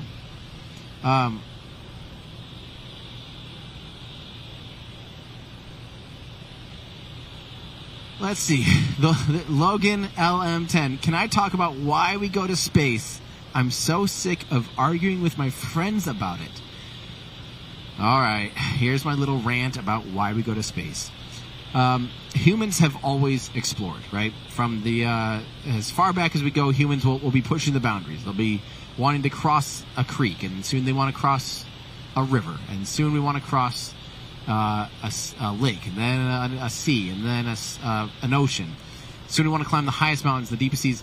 All those things are great. You know, all those things are humans pushing the boundaries, but I don't think that's a reason enough to put so much time, resources, and energy into spaceflight. I think the real beauty of spaceflight, to me, is when you get people, like, spaceflight is unbelievably hard. You know, to get humans into orbit, to get humans into an environment where they don't belong. Like, frankly, no one belongs in space. There's a reason we're down here on Earth in an environment perfectly catered to the evolution of our bodies, right? We are made to live right here. And there's even parts on Earth, and go into the ocean. You're not meant to live in the ocean, you know. We are tailor-made for right here, right now. To get humans to live outside of Earth, it takes unbelievable problem solving. And at first, you know, space was kind of seen as this, like, sort of gimmick and arms race, because, you know, if you can control space, you can, you know, control the nukes, you can control precision missiles and intercontinental ballistic missiles. The next thing you know, we're starting to put humans up. And in order to solve those problems of getting humans into space, holy cow, did we invent a lot of stuff. A lot of stuff. A lot of life support and water purification, and a lot of things that, frankly, hadn't ever really been considered or tackled to that degree. And all of a sudden you get the smartest people in the world trying to solve crazy problems, and you start to come up with solutions to things that you didn't even know you needed solutions to. I often say, like, if you were given limitless funds, how do you solve world hunger? You know, shouldn't that be a solvable thing? Obviously, there's no one on Earth that doesn't want that. You know, everyone wants people to be able to go to bed with a full tummy if they so desire. There's no reason that humans should be starving to death. There's no reason that people should be malnourished. Obviously, that is something that we would all like to solve. I think that's pretty universal. We'd all like to solve that. How do you do that? I have no idea. I don't know the answer to that. I don't know the answer to that. But the thing you could maybe do, and I'm not saying this is the solution, but this could lead to breakthroughs. This could lead to tackling it in a roundabout way. How do you get a human to live on Mars? Mars is extremely inhospitable. You need to be there for so much time that you'd have to start producing your own food and living off of rations and producing food and developing calories in a way that's efficient, energy efficient, all of these things to get a human to live on Mars. You tackle that problem. You actually say, hey, we actually could get people to live off of Earth for 2 years. You get all these engineers, you get all these people sitting there going, yeah, we could actually do this. I bet you anything, there's a really, really good chance that the spin-off technologies to get humans to be able to live, completely off of our planet and on a hostile planet like Mars for 2 years, frankly, would trickle into some insane breakthroughs here on Earth as well. There's a really good chance that it's like, we do that. Oh, I love these shots. These shots are awesome. Hopefully we see that red team emerge here soon. But I really do believe that, a perfect example of that is the Hubble Space Telescope. When we first launched Hubble in, 1986, it was released from the Space Shuttle Bay, it was turned on, and next thing you know, it's completely out of focus and basically worthless. And it was considered a huge flop at the time. It was ridiculed. Everyone's like, I cannot believe NASA, wasted all this money on this telescope that doesn't even work. And it was horrible. NASA was working on a fix. They're going to send up some servicing missions for Hubble and send up a new mirror that was ground properly so it's in focus and fix a few other things while they're at it. But meanwhile, there's a gap there between when they could actually send a replacement mirror up and actually get it properly operational. And what ended up happening is this is so interesting. Sorry, that shot ends up. I wish they had just plain text and stuff on that. I don't know why they always throw that up for us. But the what was I saying? Sorry, the Hubble. They go up. So they had a few years' time where they're like, hey, we really could be doing something with this data. Yes, it's not sharp, it's not perfect, but we probably could be doing something with the data from this fuzzy telescope.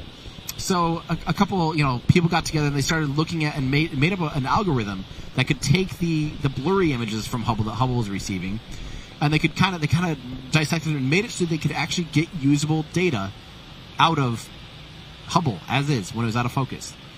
Okay, cool. So what?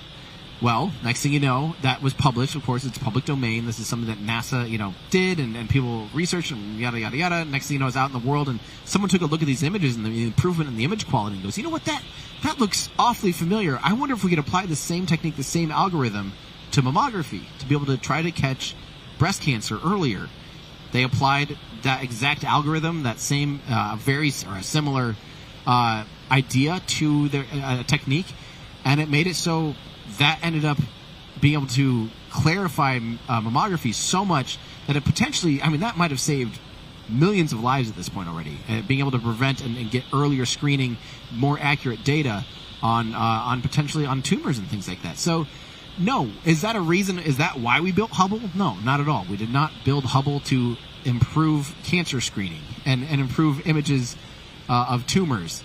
No, that's not why you do those things. But you never know what happens when you get people together that are problem solving, really, really, tackling really hard issues, and pushing the boundaries and inventing things completely from the ether. That just it's totally different than the normal cycle of technology. If you all of a sudden, we wouldn't have software if it wasn't for the Apollo program. Literally, think about software. Ever heard of software? How many people work with software, work on software, use software? I would say it's the very vast majority of humans alive today use software. Yep, you can pretty much thank the Apollo program for that. And especially the tech boom in the United States that happened after the Apollo program, because so many people were excited to work on spaceflight, to go work on the Apollo program, to work.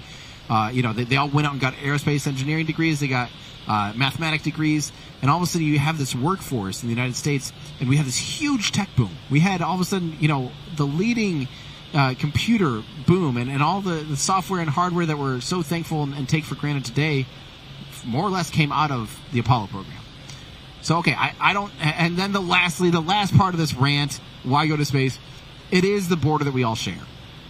Obviously, it's easy for us to look at our neighbor and think, oh well, they're not like us. It's easy for us to look at the town next door. You can kind of go back, if maybe you don't like your neighbor, but at the same time, you're all your neighbors. You're all in the same town. You're all from, I don't know, we'll say Cleveland or whatever. And you're like, yeah, Cleveland's great, but Columbus, I don't like those Columbus people. But then all of a sudden, you zoom out and it's like, well, Ohioans, people from Ohio, maybe they don't like Michigan or something, and it's like, oh, those darn Michiganders. But then it's like, well, zoom out again. The United States. We're all part of, they're all part of the United States. And it's like, well, United States, yeah, you go America versus, I don't know, Soviet Union if it was in the space race. But let's zoom out one more time, and all of a sudden we have humans exploring without borders. When you get into space, there are no borders. It's literally humans versus the world. It's us going out and exploring the unknown together, pushing the boundaries of everything, of technology, of human endurance, of science, and our understanding of where we're at in the stars. At the end of the day, that is what matters the most. And to me, that's one of those, that's kind of the kumbaya, let's come together and sing a song together, because I really do think, in the future, we'll look back as oh man, yeah, we actually are just from this little tiny little dot in the vastness of the universe. This little itty-bitty thing, we all share it. The more and more people we get into space, and we start to explore the worlds, at some point we're going to have almost probably the conundrum of, well, yeah, now we're like, it's us versus the Martians, or us versus the people from planet 8641X1011b or whatever, it's, but that truly is that perspective of humans going out into space together, and that is the border that we all share. That's my rant. Have we heard any updates yet? Is the crew off the pad really. yet? They are still there. They're still there. Hopefully everything is perfectly fine. I'm going to stay on air until they... Oh, they have stepped back from the area of work. I like that. I like stepping back from the... So they stepped back, and they're cycling the valve, and then they're going to go back in. Go back in as an out? Yeah. Well, they're like just going away. Oh. They cycle the valve, and Got then going back in and torquing it some more. Okay. Etc. Etc. Wow. Oh, man. To this note, Chaos Dispenser, would be cool if the Red Crew arrived in a Chevy Astro van. Well, it wasn't an Astro van, but it was a van. They did arrive more or less in a minivan, in a truck, which, go minivans. Good representation there of what I think is the better of the two vehicles. Sorry, trucks. Yes, I would like a truck someday to haul all the things, but frankly, minivans, why aren't they cooler? Actually, no, what I do, I want that Volkswagen minivan. That's like an EV minivan. That is the coolest looking thing ever. All right, this is a good question from JTG Photos. Launch direction, northeast, southeast, east, northeast, east, southeast. It's more or less northeast. It's flying out of here, and so if you are at Max Brewer Bridge, which is on the northern part kind of Titusville, you're in a good spot to be able to kind of see it for a longer period of time. It will fly a little bit more perpendicular to you, which will be awesome. This is from Wesley Clark, just jiggle the handle. That's kind of what they're doing, more or less. Thank you for the super chat. That's pretty much what they're doing. This is from HMB Puck 500. Does it make sense to not at least test the life support system on this mission also? Yeah, that's a good question. I myself am kind of surprised that the Orion capsule does not have a life support system that has been tested out before. I'm also surprised they don't have an active launch abort tower. I thought this would be like full-blown all-up test. I think the rationale is that they've already tested those subsystems individually. They know they work. Yeah, I don't know. I don't know if I agree with that, though, to be honest. I don't know if I agree with that. Let's see. Let's keep going here. Thank you, Al Central, for becoming a member. Really appreciate it. And DS, I appreciate your super chat. Oh, that's awesome. Rocket Dad saying, "Well, wake up my 4-year-old to watch them light this candle." There we go. I think that's a good dad. That's a good Rocket Dad right there. I really do think, if we get an updated T0 time, and if depending on how long this all takes, and if they're going for it, if they get down into like the, if they get actually into the terminal count, about 30, which would be about an hour and 40 minutes from now. Well, no, hour and 50, because terminal count starts at, they have a T-minus 10-minute terminal count timeline. So yeah, so in 2 hours, if 2 hours they're in the terminal count and we're actually still counting down towards that 1:04 a.m. Eastern time, then yes, I would wake your kids up, because that would be awesome. Terminal count is the thing we're looking for sure. Let's see here. Oh, I want to pull this up from our Discord channel. This is from JXMI. IE say, "I can confirm the life support system has been..." Oh, they're leaving. There we go. Red Crew is leaving. I see 1, 2, and 3 humans. Good. I like seeing that. But Jamie says, "I can confirm the life support system has been vigorously tested at my work. It is not in question to be unreliable during launch. I still agree it would be good while in flight, though." I get both sides of it. Why waste the money, I guess? But at the same time, why not? If humans are going to be the next ones. But it has been rigorously tested. A lot of these things have been tested till you're blue in the face. So this is good to see them leaving. So you said they're leaving. They're going to cycle the valve. And they might have to go back. They're done now, hopefully. T-minus 1 hour and 38 minutes and counting. We have an update now. Get an update from Launch Complex 39B. The Red Crew has completed their work at the pad, tightening down some bolts that seal a liquid hydrogen replenish valve on the side of the mobile launcher. I want to correct something that I said earlier, and that is that they are not leak checking it in between torquing the bolts. They are just cycling the valve in between torquing the bolts to make sure that the bolts are secure. Again, the work that happened was tightening down the bolts on a leaky replenish valve on the liquid hydrogen side that feeds the core stage, and they cycled that repair, cycled the torquing of the bolts as the launch team cycled the valves.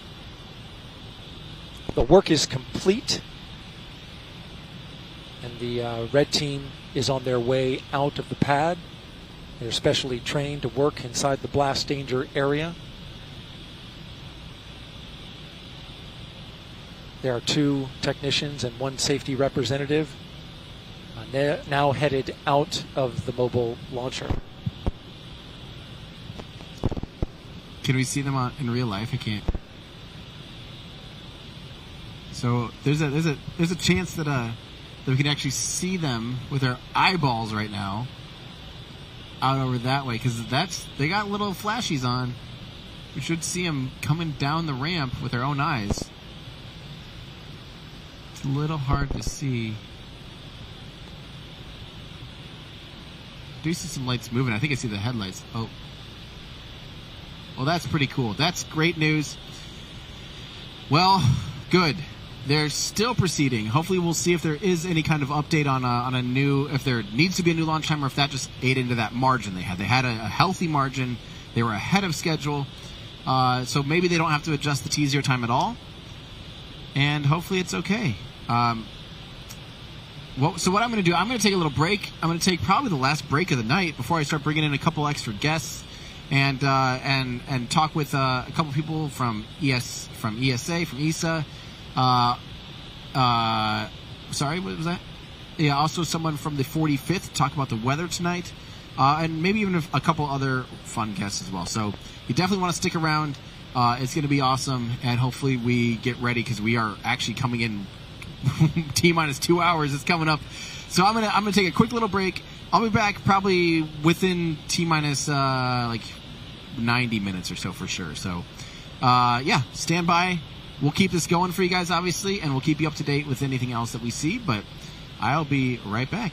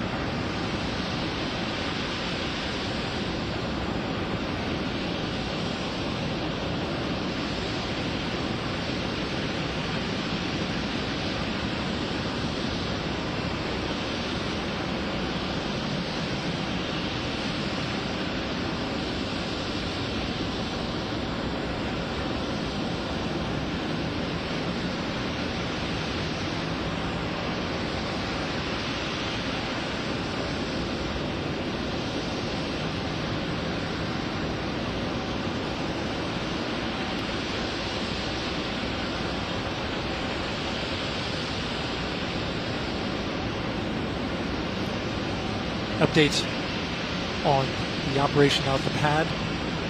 The work is complete and the red crew has departed the BDA. Again, the red crew that was out at the pad torquing down the bolts to a leaky core stage hydrogen replenish valve has been complete, and the red crew has departed the blast danger area.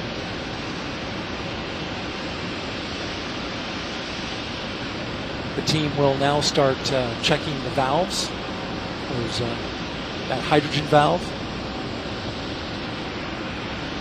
to determine if the leak has been fixed.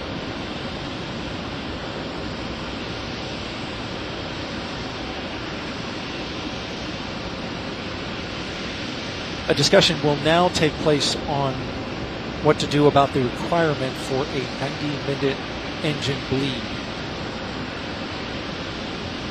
with liquid hydrogen. That was interrupted when the core stage replenish went into stop flow as a result of the hydrogen leak. Again, a discussion about how to manage the 90-minute bleed will be happening, and we'll give you the latest on that in a moment. For the meantime, we're at L-1 hour and 28 minutes and counting. This is Artemis Launch Control.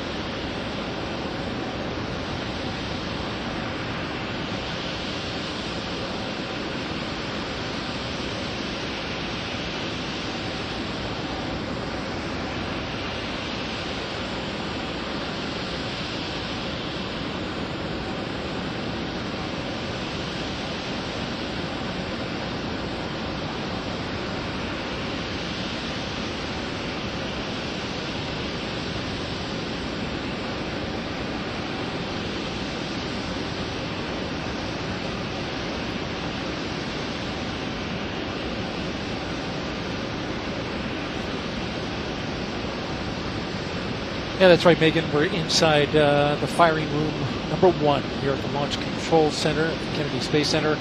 And currently we have an update on that red crew, which went out.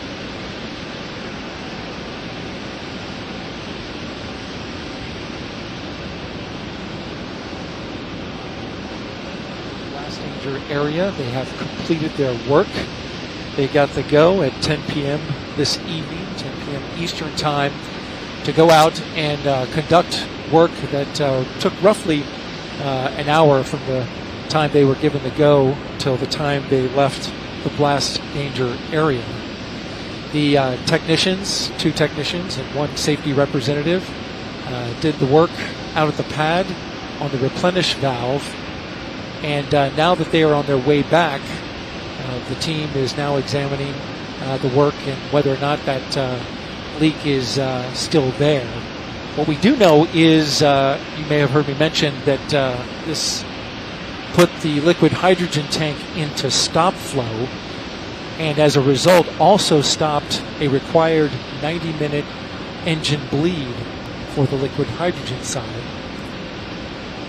Teams have come to the conclusion that only a 45-minute bleed is required at this point. They can resume the bleed at the point that they left off, and it'll be enough to meet that requirement for launch.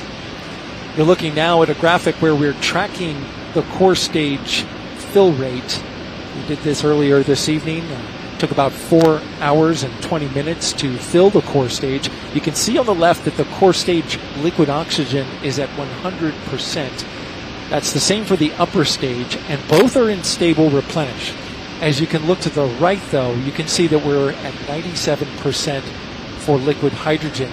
The reason for that is because when we went into stop flow, that means that the replenish was no longer refilling the tank, and that liquid hydrogen was boiling off and draining some of the capacity out of that particular tank. So we've lost some liquid hydrogen. The plan is to resume, of course, the filling of liquid hydrogen, which goes into that into the liquid hydrogen tank on the core stage, and then vents out on that flare stack that you see to the right, where excess hydrogen is burned off. That's the latest here from Fire Room 1. Megan, we'll send it back to you.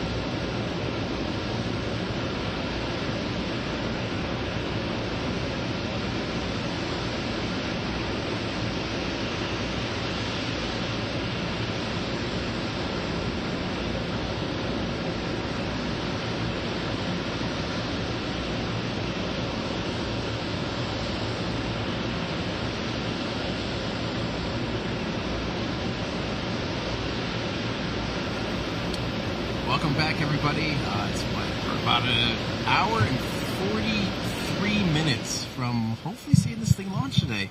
I'm joined by our special guest, one of our special guests tonight, Eric Berger from Ars Technica. Eric, how are you? I'm doing great, Sam. How are you? I think the last time I saw you, I was looking out the window of a jet trying to hold my dinner in. Eric and I shared an experience that I don't think too many people get to share, which is riding fighter jets together. That's right. That's pretty wild. With the Polaris Dawn crew in Bozeman, Montana. Yeah. Did you ever? I mean, I want you to reflect on that for a second. Like, what was your takeaway when you went home? How did it all feel like knowing that you flew in a MiG, in a MiG-29? It felt like a once-in-a-lifetime experience, and I kind of felt glad that I wasn't a fighter jet pilot, and it certainly increased my respect for people who did that. Yeah, I mean, it was incredible seeing the precision flying. You know, when we're riding wing to wing, and I just could imagine, oh my God, I just hope that wing doesn't, crash into it through our canopy, because you're that close, and it feels like you just grab it. It was intense. It was really cool to look out the window and see you over there. That was I remember very vividly. Look out, and we waved at each other, and that was super fun. I want to know the reason. Sorry, what did you say, Andrew? Interesting. The range is currently no-go for a tracking dish issue. So obviously they have to track the rocket, and currently the range is no-go. That was not in my prediction cards either. No, there's lots of things that could be wrong tonight, and you kind of put a tracking issue up there with a wayward boat or something like that as a kind of a left field issue, as opposed to hydrogen leaks or things like that. But this is all the things that goes into trying to launch a rocket like this for the first time. Yeah, this obviously this is the first time that NASA's gotten. I feel like this is the closest they're getting. I mean, I feel decent about the rocket tonight. It feels like they've obviously addressed it, and they must have really thought they could go for it tonight if they're sending the red crew out to work on it. But overall, compared to the first two launch attempts, you've watched minute by minute all this every minute of this thing from conception till now. How are you feeling? It's interesting, if you talk to some of the launch team members about that first attempt at the end of August, they really regret that engine sensor issue, because they felt like if that hadn't occurred, or if they had better understood it in the heat of the moment, they would have been able to clear it and press on toward launch. They kind of feel like that was a missed opportunity. Obviously, the second attempt was really kind of pretty messed up. That leak was pretty uncontrollable. But tonight, it's been a clean count. If you followed space shuttle countdowns, there were always issues that they were working like this. So it doesn't surprise me if they're having these issues. I suspect they'll clear this range issue probably. They've got time. But this is these things happen. It's a very complex program.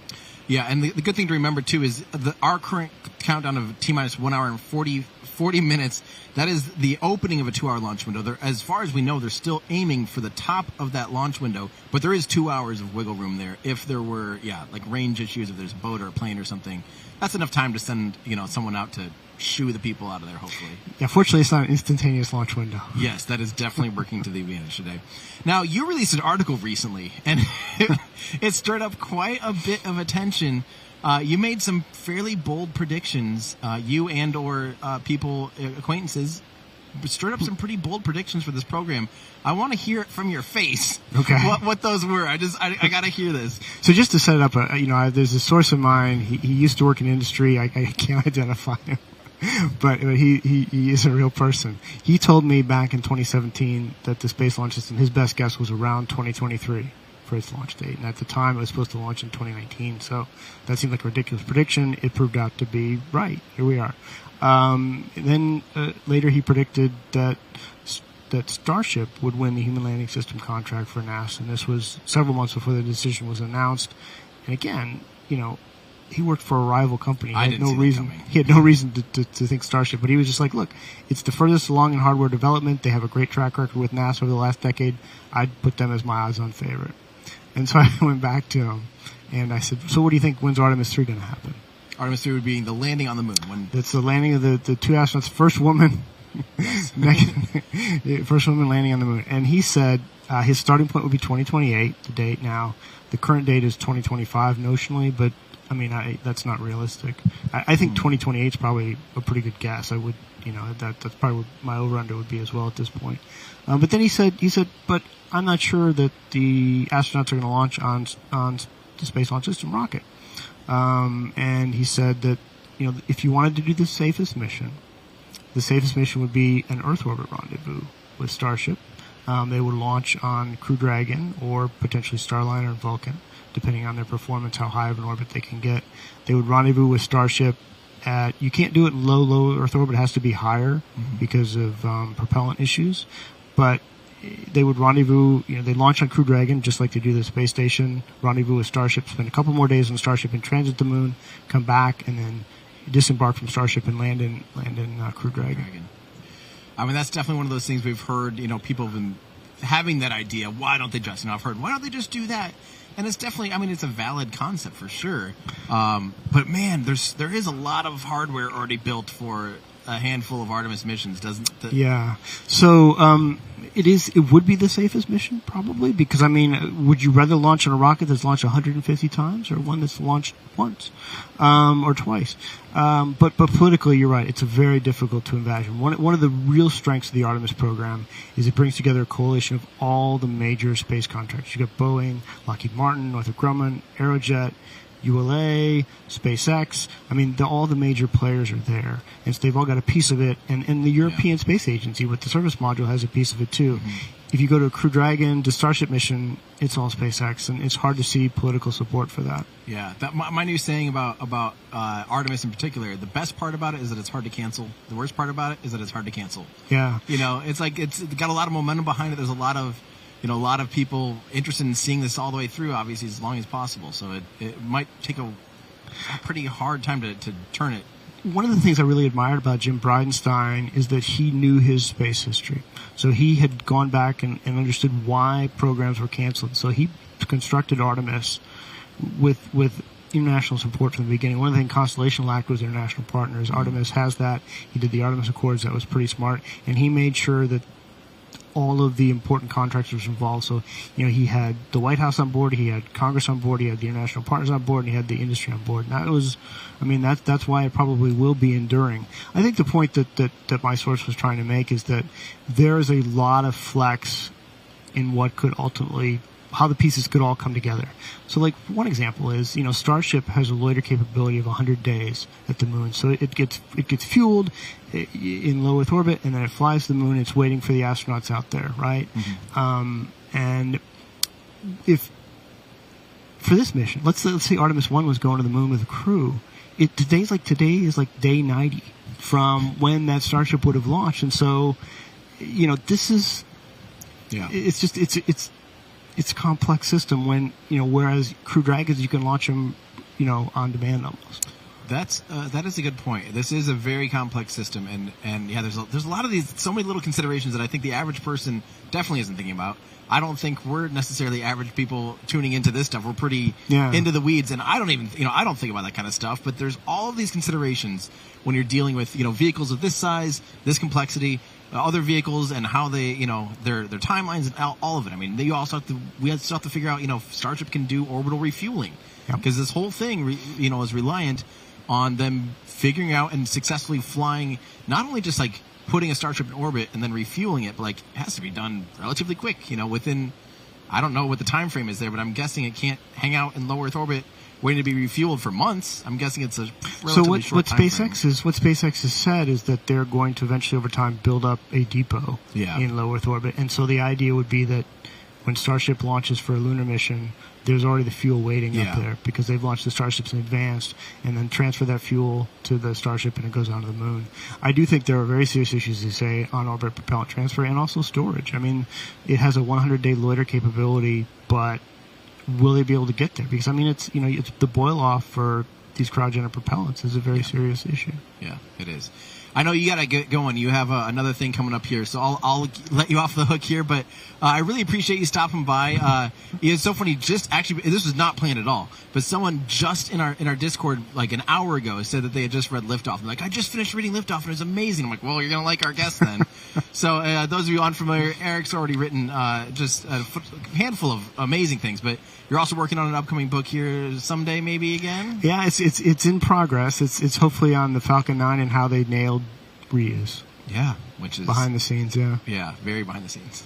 Well, very much appreciate you swinging by. Thank you so much. Hopefully we see the skylight up here tonight. I'm hopeful. Fingers crossed. In about an hour and a half. So, yeah, thanks for stopping by. Okay. All right, everybody. We are T-minus 1 hour, 33 minutes. We're going to take one more quick break, and we're going to come back on with a few. I'll come back and answer a few more questions, and I'll bring back a few more guests as well. So stand by just for 1 second.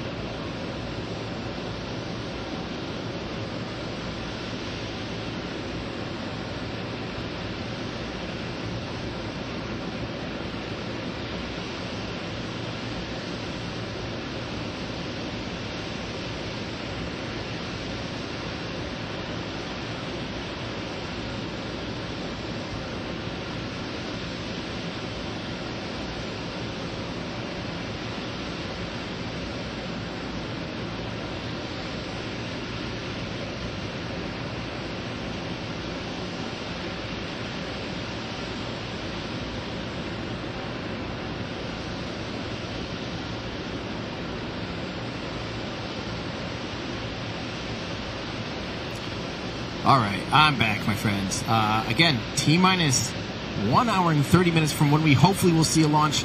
Again, if you're watching us and or NASA, you'll see that our T-clocks are about 30 minutes off. That's because we are showing you the time that they're currently aiming to launch the rocket. And actually, we do have I think we're going to actually bring on another guest here. But I'll keep let's get him on here. And we have someone else that we can talk to and learn a lot about the European service module. Let's go ahead and bring him on in here. Let's make a little bit more room, and there's the microphone. Go on in here. Yep, right there is perfect. We'll mic you up here, and then this mic here will be perfect. All right, hi, I'm Tim.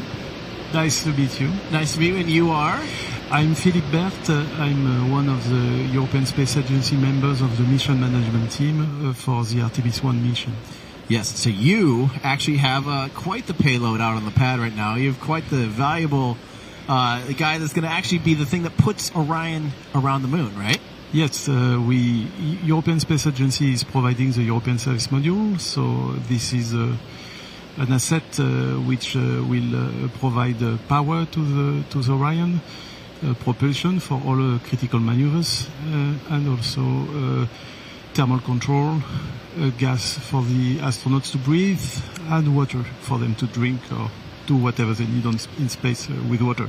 Yeah, I mean, that's pretty much everything. Without you guys, Orion wouldn't really be able to do too much. I mean, it's a pretty important piece of the puzzle here. Yes. And now, remind me, can you help help our viewers understand why Artemis I is going out to a distant retrograde orbit instead of the classic kind of the near rectilinear halo orbit that's kind of famous for the rest of the Artemis program.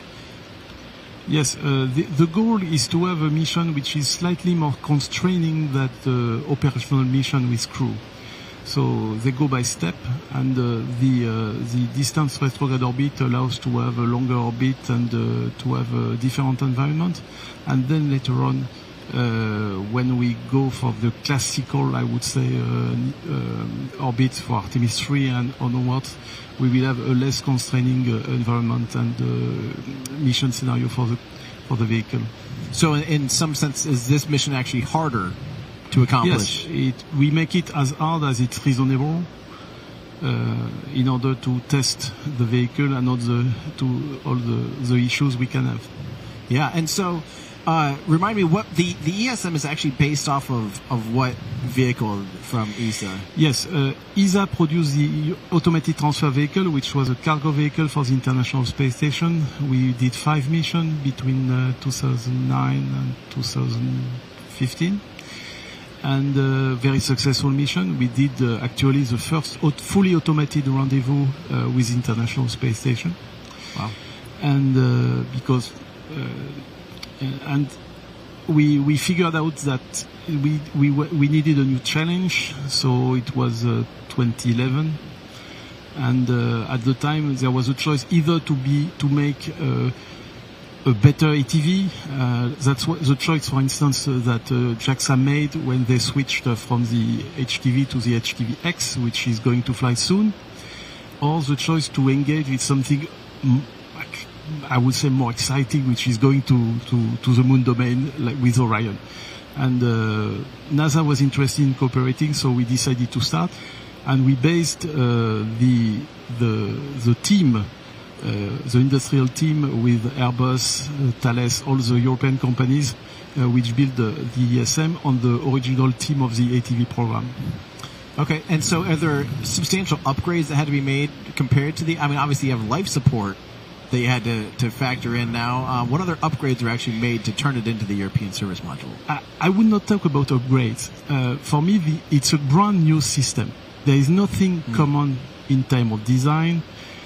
You would find a few parts which are from the ATV. For instance, the helium tanks are from the ATV. Mm-hmm. But generally speaking, we left from a white page. A blank sheet, yeah. A blank sheet, sorry. Yep, yeah, same thing. The right expression is a blank sheet.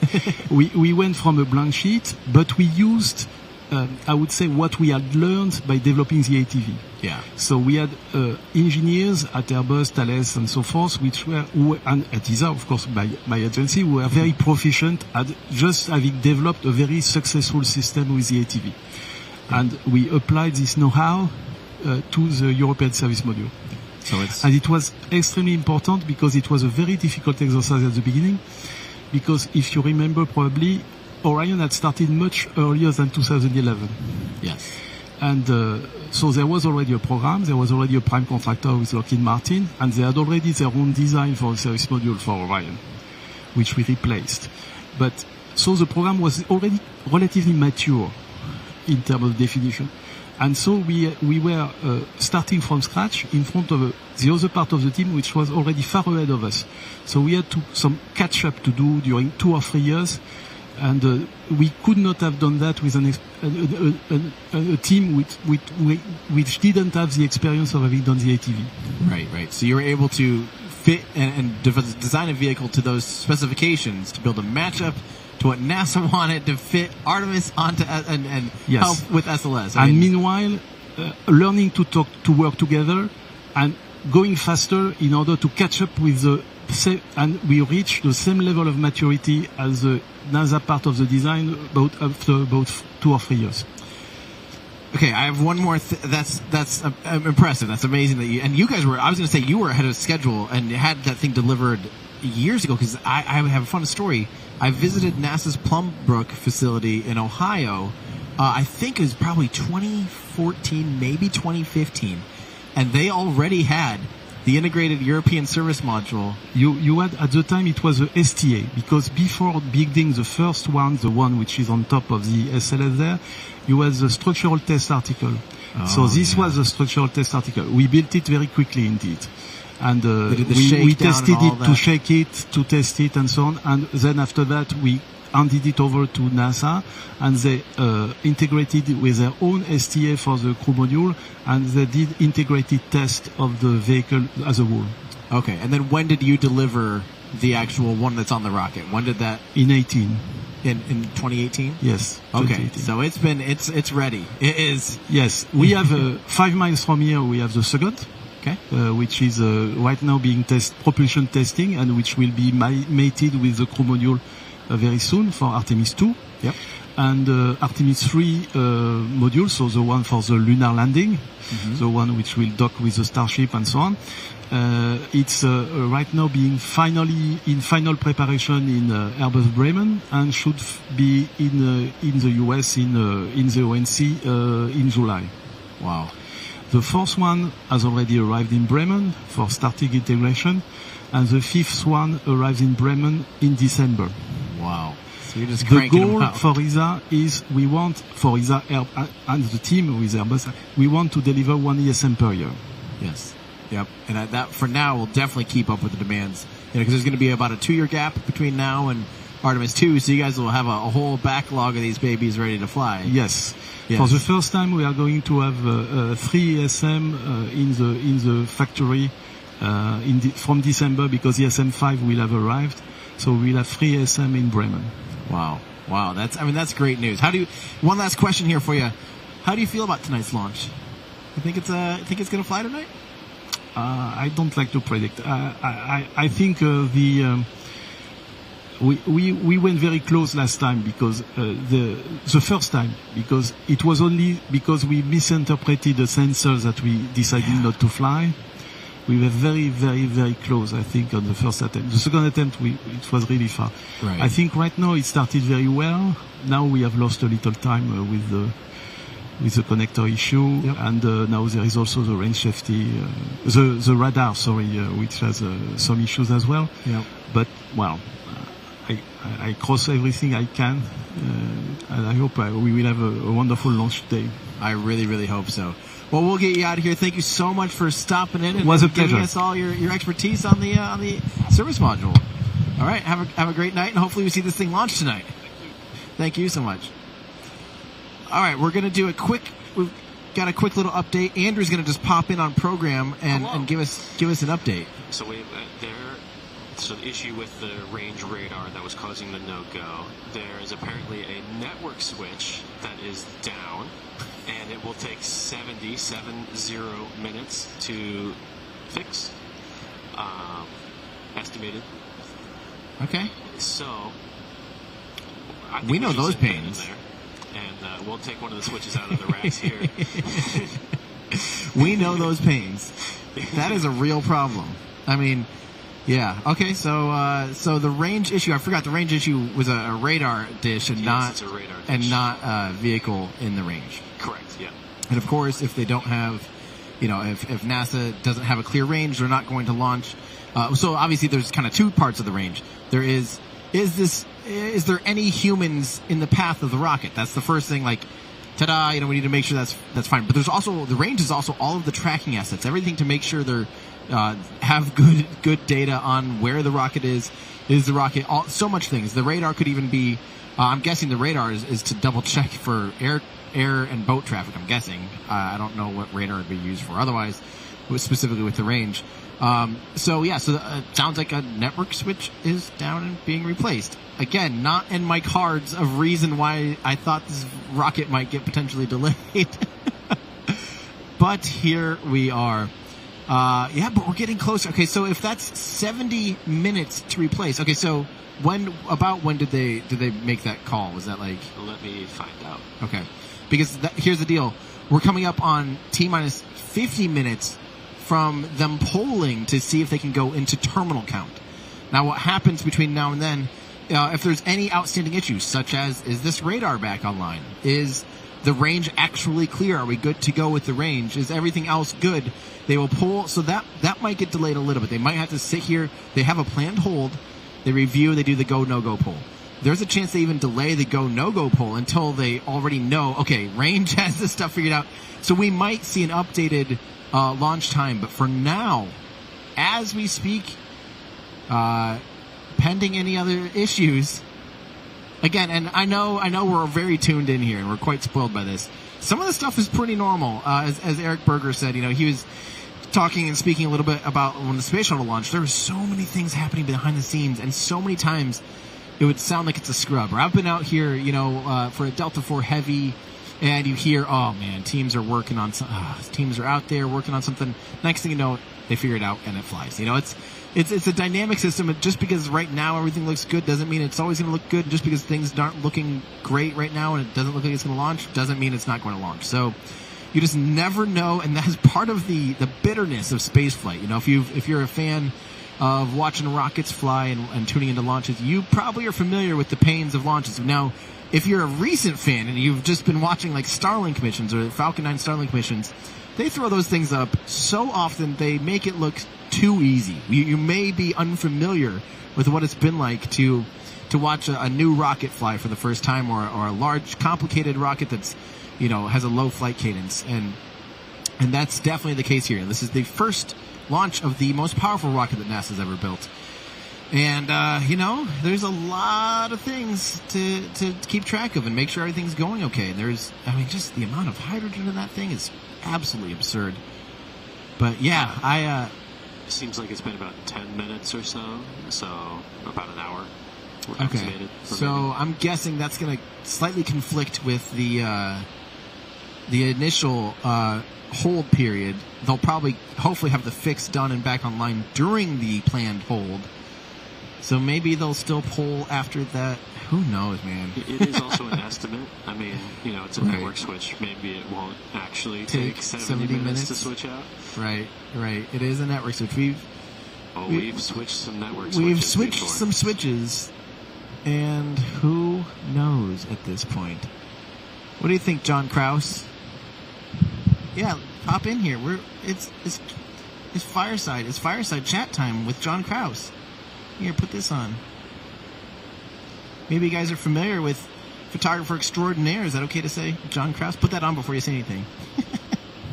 Just photographer, I think, is the best way to photographer and occasional fighter jet pilot passenger as well. That's right. Yeah. That's right.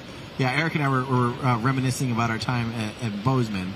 Hey, I'm going to flip this around. So I've learned this from Andrew. The correct way to do this is the host should have the mic on the back side of their face. Sorry, we can scoot over more if you want. Yeah, that is correct. You are. Okay. We are doing it. Well, you're doing it backwards. Okay, hold on. Give me a second. John, yeah.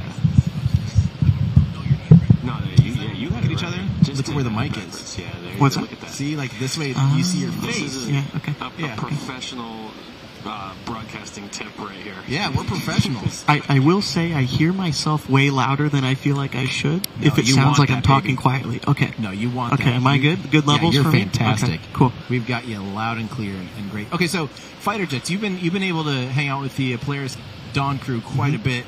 Obviously, you were with Inspiration 4 crew. Yep. Yes, there we go. We had Chris Zembrowski on here last Artemis attempt. That was awesome. It was so fun hearing from him. What's it been like? I mean, your life has been a whirlwind the last year and a half. It's been great. It came at a great time in my career. Like, I felt like the launches were as great as they are. Like, it started to just get a little repetitive, to feel like I was doing the same photography every 5 days or something. But to get, to meet an astronaut crew, to do work with them, it was a great change of pace to photograph people.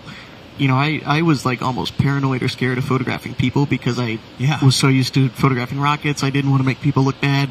Rockets don't blink. They don't make a face when they're talking where they look funny in a given moment. But it was a really nice change of pace, and just getting to befriend those people before they go to space. Yeah. It's a totally different feeling. Watching Demo 2 a few months prior, it was very profound, but I had personally never met them, so it's not as personal as if you know the people on board. And I was on the VAB roof for Inspiration 4, and I gave them high fives and hugs 4 or 5 hours before, and then I watched them go to orbit. Like, that's a crazy feeling. That I can even attest to that, because I knew Cyan a little bit. Like, obviously not as close as you, but I knew her before Inspiration 4, and I saw them at the press conference the day before, whatever.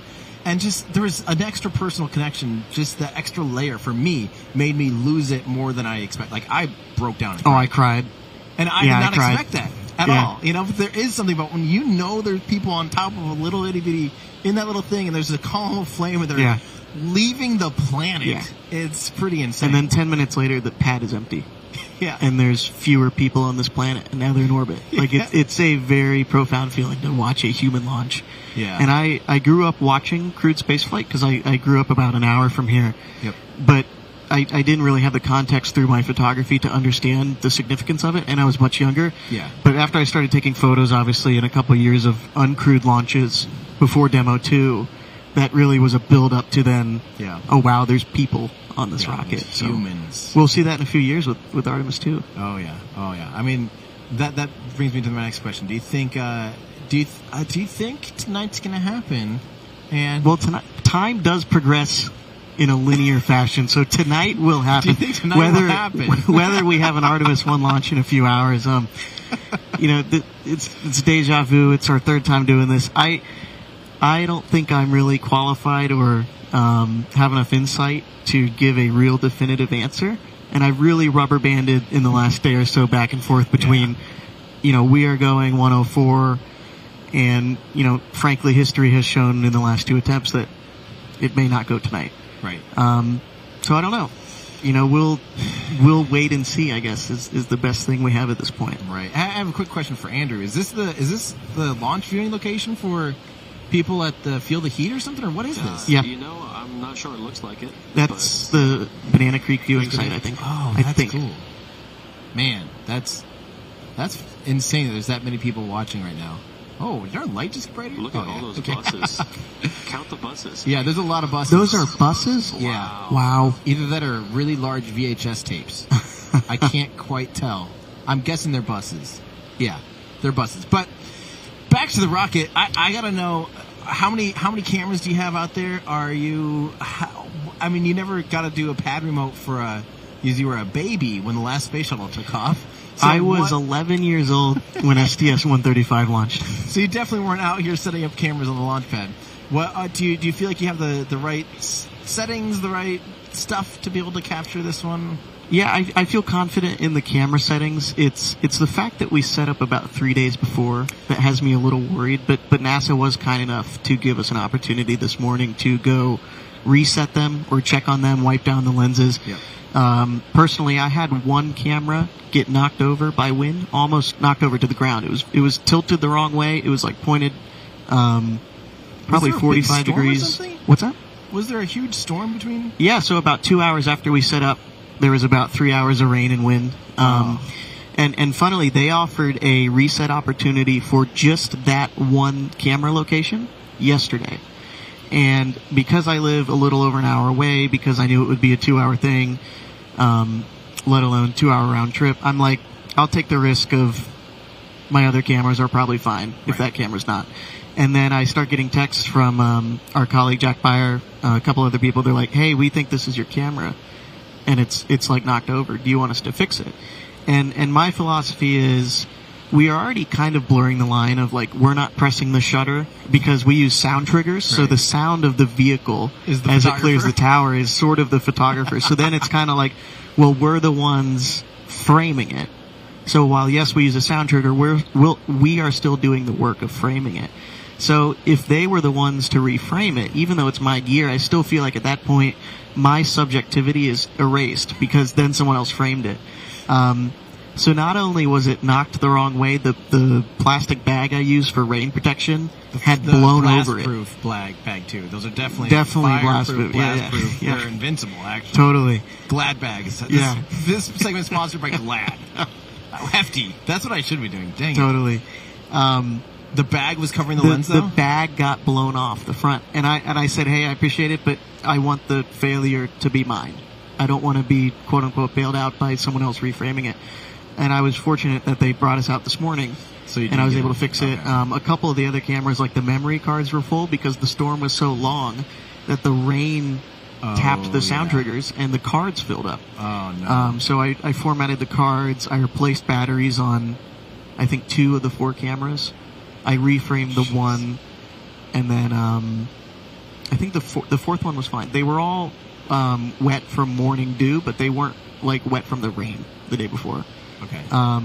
That's good. But settings wise, I feel pretty good.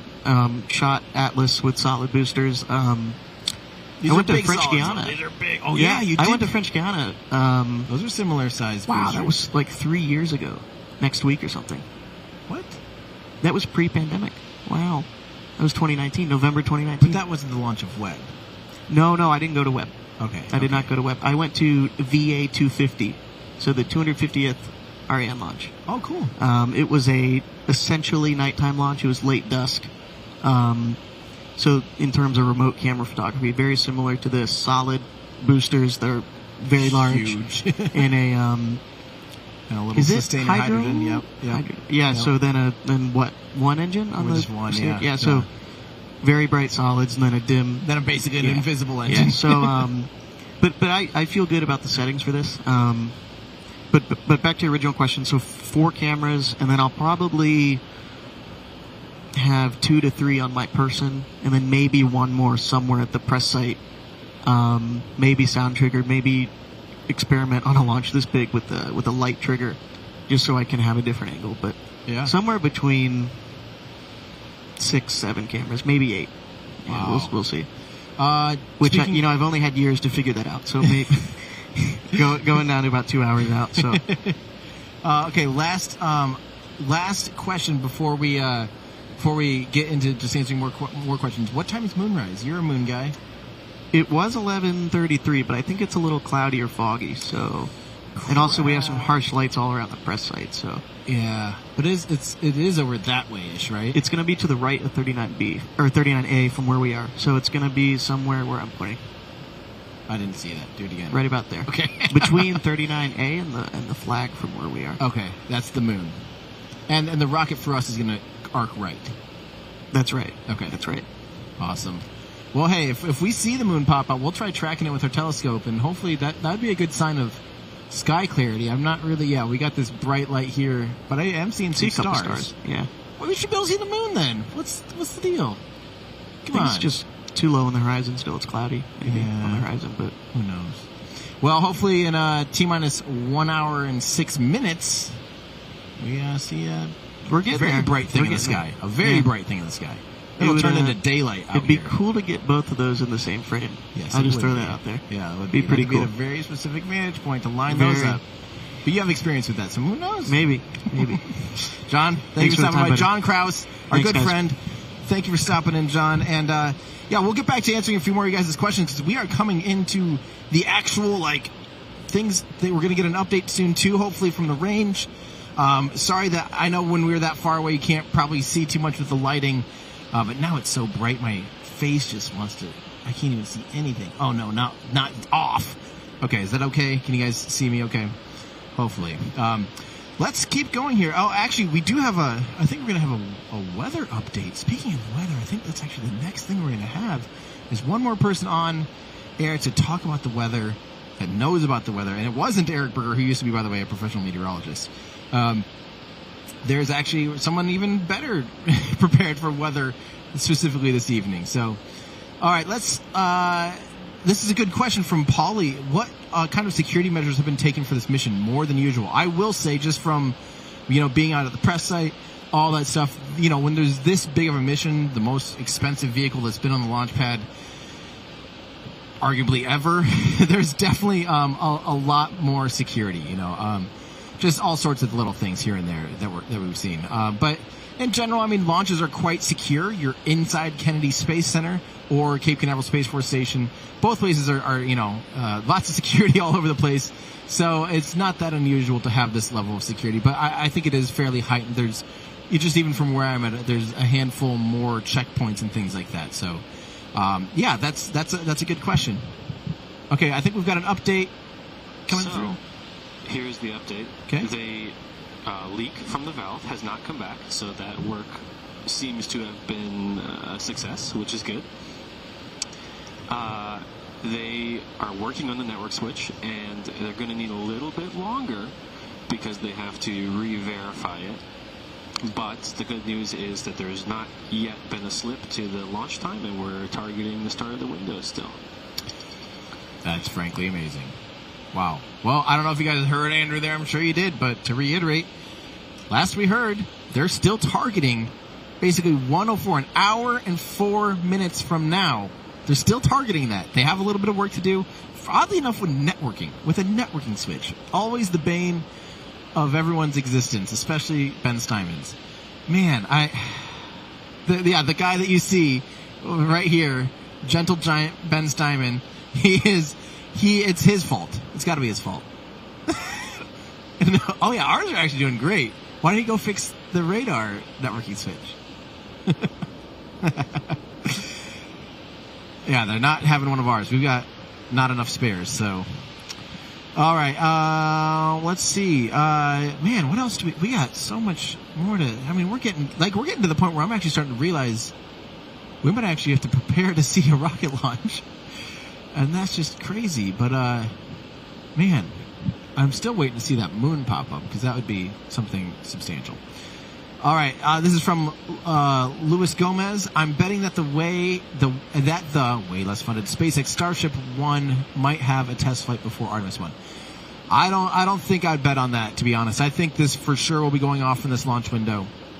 If not tonight, the 19th. I really, really think they've got it all figured out. I still don't think we'll probably see Starship orbital launch this year. I'm predicting fairly early 2023 would be when I expect to see an orbital launch. We still have, once we see a 33-engine static fire, though, then things are going to get real. But there's still a handful of tests they're going to do. They're making great progress out there at Starship, at Starbase with Starship. But I would still be quite surprised, actually, if this thing does not take off. You know, excellent. So I need to update one thing on our screen here, because I actually currently have prop load in progress, and technically, prop load is go. Like it's loaded, right? It's fully loaded. They are just actually. We're gonna say prop load color green, and that's because prop is fully loaded into this thing. So give me 1 second here. I'm gonna update this. Prop load green, and we're not gonna say in progress anymore. We're actually gonna say prop load complete. Prop load complete, and that's a great sign, because they are continually just making sure the vehicle is fully pressed and replenished for flight. Now I have another special guest here for us, and this is a member of Space Delta 45 out here, and come on in here and have a seat. Scoot on in here as close as you can, because we kind of have to share a camera here, so bring that on in here. Hi, I'm Tim. I'm Mark. Hey, Mark. And you are? I'm a launch weather officer here. Awesome. Okay. With Delta 45th, right? Right. Space Launch Delta 45. Space Launch Delta 45. And you are someone that actually has an understanding of the odds of the weather cooperating with for tonight's mission. And so just give us a rundown on where we're at tonight and what we can expect here in 1 hour and 45 seconds. Well, we have fair weather for launch right now. You can see there's a little bit of high clouds here kind of obliterating some of the stars, but that wouldn't be a concern for launch. But we are watching some thunderstorms that are over the Gulf of Mexico, but the thunderstorms will never make it here in time, but some of the cloudiness is being sheared off the top of that, and that's what's called an anvil or attached anvil rule. So we go later into the count, we may have to worry a little bit about some of that remnant cloud cover spilling over here. Okay, but at the moment, especially at the top of the clock, things are looking pretty good for a launch opportunity. Absolutely, yeah. Is there any chance that we'll get a little bit of the cloud cover blown off, do you think? Or we'll see the stars and be able to track the rocket all the way through the night? Or all the way through the launch? It's looking increasingly unlikely. I mean, there'll be at least a high-level shield of cloudiness, and it may lower just a little bit more, especially as we stretch later into the window. So, again, no problem seeing it as it ascends up for the first 50 seconds or a minute or so, but then after that, you may see it pass through a haze layer. Okay, well, I can live with a good minute of it. I mean, my biggest fear, we've had just the worst luck lately out at Vandenberg. We saw nothing from Firefly's Alpha when we were on site. Falcon Heavy obstructed our view quite a bit. We did get about 10 seconds of As it rocket went into goodness. the fog, yeah. Yes, yes. And so as long as it's not that, I will be quite happy. Yeah, this will be much higher level of cloud cover, so yeah, you'll get actually an experience to see it, in the first initial stages of flight for sure. Oh, and remind me, when you guys are actually out here doing these weather mappings and predictions and stuff, you're doing all sorts of things, like releasing weather balloons and tracking the upper level winds and stuff, not just obviously the ground winds, but just give me kind of a rundown, like what types of things are you guys tracking as a rocket launch is approaching? Well, there's many different things, and so in each phase of the launch cycle has somewhat different constraints. So, even going back months, many months, we had various equipment that was being moved. So the launch weather officer, myself, and Miss Melody Levin, we'd be the two that support Artemis, and that would include, any time a piece of Artemis hardware was being transported across the KSC outside, we would provide forecasts for it. So that's many months ago. We would get closer to launch, like this evening I was doing the tanking briefings, and that has its own set of constraints, primarily lightning. But every one of these wet dress rehearsals, every one of these launch countdowns, every countdown simulation that we've had over the last year plus, there's always been weather support with it all. And so really that just kind of highlights in a good way that, weather's kind of part of this whole process even before launch, way before launch. But day like today, of course, we're concerned about the clouds, we're concerned about lightning threat, we're concerned about upper level winds, we're concerned about surface winds, even the sun. So, the sun spews out energy, but sometimes some of those particles, protons that come off of the sun, could actually endanger the spacecraft on its ascent too. So we actually, have to solar interrogate weather? that. Exactly, solar weather. I never even considered that. And so, and that's a very common characteristic of most launch vehicles, and Artemis not accepted with that one either. Wow. Okay, so and last question: who's actually going to be on console? You do have someone on console in the team that's going to be polled, likely in the next, hopefully in the next 50 minutes or so. Mm-hmm. Who's on console tonight, giving the final go for weather? So we have a whole launch weather team, so that's several meteorologists, but my colleague Melody Levin will be the one who communicates that to the range. We have a radar meteorologist that's also interrogating the clouds, specifically the stuff out across the Gulf that's moving towards us. So that whole group of people will be making decisions based off of what the rules tell us to do and what our interrogation show. Maybe you can actually provide a little clarity. The radar that's currently offline for networking issues, is that part of the range as a airplane radar, or is that a weather radar? Well, actually, I could say yes, because we do have a weather aircraft out that has the ability to interrogate these types of clouds, but also we have a National Weather Service radar down in Melbourne that we're using as well to interrogate the clouds. Okay, and is that the one? Are either one of those things online or offline for you guys? No, both of those are online. Okay. But our own surveillance radar that we have, as you mentioned, it's being upgraded right now, so we don't have complete connectivity with it. So that's offline. And hopefully, it sounds like they're still on track though to finish that and get it back online and hopefully provide all the data necessary to give the all thumbs up for launch. It makes our job easier with our own radar, certainly, than having to kind of borrow equipment. But, it helps us get the job done for sure. 100%. Well, I really appreciate you coming and saying hi. Absolutely. It's great hearing from the people behind the scenes that actually know what they're talking about and giving us updates on the spot. So thank you so much. And hopefully we see night turn to day here in just about an hour. I hope so. Awesome. Well, thank you so much. All right. Thank you. All right, everybody. Well, you heard it here first. Well, maybe not first, but you definitely heard it here definitively that, everything is still looking pretty darn good for tonight's launch. Weather is pretty much go at the top of the window. And that's obviously what they're still tracking for. There is a 2-hour launch window starting in 55 minutes from now. Let's see. I think... So what we should be saying right now, I don't know if we have a good way of updating this, but really the big thing we're waiting on is to know for sure if they get the radar that's currently offline back online in order to provide the data they need to make sure they can launch this vehicle in 55 minutes. Oh, man. This is... I still feel like this is going to be one of those roller coaster rides where we're like, it's happening, it's not happening. It's happening, it's not happening. What happened? Oh, well, okay. This is spaceflight, my friends. This is what it's all about. if you guys remember, if you have a good question, I will try to get through our queue here a little bit. You don't have to, do a super chat or anything. Those are always thankful. We really appreciate the support from you guys. It helps us get the whole crew out here. I mean, this show these days requires a full crew of people. We've got, producers and cam ops and rental cars and Airbnbs and flights, and Andrew running the show inside the van.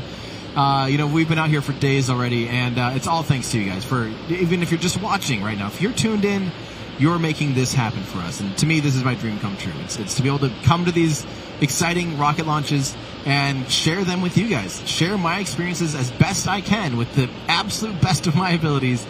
Share my experiences with you guys and try to bring it to your living room or wherever you may be right now.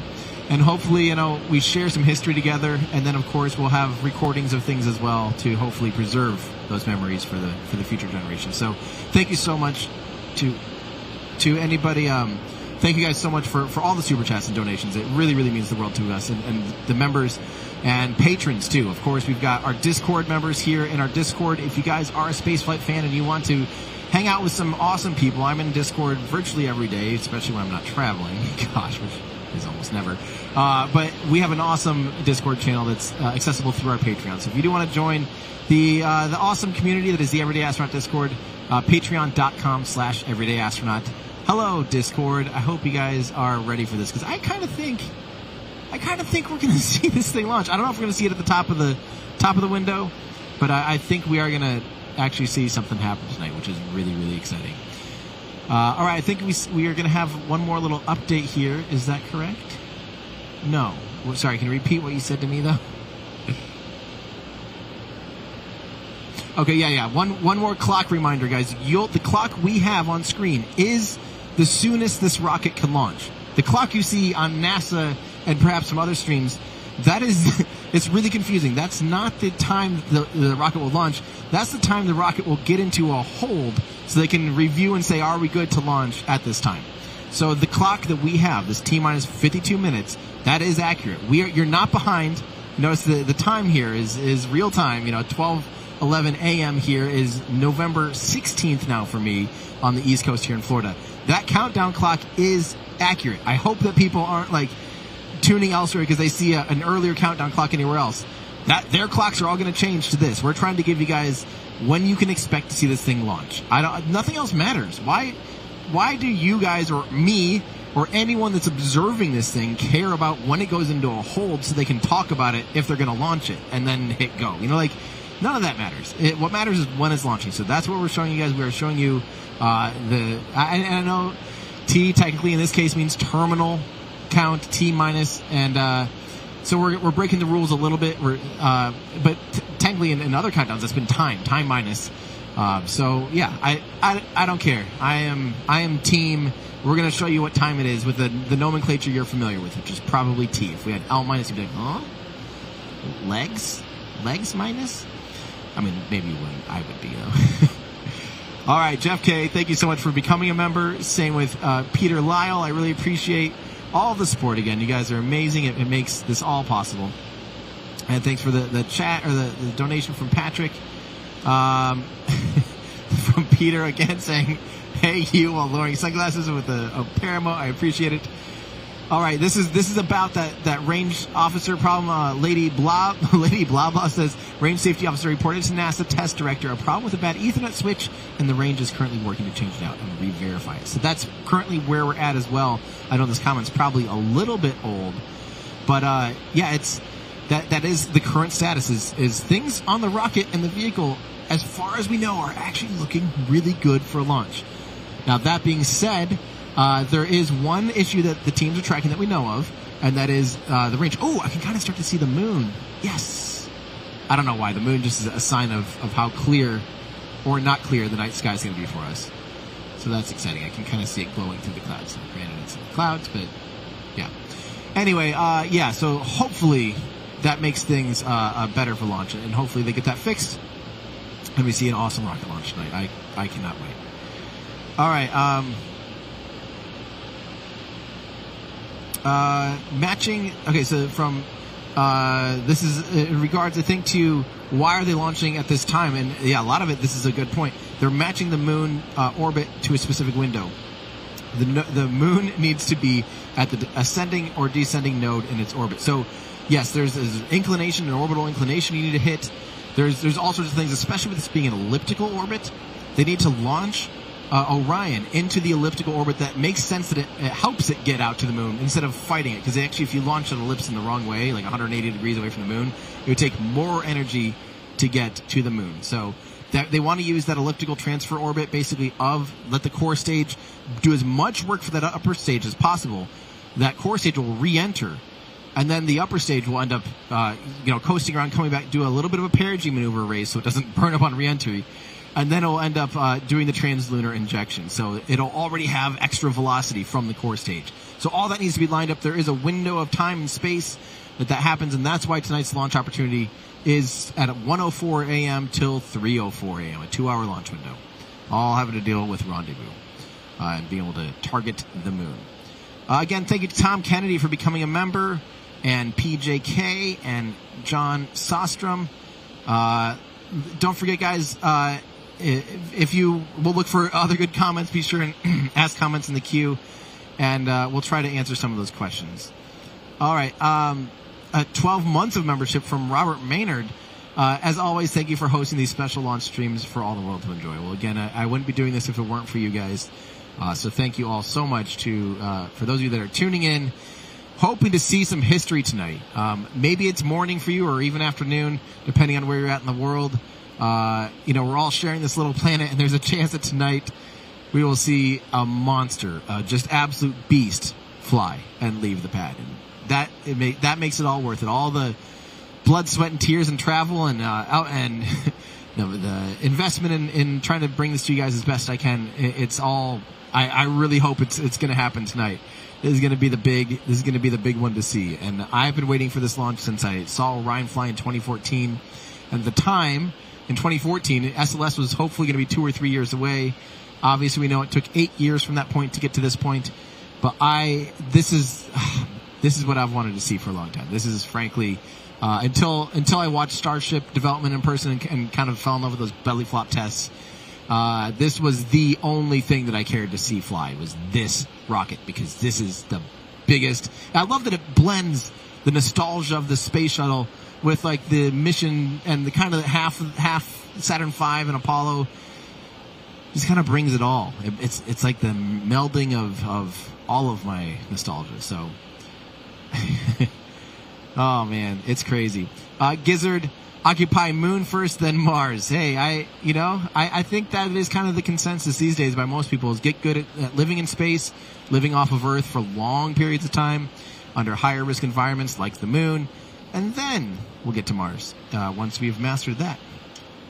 We've got a couple undefined things that don't show up in our chat, unfortunately, from Georgie. I appreciate the chat. Let's see. Okay. Justin Meade, this is going to change at any moment. This changes minute by minute. My confidence at a launch for tonight, right now, as it stands, at T-minus 45 minutes until launch. I don't know. I'm feeling like, I think there's like a 85% chance this thing launches tonight. 80. I'll say 80. I think there's a decent chance this thing launches tonight, which is awesome. I hope that you guys are all tuning in and everyone's ready to see some history, because this is definitely going to be something to see. Winnie, thank you for becoming a member. And also, Hayden Jackson, so close, happy to support content like this. Well, thank you so much. Like I said, this is the dream come true for me and many of us out here who have worked a lot of us have worked years to build up to this point, to be able to capture this as best as possible. And I gotta say, guys, there's just so many people out here, so many people that it's just fun to see. Our friends out here.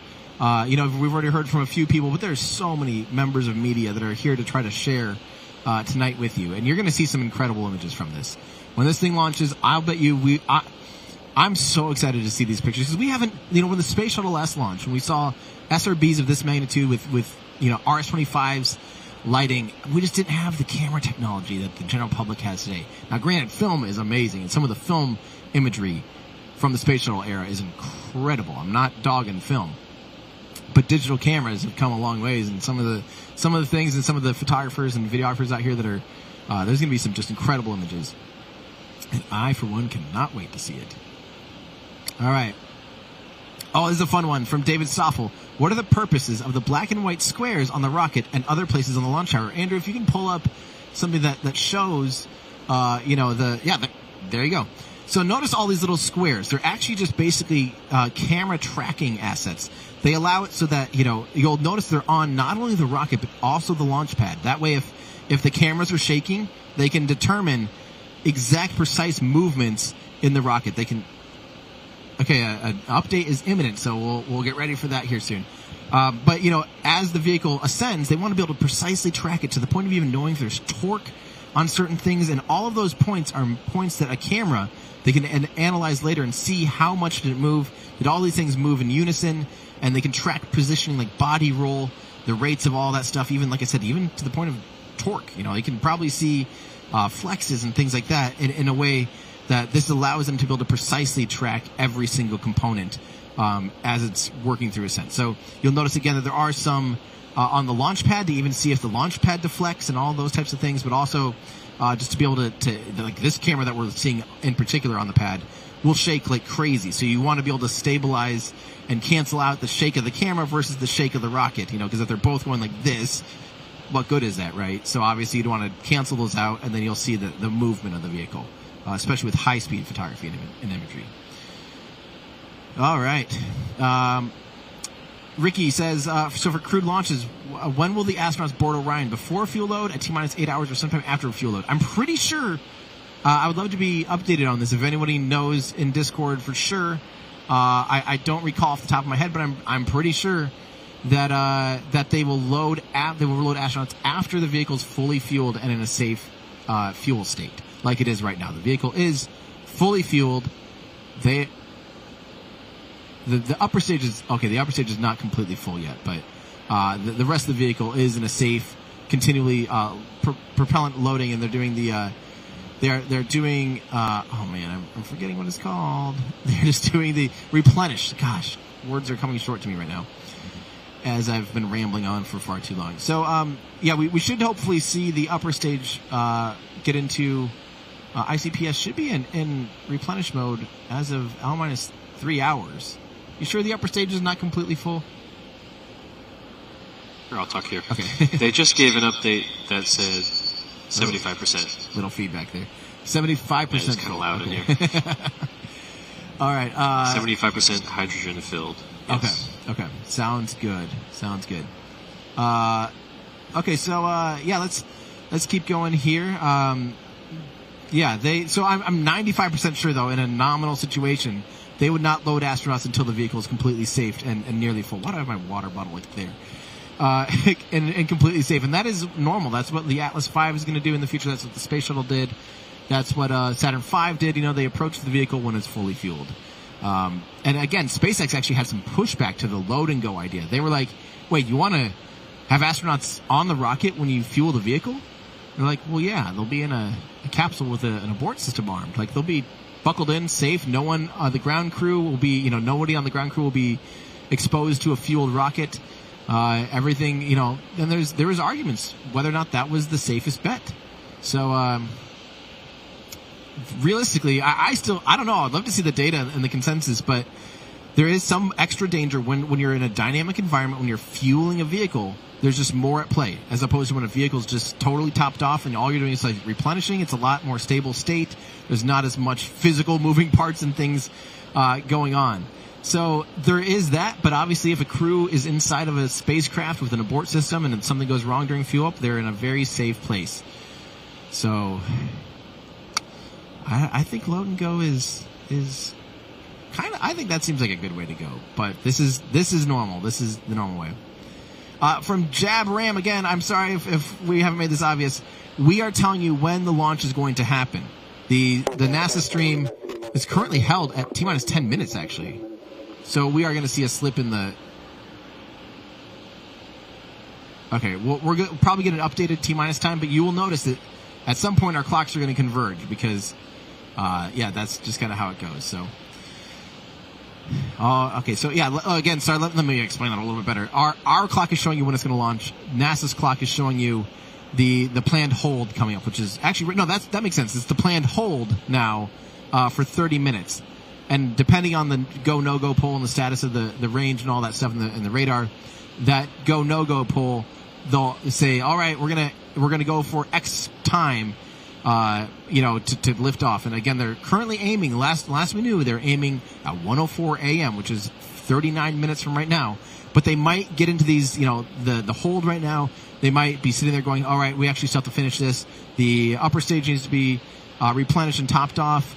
Let's go for, we might see a little movement. We might see 10, 15, 20 minutes or whatever, an hour, I don't know. But that is normal. They look at all their constraints, say, what's our best chance of leaving, getting off the pad today, weather included, range included, fuel, all of the considerations. So we will expect to hear an update as they get closer to coming out of that hold and into the actual terminal count at T-minus 10 minutes. Have an update. We have an update. Do it. The network switch has been replaced. Excellent. And they're still looking at 1:04. Oh, so our clock is right, my friends. Our clock is right. We are tracking T-minus 38 minutes. I hope our teams are actually getting in the go state. I mean, this might be happening. I can't believe it. This might be, if they go into the terminal count, T-minus 10 minutes, yeah, I don't know what I'm going to do. I haven't prepared for this. I need to read on our pre-launch preview what's going to happen. Oh my gosh. Okay. Actually, here, Andrew, why don't you pull up the computer here quick? I'm gonna read from our pre-launch preview live on air. This is everydayastronaut.com. Click on upcoming launches, and you'll see our pre-launch preview for this particular mission. We do have, again, when we get into this is the terminal count here. This is what types of things go on. There's the ground launch sequencer initiates terminal count. T-minus 6 minutes. GLS, go for course stage, all these things. There's a whole list of things that will happen in those 10 minutes. A lot of things. T-minus 6 seconds and T-minus 6 seconds or 6.36 seconds there. I don't know how to say that. That's when they light the RS-25s. If that happens tonight, they're getting real close. If they shut those down, unfortunately, my understanding, I don't know this for sure, and I still don't think I've heard the answer. I'm pretty sure if they do light the RS-25s, I think it would have to go back to the VAB before they would go for another attempt. So if we get to T-minus 6 seconds and those engines light and it does not lift off tonight, we will see you guys again in January, unfortunately. So we're really, really hoping they get through that and they light those solid rocket boosters and this thing lifts off in 38 minutes from now. Oh my word. All right. But here, let's get to the launch timeline. What we can expect here. Obviously, T0 would be launched at 0. 2 minutes and 12 seconds. That's how long those boosters are going to be holding on. Those boosters do a lot of work in just 2 minutes and 12 seconds. Those big, solid white rocket boosters on the side of the rocket, they're going to be doing an awful lot of work. They let go at only 45 kilometers, and then of course they're letting go, and the rocket still, it has a lot of inertia going upward. They're going uphill, obviously, and kind of starting to arc over. So when the rocket boosters let go, they're not just, the peak altitude isn't 45, they just let go at 45 kilometers. They will coast up. I think for the space shuttle, they reached about 80 kilometers. I don't know specifically with this launch profile if they'll get higher or lower. They might cross the Kármán line, the arbitrary Kármán line. They may or may not get higher than 45 kilometers. But that is something just to kind of consider. Then the service module panels are jettisoned at 3 minutes and 13 seconds. 3 minutes and 19 seconds. The launch abort tower is jettisoned. So there's a few events within 6 seconds of each other. And that, that obviously is very important to getting the vehicle ready to fly on its own after stage separation. Then at 8 minutes and 16 seconds. That's how long that core stage burns. 8 minutes and 16 seconds. That's a long engine burn. So, this shows kind of the Artemis SLS launch, the Artemis I launch SLS, and you'll see the perigee raise maneuver is 51 minutes into flight. So that's because it's putting itself again on a very highly elliptical orbit. So here's Earth. It's going to go a ways out there at an altitude of 1,125 miles. So what is that, like 1,800 kilometers, if I remember right, and if I'm converting off the top of my head correctly. It'll be going on a highly elliptical orbit, but at the point before that, the core stage will still be burning up on reentry because it's a very low apogee. It will re-enter the atmosphere and burn up in the Pacific Ocean. So that's where they raise the perigee burn. That's about a 20-second burn. Then they do the translunar injection burn is long. It's like 18 minutes if I recall. 18 minutes. An 18-minute long rocket engine burn from that RL-10 on the upper stage. That's going to be impressive. So that's what we can expect tonight, my friends. It's getting close. T-minus 33 minutes. Again, we're expecting an update here from Mission Control here in the next, about 20 minutes, 15 or 20 minutes. We'll expect to hear from Mission Control. Hopefully we'll hear the go, no-go poll on air, but I don't know if we will. So far we have not heard in the comms the right things on the feed, so we will see. All right, this is from Roxana saying, just made it to Cocoa Beach for a last-minute bucket list trip. Where can I see best being so late? Any suggestions? Honestly, if you're already in Cocoa Beach, it's worth just going as far north on the beach as you can, like up towards Cape Canaveral. I think that's probably your best spot for tonight, especially since it is fairly eastwardly. You'll have a good view of it from anywhere along the coast there, frankly. I think it's probably, if you have a vehicle, it's worth just driving, getting, past the pier, get towards Cape Canaveral, and then find a good parking spot and just head out to the beach. I think that would be your primo move, and it's a gorgeous night for that. So that would be my suggestion. This is from HHM567. Can or will we get pictures of the spacecraft in space? Yes. That's one of the things that I'm really excited about this mission. Lockheed Martin and NASA did a great job of having a handful of cameras on board here to really make sure they're sharing this with us to bring us along for the ride, because I think that is so important. That's the most important thing. For these missions is to bring the public along for a ride. Yeah. Hold on, give me 1 second.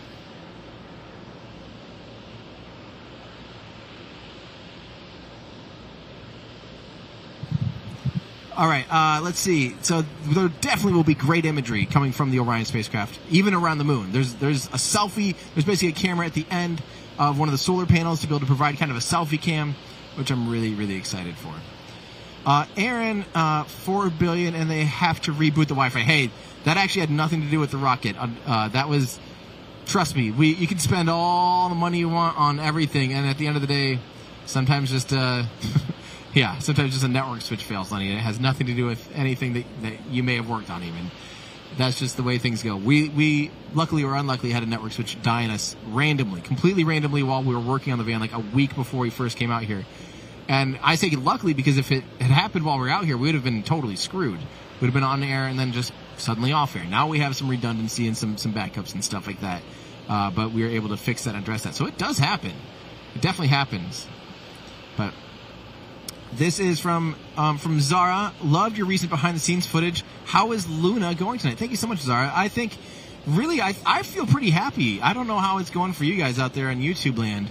But, I mean, producing something in 4K is very difficult. We're using absolutely every tool at our disposal to try to bring you guys the highest quality we can. This is the thing I gotta always ask. How many of you are watching this in 4K? How many of you are on hey, Andrew's watching in 4K. oh yeah. So how many of you out there are watching in 4K? Do you have a 4K TV or a 4K monitor or a 4K device? And are you watching in 4K? Obviously, I think it's worth it. These days, it's hard to buy a TV that's not in 4K. Most streaming services, built-in apps and stuff like that are able to do 4K. And if you have it, use it, because there is definitely a resolution advantage to having a beautiful 4K live stream. So, all right. Oh, Leo, the human, has a really interesting thing that I got to throw up on screen quick. This is the 34th anniversary of the first and only Buran launch. Of course, I don't want to say my favorite space shuttle, but it's definitely close to me. I do love the Buran. Yeah, you are supposed to do it. I'm still probably pronouncing it really poorly. But yeah, the Soviet Union's counterpart to the space shuttle, their space shuttle, the Buran that launched on Energia, an incredible system that launched. Well, the Buran only launched once, Energia launched once, or another time, so twice. That still is an awesome system, and in the grand scheme of things, if they had been able to play that out more and get into Energia 2 and all that stuff, they would have had flyback boosters. All 4 of the boosters on Energia would have flown back to the launch pad. It would have just been so cool. So, okay, let's keep going. This is from Christoph. I wonder in comparison how many times Apollo missions got delayed for comparison. I'm sure that data's out there somewhere. I'm sure somebody's, even looked at how many times did they get a vehicle on the pad and fuel it up. I mean, frankly, this technically has only had 2 launch attempts. I'm going to be pretty impressed, frankly, if they are able to get this thing off the ground on only the 3rd launch attempt, because that's still, in the grand scheme of things, that's not much. There's been, SpaceX launches and launches from every launch provider in the world that have had more than 3 launch attempts for a rocket, and there's always a variety of reasons. So you just never know. And I would be curious to see the data on that. But like I said, there's a lot of new parts, there's a lot of new things, and things are just at a much bigger scale. And whenever you scale things up, you just never know. All right. Oh, this is from Marcus the Goat. Oh, this is the stuff I love to hear. I want to be an aerospace engineer, and you are why. Thank you, Marcus. That really, I love hearing that. There's no higher compliment to me than someone coming up to me and saying that I helped influence them to want to work in the aerospace industry or to pursue a degree in even mathematics or astronomy or whatever it may be. It's just been amazing to be able to do this for you guys, and it's all because of you that I'm here. It's all because of you guys that I am able to do what I do and bring my love of this stuff to hopefully the average person. I want my parents to get excited about this. I want my friends and my niece and nephews and my sister and her husband. I want everyone that I know to fall in love with spaceflight, because I do think it's the future. It brings hope. It brings it helps you really get to me, like, when I'm focusing on spaceflight stuff and I'm excited about the future, I'm not thinking about all of the what can be very petty things in the day-to-day. I'm excited. I get so caught up in dreaming about the future, dreaming about the potential that humanity has to go and explore and learn more about the universe and build crazy things that should be physically almost impossible. Will we engineer our way through them? And it's bigger than any one of us. That's what I love. It's no one person could do any of these things. It takes brilliant people, insane amounts of teamwork, and some of the brightest minds in the universe, the known universe, to put all this stuff together and make it happen and make it work. And I just love that. And so when people catch the bug, and when you catch the bug, there's kind of no going back. And I love it. I love it. I'm glad you guys are here. Jamie in Discord says, I got you a job. That's honestly crazy. I have had people say that they watched my videos to get a job at an aerospace company, or even the recruiter told them to watch my videos before they interview for a job, which is crazy. Again, if you happen to be new, if you're tuning in randomly, this stuff, the live stream stuff is just kind of for fun for me. I love being out here. We're doing everything physically possible to try to bring you guys the best coverage we can of these missions, and of specifically this exciting mission, the most powerful rocket NASA's ever attempted to even fly. By the way, the flame you see right now, totally normal. That's actually the flare stack. It's way behind the rocket. Other shots, you can see how far away it is. But from that perspective right now, don't worry, nothing is on fire. That is the flare stack there. Now you can see how far away it is off to the right. It is very far away. That's normal. That's a hydrogen flare. They intentionally, as the vehicle bleeds and as they replenish things, they vent it out and they make sure it's far away from the rocket. Yeah. Okay, so yeah, thank you. Again, just I love that you guys are here. This is feeling very, very potentially real that we're going to see this thing fly tonight. My heart rate, if you can't tell by the excitement in my voice, I mean, it's just getting closer and closer. I love you guys. Gary became a member. Thank you so much. This is from Dimes Recon saying, can't wait for a Tim, Ellie, Angry Astronaut, Space Eccentric, Scott Manley invasion of a NASA spaceflight stream. You're all my space news. Enjoy the show. I would love. We should just get a streamer or like a space tube get together at some point and just do something fun, and all hang out at some point and at least hop on a stream together or something. I think that'd be super fun. Why does the core stage have Star Wars greebles? Well, somebody help remind me. What is it? What's a greeble? It's the little modeling. Details, the little details. Yes, yeah. Can you go back to the engine? I think the aft section shows. Okay, so I know I've actually thought that same thing. Everything on the rocket has a reason. They don't just add things for no reason. All those little cutouts and extra bits of foam is probably because there's some sensor there, a radar or an antenna, or a pressure sensor or something behind it, and they just have to backfill it with extra insulation or extra bit of aero cover there. So all of the things are there for a reason. It's not just there for mindless. That is funny though. Not just mindless detail to make it look up to scale, but I do love that. Thank you so much, Tom, for the chat, and Yoda for becoming a member, Jacob Mays for becoming a member, James Wanga for the chat, generous donation. Thank you so much. And Jacob Mays, would you consider doing a community contest for designing the vehicle wrap for Luna? Well, unless you can do better than straight up gray, I don't think that's the plan. I think it's just a nondescript wrap for Luna, unfortunately. Just trying to keep it low key, keep it something that if we sell it, in a couple years, it isn't like everyday astronaut. Someone's like, then I'll have to sue them for keeping my wrap on there, or threaten to sue them. Oh man! All right, I will. Okay, I'll keep going here from Adam. Congratulations to my name is Tim Dodd, for capturing this. Where do you place this in history of rocket launches in terms of importance and impact to advancement in space travel? Thank you. Well, Adam, I think that's actually a really good question, and in my opinion, this vehicle, this launch, isn't necessarily it's not like the most historically important launch yet, but it sets the pace and the momentum and pushes us into the Artemis program properly.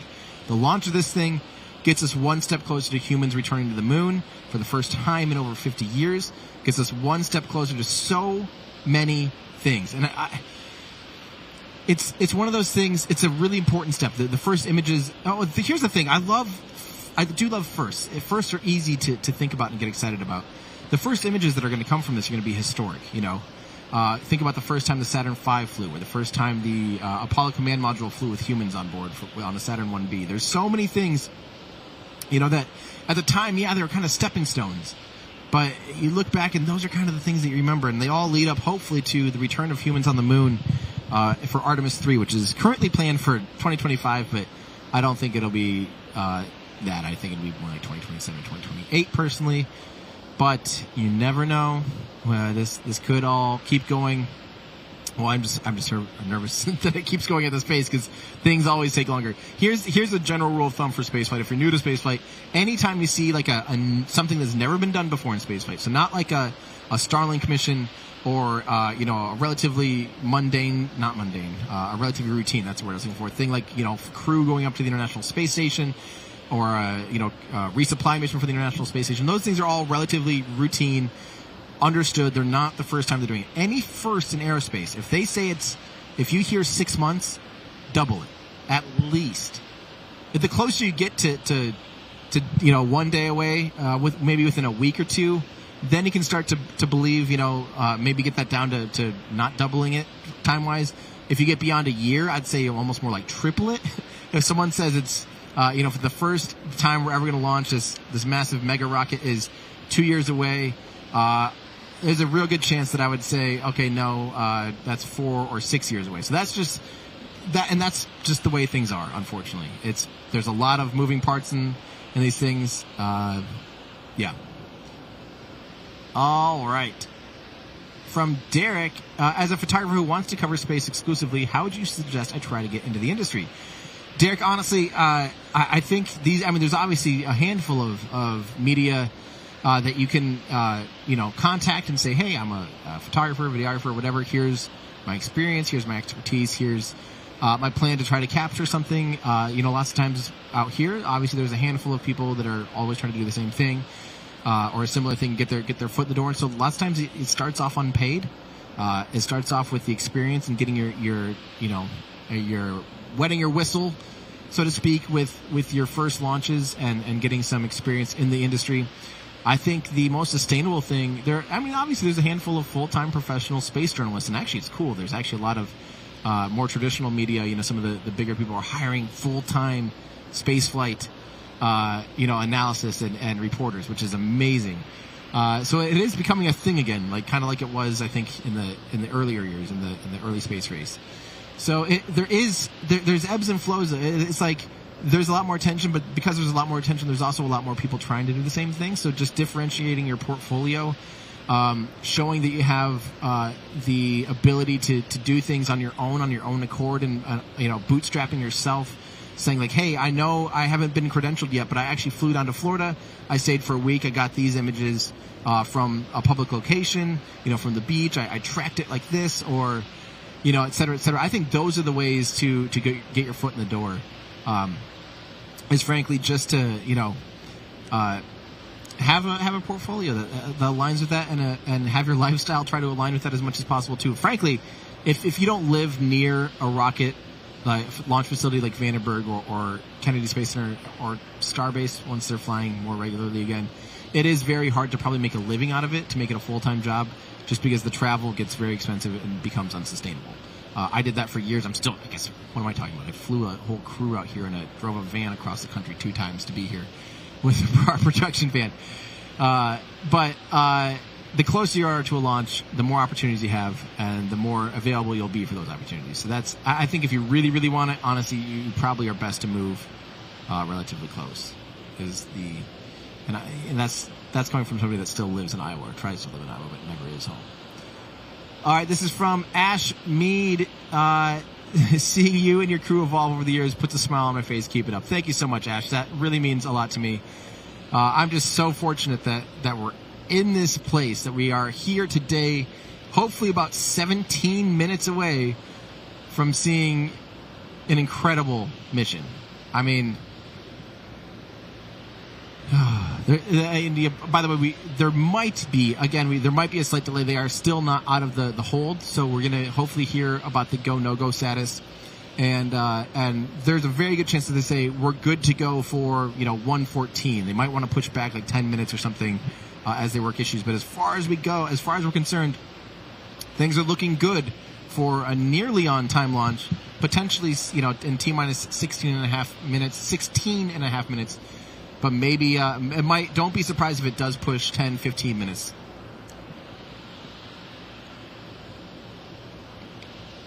All right, sorry. Let me get to a few more things here.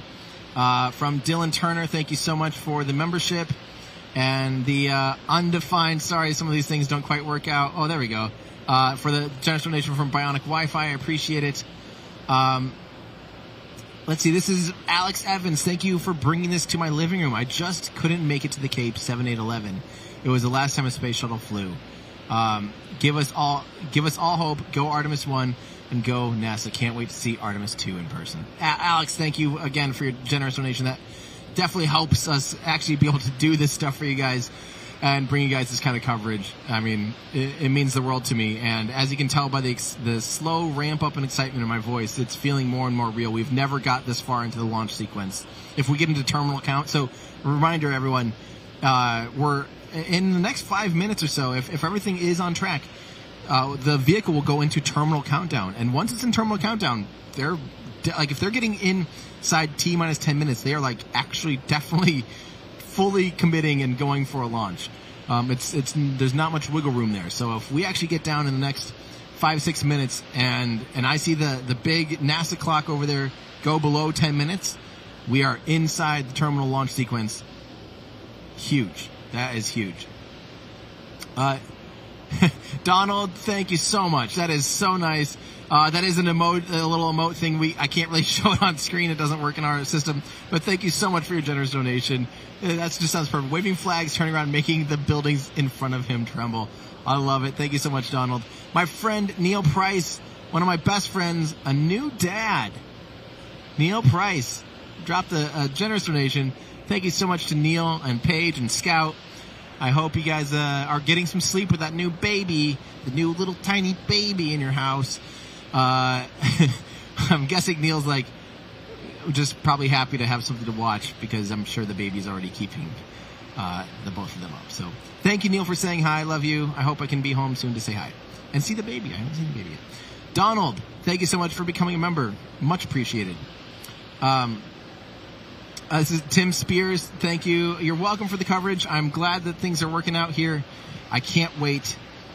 We're coming up on T-minus 10 minutes. I want to know how everyone out there is feeling. You guys are. Thank you so much for all your love and support. But I got to know, how are you guys? How are you? I want to know.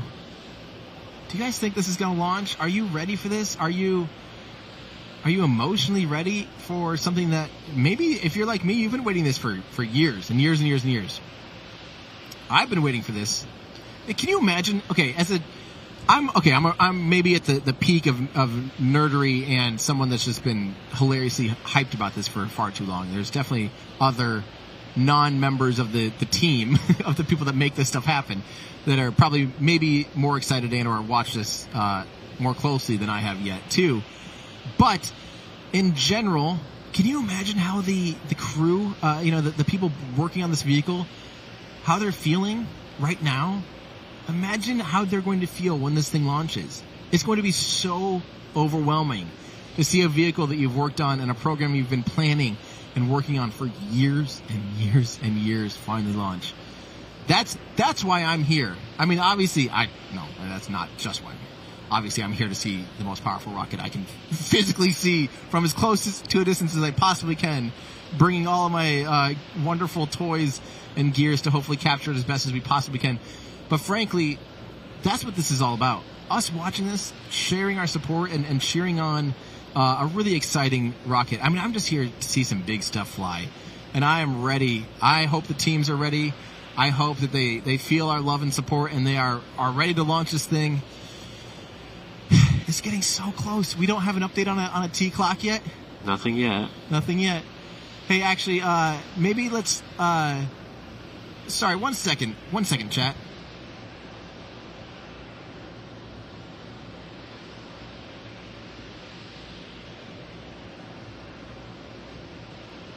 All right, sorry, I was just reminding the teams that we have a plan to make sure that we are recording on all of our media once we see the T clock move, when we actually see it get within T minus 10 minutes on the big NASA clock. I'm seeing that there. The rocket's over here for me.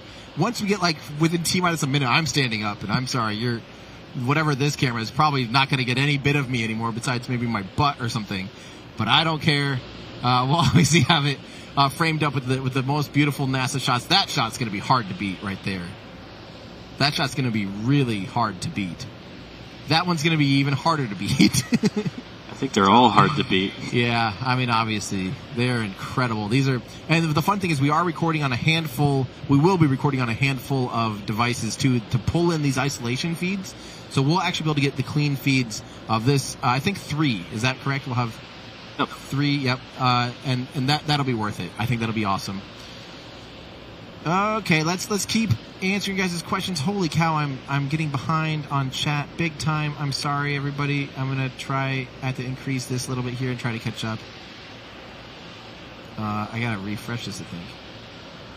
Oh, that is a cool shot. Is that Max Brewer Bridge? No, where is that? That is Max, isn't it? Cool. When did they add that? That's awesome. I don't know if that is for sure, but that's cool. All right, thank you to Rudder Authority for becoming a member, and Dave for becoming a member, and Few. I don't know what that means, but thank you so much. Bionic Wi-Fi, thank you for that. This is from Chaos Theory. Love all the content, Tim. Glad you're covering this launch. I work with Boeing on the SLS program, and I'm just as excited as you are to see this thing launch. I can't even imagine, like I was saying earlier, the hard work and the amount of work that goes into something like this. Guys, the van build, I have an appreciation for people that go out there, put things together, have to fix things and work on things and tweak things and make things work. I have an appreciation for that more than I ever have. I know a van is hilariously mundane compared to a giant rocket with literally hundreds of thousands, if not millions of moving parts. I have a very big appreciation for it. And unless you're out there trying to do huge things like this, I don't, maybe if you've worked on the Burj Khalifa or if you, built, I don't know, the Eiffel Tower or something, you're not alive today. So, things that are just massive, massive undertakings, then I just don't know if, it's hard to have that perspective. All right, so by the way, little update here. Our clock, we're going to have to put on some kind of hold. Hang on, can we put the clock in hold? Because we're not quite yet we have not come out of the into terminal count. So ignore my T-minus 8 seconds. Because currently we are not yet beyond that. So we will update that as soon as we can. Yep. Do we have a new T0? Okay. We'll figure it out. We don't have a new full-blown T0, so our clock we're working on. We are working on that. But that's again, this is kind of normal. It's not a terrible sign. Don't get too panicked yet. We are not into terminal count yet, so I don't know the best. Slipping indefinitely into the hold. What's that mean? Okay, we're gonna get an update. Can we put that on air?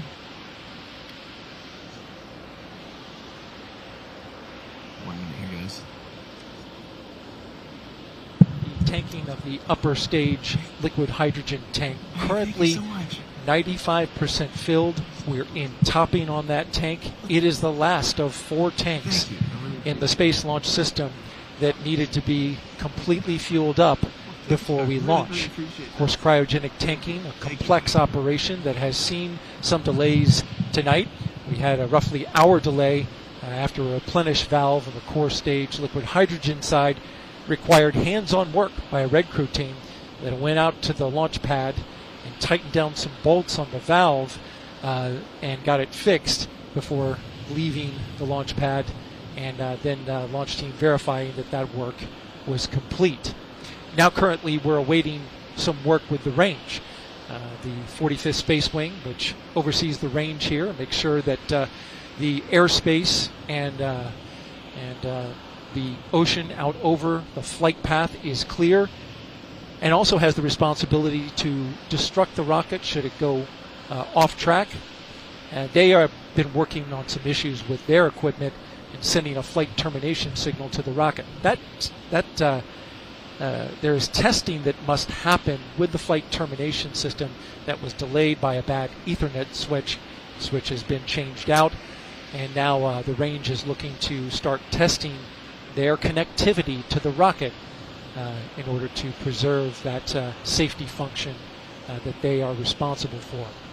So again, we are slipping now indefinitely into the launch window.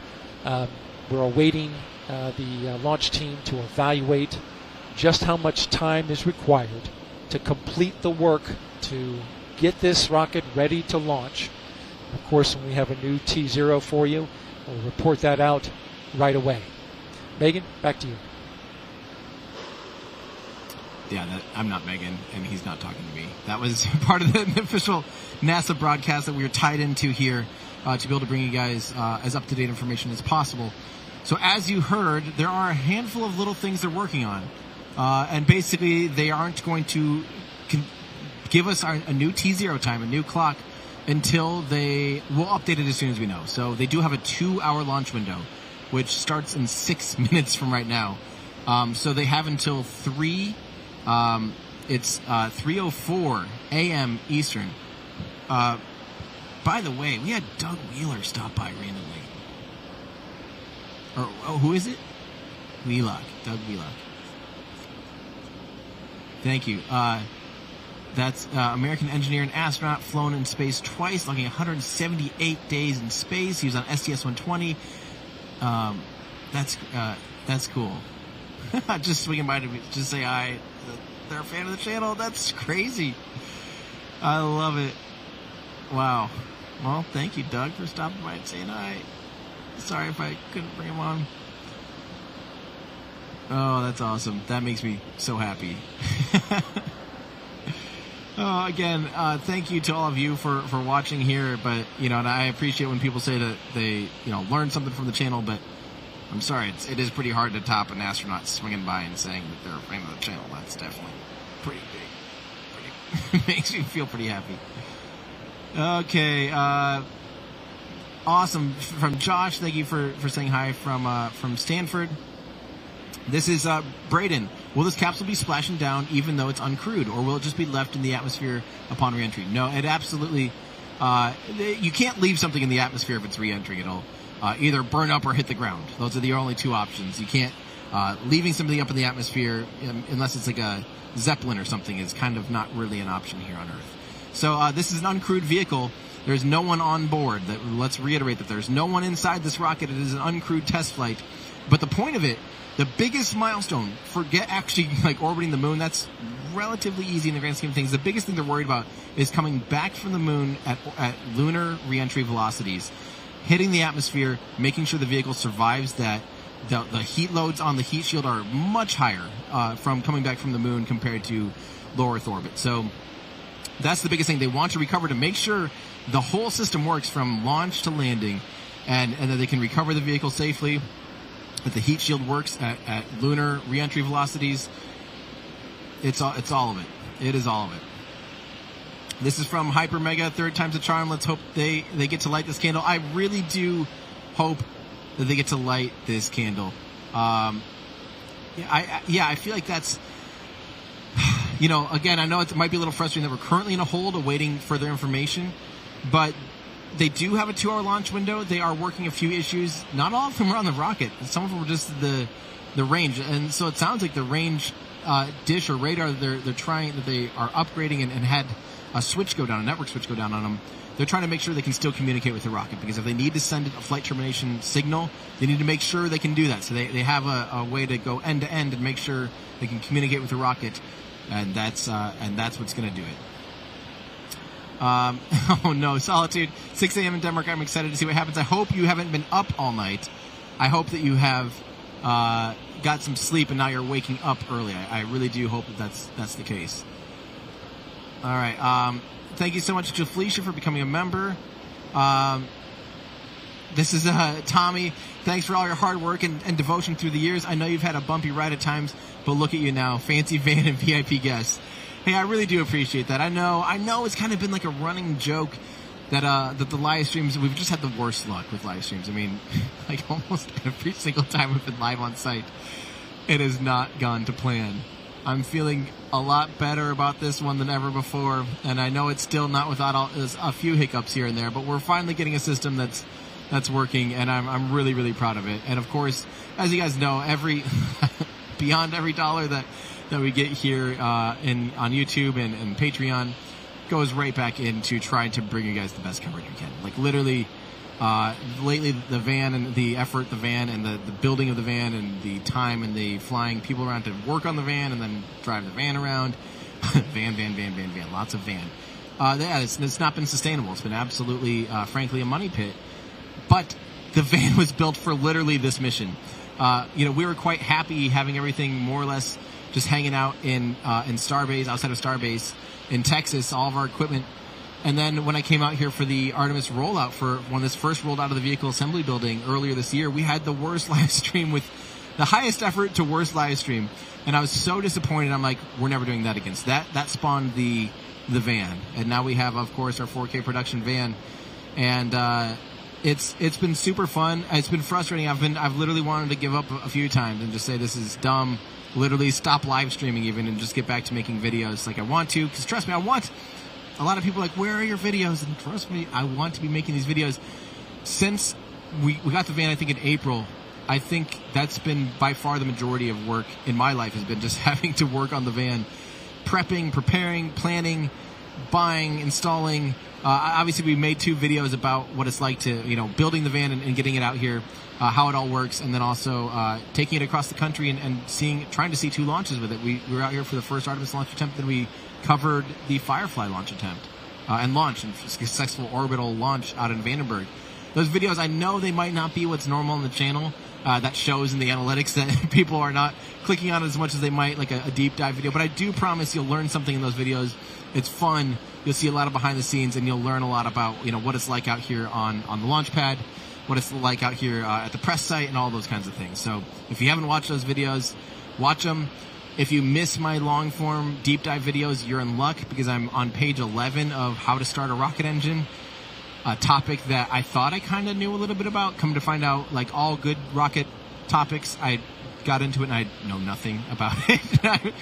Dunning-Kruger effect in its full swing of like, oh, I can easily write this. I start writing, I'm like, I've read a handful of things, talked to a handful of experts, real experts, by the way. I am not an expert. Anyone that claims to be an expert in something that they learned themselves in the last, 5 or 7 years or something on being an armchair engineer, like, absolutely not. I'm not an expert. I'm just professionally curious, asking people questions until I get answers and I can help understand them, and then I love just trying to digest it and hopefully help you guys understand the things that I'm learning, because all of this is always a learning adventure for me. And lately, that learning adventure has been a lot more about video production than it has been live video production than it has been rockets.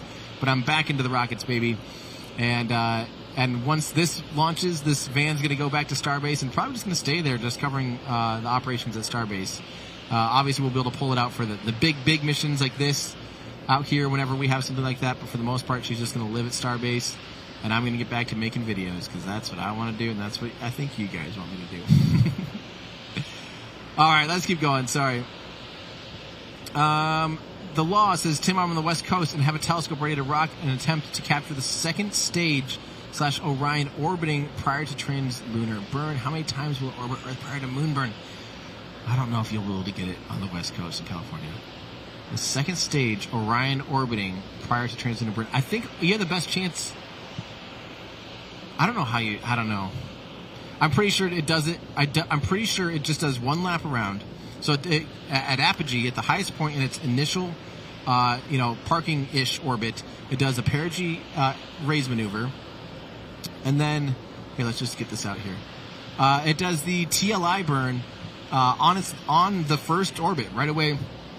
Once it gets down to perigee, its lowest point, it'll do its TLI, the trans-lunar injection. That's when it will actually do the 18-minute long burn that'll take it to the moon. That's at 1 hour and 37 minutes past launch. That's when you would see the trans-lunar burn. And I don't know if I don't know how you'd be able to see it. Don't forget, to see something in the sky from space, it either has to be doing a burn where there's an energetic event producing light, or it has to be most of the time at either post-dusk or pre-dawn, where the vehicle in space is reflecting off the sun and it's dark here.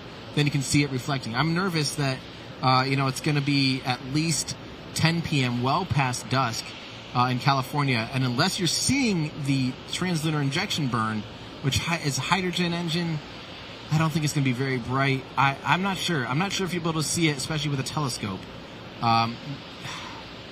That's a question for Flight Club, I feel like. Hit Twitter on that. I'm not sure if you'll be able to see it at that capacity. But if you do, let me know, because that sounds awesome. Let's see. Nick Carrata, if a rocket blows up in space, does it make a sound? That's actually a legitimate question. And believe it or not, so there's a few things to answer here. Sound travels, obviously, through gases. So you can actually have a transfer of sound energy and a transfer of energy through the gas that's flying through a vacuum. So it could still hit a microphone on something else, even though it's detached. It's in a vacuum. You can have the molecules, the exhaust gas molecules, still hitting a microphone and producing sound. So, kind of yes, but it would have to be. It's weird. And then the other thing to remember is sound will travel through a solid. A lot of people think it has to travel through air. Of course, sound travels through a solid really, really well. So there's actually microphones on rockets and things like that. and those microphones, you'll oftentimes you'll be able to hear sounds of rockets and even the liftoff of a rocket through the vehicle itself, which is frankly pretty wild. So hopefully that answers that question. I may have lost it. Hold on, I kind of lost our chat here. I'm refreshing it. Hold on. Okay. Okay, I may have lost. I'm sorry. I may have lost a handful of. Oh, there's Nick's. Okay, it doesn't make a sound. But I may have lost a handful of chats, and I'm sorry if I missed them. I just want to say thank you again to all of you. There is unfortunately a very a large amount of comments that I'm not going to be able to keep up with them. And again, that does mean the world to me that you guys are here tuning in with us. I really, really appreciate it. It's such a pleasure to be able to provide this kind of coverage for you guys. What a dream come true. But we might miss some stuff. Like John Bowling, thanks to your team for bringing the excitement to all of us. I really, really appreciate that. Really, really appreciate it. By the way, we did have a little update 2 minutes ago from Jim Free. NASA SLS's upper stage is now in replenish for both liquid hydrogen and liquid oxygen. Fantastic. Working the testing to re-verify the Ethernet switch with the range. T-minus 10 minutes hold will be extended. Okay, so that's a good update, but at least the rocket is good. Once they're able to reestablish connection with the once they're able to reestablish that the flight termination system can reach the rocket if necessary, they will be able to do like kind of a ping test. Then I think we'll be able to get out of this hold. So again, at no time have we got into terminal count, which is T-minus 10 minutes. That the launch team was studying, and that's the possible liberation, as they say, of some RTV, room temperature vulcanization, essentially caulk that is around the Orion, between Orion and panels that come off to reveal the solar panels for the Orion and European service module. The problem is essentially this: the caulk has a sensor in it, and it through camera inspections of the rocket, they have been able to determine that it is loose and could potentially come off. This is the same issue that was brought before a mission management team, which evaluates additional risks to the rocket, just a day ago. This happened after Hurricane Nicole passed through and delaminated some of the caulk around the bottom of Orion that connects to those panels. The team has determined that this caulk that encompasses this sensor on Orion is likely to come off after launch. And so the engineering team went and did a full analysis on what that debris trajectory could be once it comes off. And they evaluated that it falls within the same amount of risk that was evaluated by the mission management team a day ago. And so with no additional risk, that constraint has been removed. The engineers going on further to say that the RTV, as was discussed a day ago, is a loose and pliable material that is unlikely to cause a higher risk due to damage. They say it's likely to hit the LVSA, which is the adapter, cone-shaped adapter that meets Orion and comes down, and the ICPS, and then comes down to the core stage. It is a rigid structure that would be able to withstand the impact of that RTV. So that constraint was just removed after discussion between engineers and the NASA test director, launch director, and mission management chair Mike Serafin. And so now we continue on. We are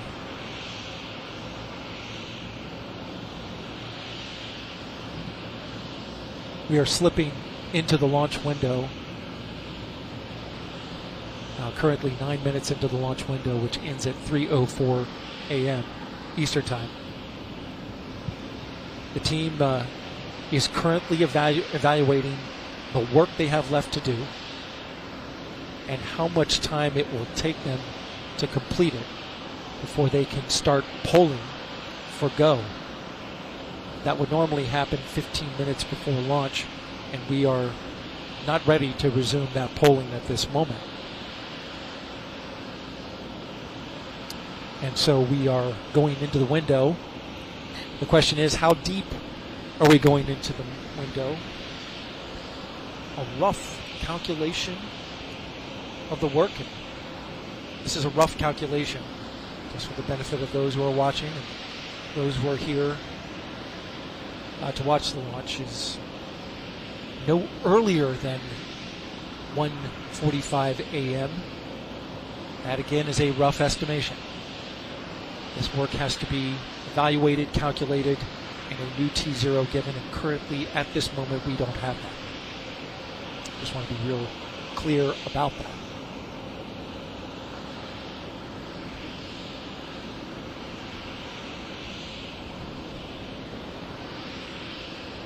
Now, the issue with the range and their radar asset, that has been fixed, and we are awaiting verification of their testing, which is part of the flight termination system, a critical safety system that allows the 45th Space Wing to send a destruct signal to the rocket should it go in the wrong direction.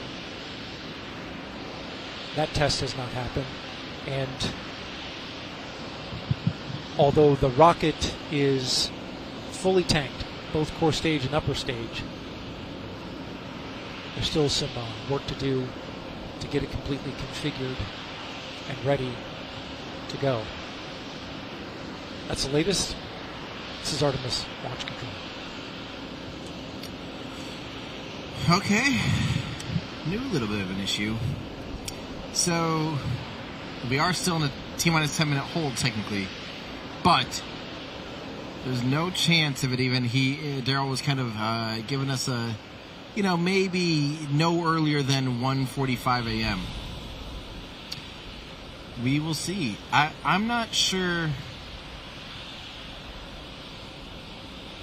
I'm not sure what to think about the sensor behind the RTV issue. That might be a risk that they're willing to take at this point.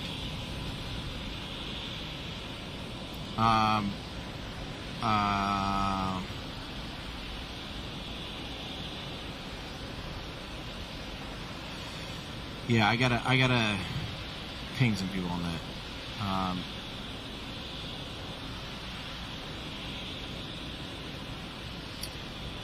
Okay. I'm trying to catch up on you guys.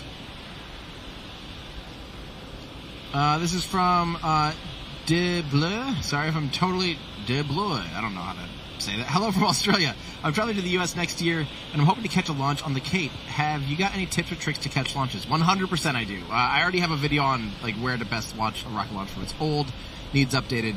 But the biggest tip I have, you're doing the right thing by coming to the Cape. Cape Canaveral at this point is definitely the hot spot for rocket launches. 100%. It is 1,000% the place you want to be for rocket launches. They have launched, at this point on average, I think even from the Cape alone, it's over one a week. So if you are here for more than a week, odds are you're going to see a rocket launch. That's insane. That's amazing. My next tip would be, if you're targeting a specific launch, book as late as you can, affordably.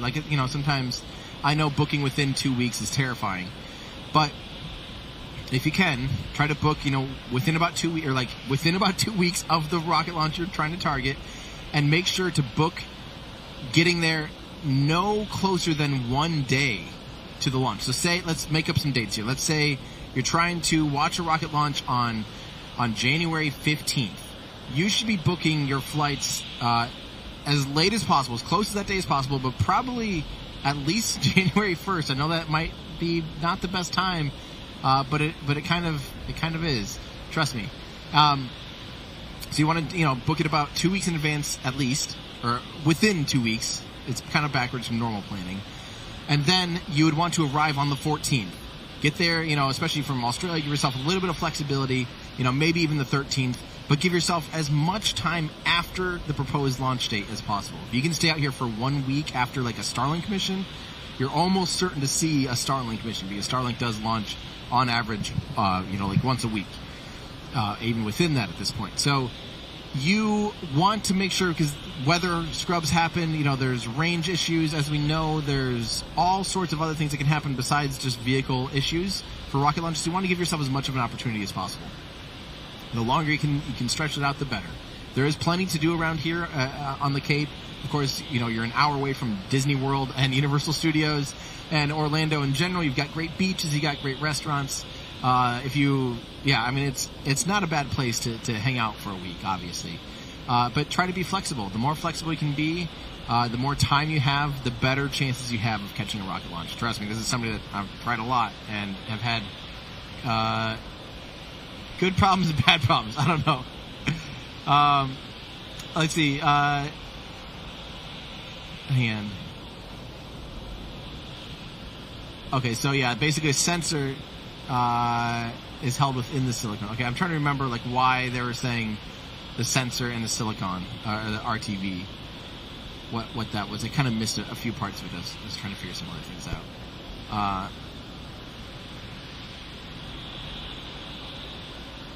Okay, well, let's keep going here. Thank you so much to Kevin for saying thank you and for the generous donation. The law, good question. How is your audio set up for the engine noise? So we were supposed to have some audio from the pad from NASA. Unfortunately, that hasn't been the case yet. Obviously, sorry, Andrew? Oh, that sound is the sound? Oh, well, what you're hearing, what sounds like kind of static and stuff, that's the sound of fuel up and the rocket chilling and hanging out. I didn't even think about that. Duh. Huh. Well, I'm listening now. Anyway. So that's the sound you're hearing. So we're able to pull in some of NASA's audio, which is fantastic. I'm guessing that mic's going to get real loud and real glonky right at liftoff. So for us, again, we're 3.5 miles, about 5.5 kilometers. Actually, I think we're more like 4 miles out here in 6 kilometers, actually, from 39B, now that I think about it. We actually do have a couple local mics that are in a stereo pair, and we're recording them in floating point audio, so hopefully we won't have any audio clipping, which is obviously it's funny because actually rocket launches from this distance already where I'm at aren't normally, like, they're not unbelievably loud. Rock concerts and stuff like that would be louder. You can still obviously clip a microphone, you can have a microphone clipping, but if you hear good audio from a rocket launch and you hear this like sound, you'll be like, oh, that is a bad recording. No, that's actually just what it sounds like. That is actually exactly what it sounds like. Not exactly not what I made, but the sounds you hear from recordings where it sounds crackly and it sounds broken up, that's what it sounds like with your ears, because the air is actually getting like destroyed. There's all these like supersonic bubbles, and they just weird compression waves, and they're coming out, and the air just can't even get out of the wave fast enough, and it has all these, it's just crazy. You're actually hearing like the distortion of the air.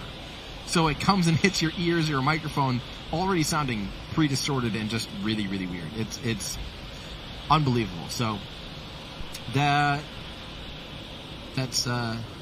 oh, look at that slow dissolve into the moon. That's awesome. That's our own tracking asset looking at the moon right now. Cooperheim doing some slow tracking with it as we speak.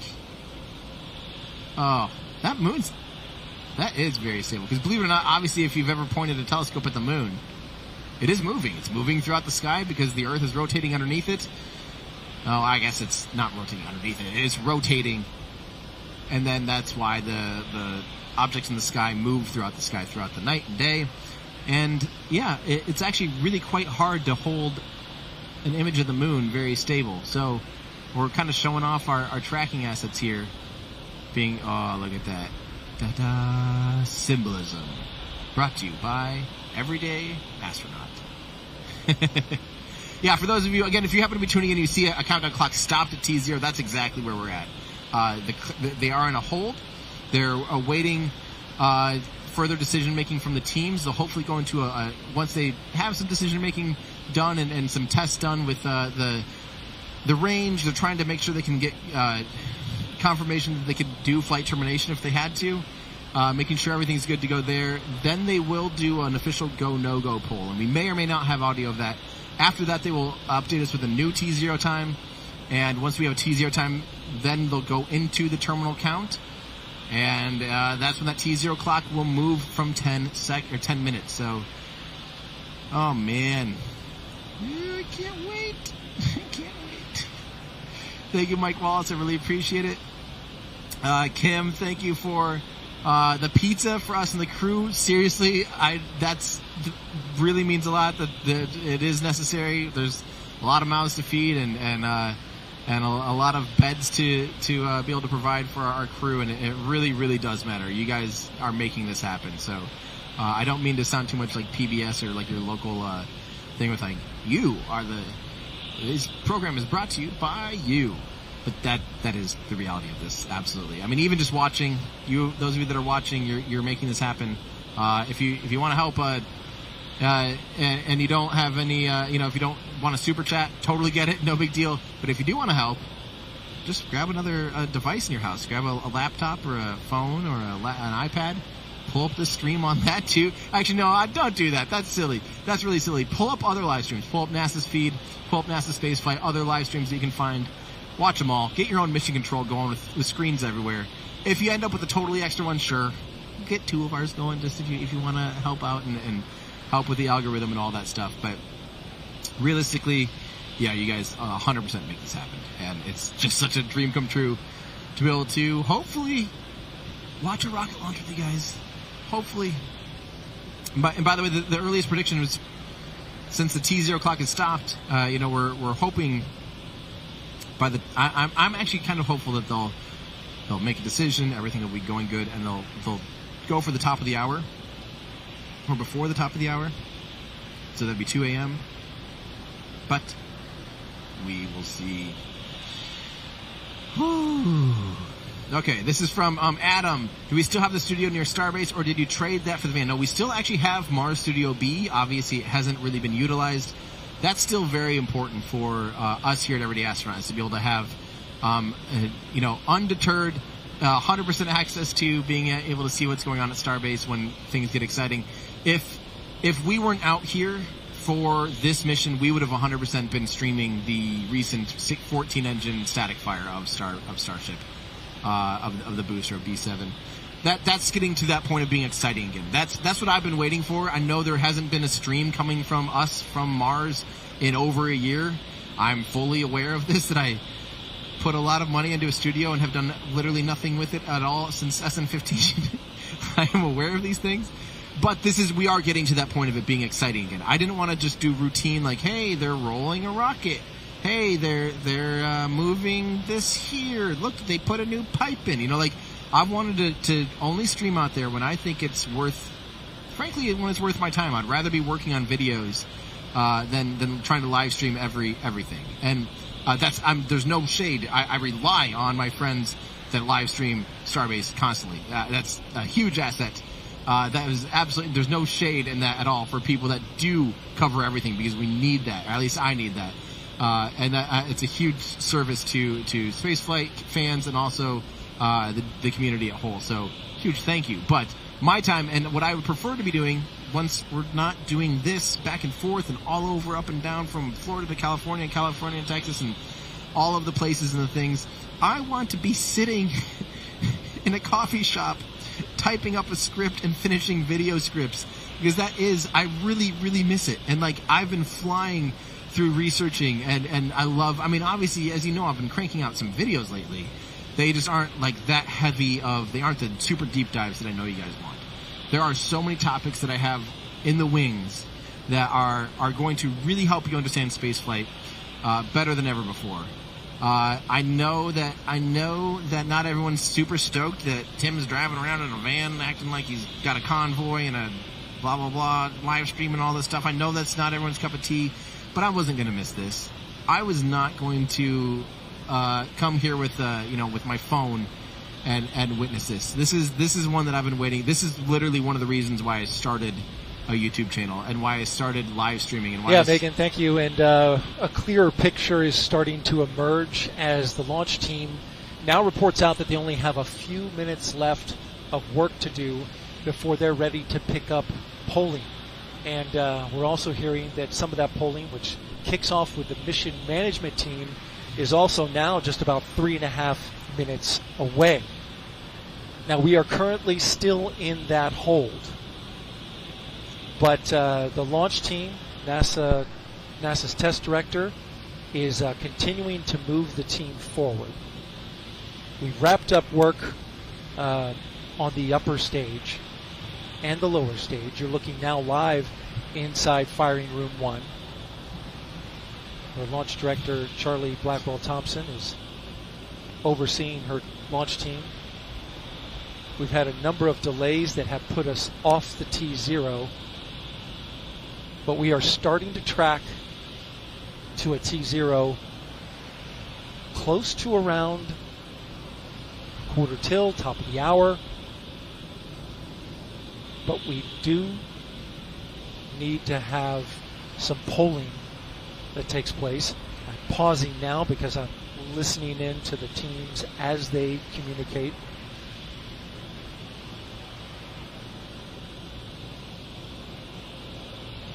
In this launch window, which we're currently 26 minutes into, and it's 2 hours long, it runs until 3:04 a.m. Eastern Time. We have what's called 40 cutouts. And in those cutouts, they range from about a second to about a minute. These are times where they can't launch. These cutouts must be accounted for when determining a new T0.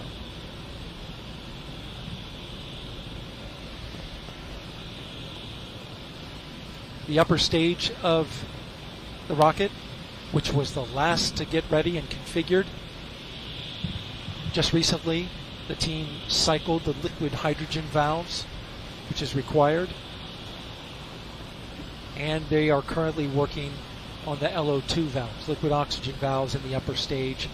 That work is almost done.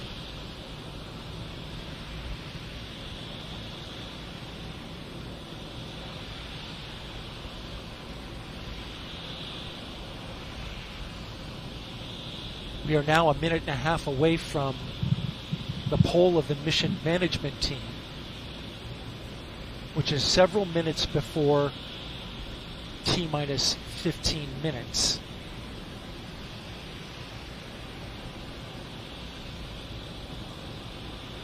When that poll starts, we'll get a clearer picture of our T0.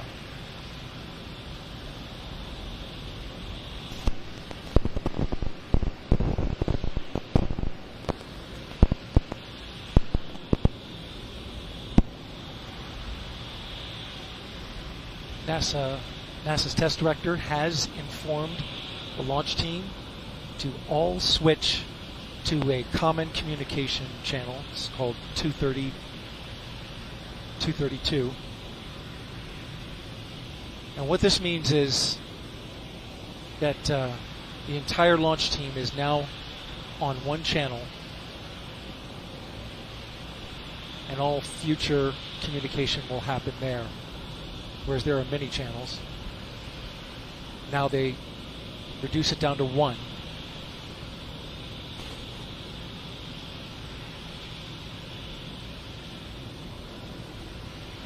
Just heard from NASA test director Carlos Monge. I'm sorry, Jeff Spaulding. Jeff Spaulding's on. They swapped out. There are currently no constraints to launch. Great news.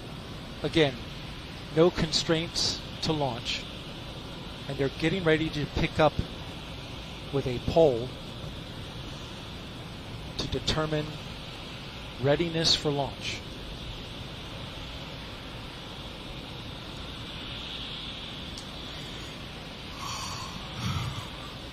It might actually be happening. This is that's huge news. I hope you guys all heard that. That was big, saying there are no constraints. There are currently no constraints. That's like, That's the big one. So they're going to be going into the go, no-go poll. And I can't believe it. No constraints. That's fantastic. We definitely have not gotten this far into a launch. This is, of course, only the third actual launch attempt of this rocket, but this is by far the furthest they've gotten into this. Again, once we get the go, no-go poll, we will get a T0 time, and we actually will get that T0 clock going. Oh. Okay, NASA Test Director Jeff Spaulding getting ready to conduct the readiness poll, so we are getting close. We're going to pull up the audio now so that you can listen in. Yeah, I hope we should be able to get that audio in here. I mean, it might even... Rockets go. Here we go. All right, copy all. And Launch Director NTD, our launch team is ready to proceed at this time. I copy all NTD. At this time, I will proceed with my poll. And attention on 232, this is the Launch Director performing the final poll for launch. Verify no constraints and go for launch. EGS Program Chief Engineer. EGS Program Chief Engineer verifies that the EGS, SLS, and Orion Program Chief Engineers have no constraints and are go for launch. Copy, Greg. Thank you. EGS Chief Safety Officer. The EGS CSO verifies the SLS, Orion, and EGS CSOs have no constraints and are go for launch. Copy, John. Thank you. Range weather. Weather has no constraints and weather is go for launch. Copy, LWO. And Mission Manager.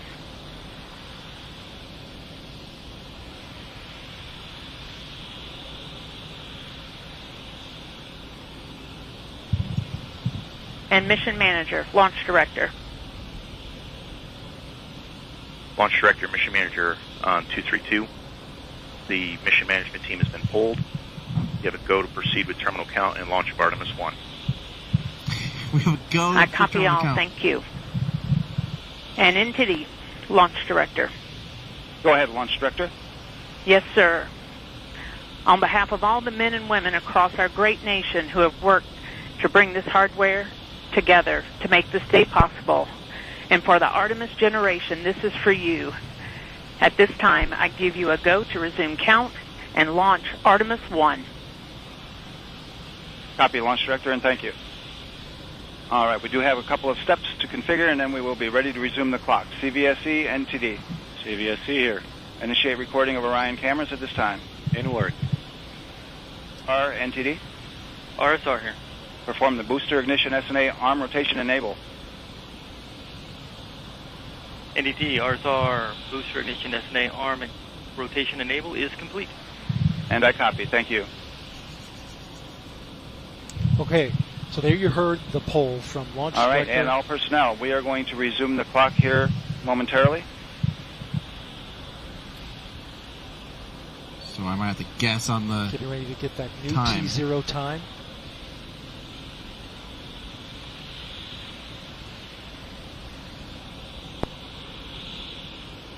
The poll that you heard was the NASA Test Director's poll.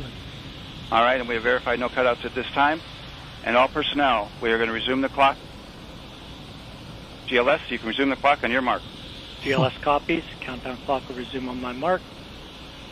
Okay. 3, 2, 1, 1. GLS mainline has been initiated. Okay. T-minus 10 minutes and counting. We are T-minus 10 minutes away from liftoff of Artemis I. As you can see, the clock is now moving. Let's put that up. T-minus 9 minutes and 47 seconds. The L-minus 15 poll flight complete. show 064744 is the new liftoff time. Affirm. Okay. Okay, got our clock pretty good. Okay, got to remove all of the 014744, 1:47 a.m. Thank you. Eastern I'm Time, good and enough at that. 44 That's- seconds. Holy crap, guys. We went straight into terminal count.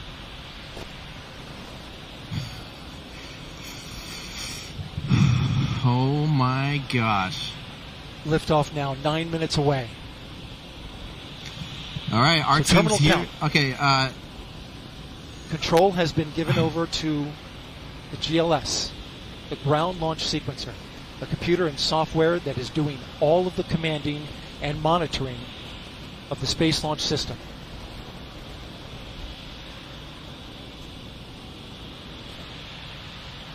We'll hear call-outs from the GLS operator, Alex Pandalos.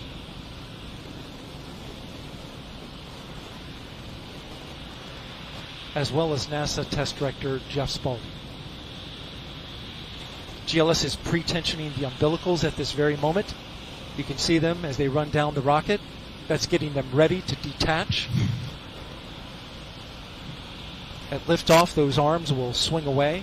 We'll let go of the rocket in a clockwise direction.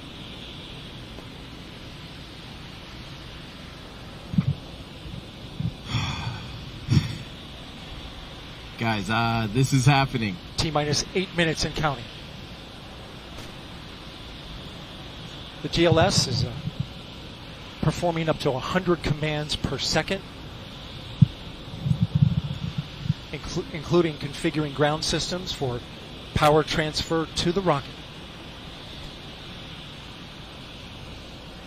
GLS is turning on camera. So, guys, from our perspective here, we'll get back to having Daryl walk through what the teams are actually doing. But I do want to report from our end here, the night sky. We've had the moon coming up over the horizon.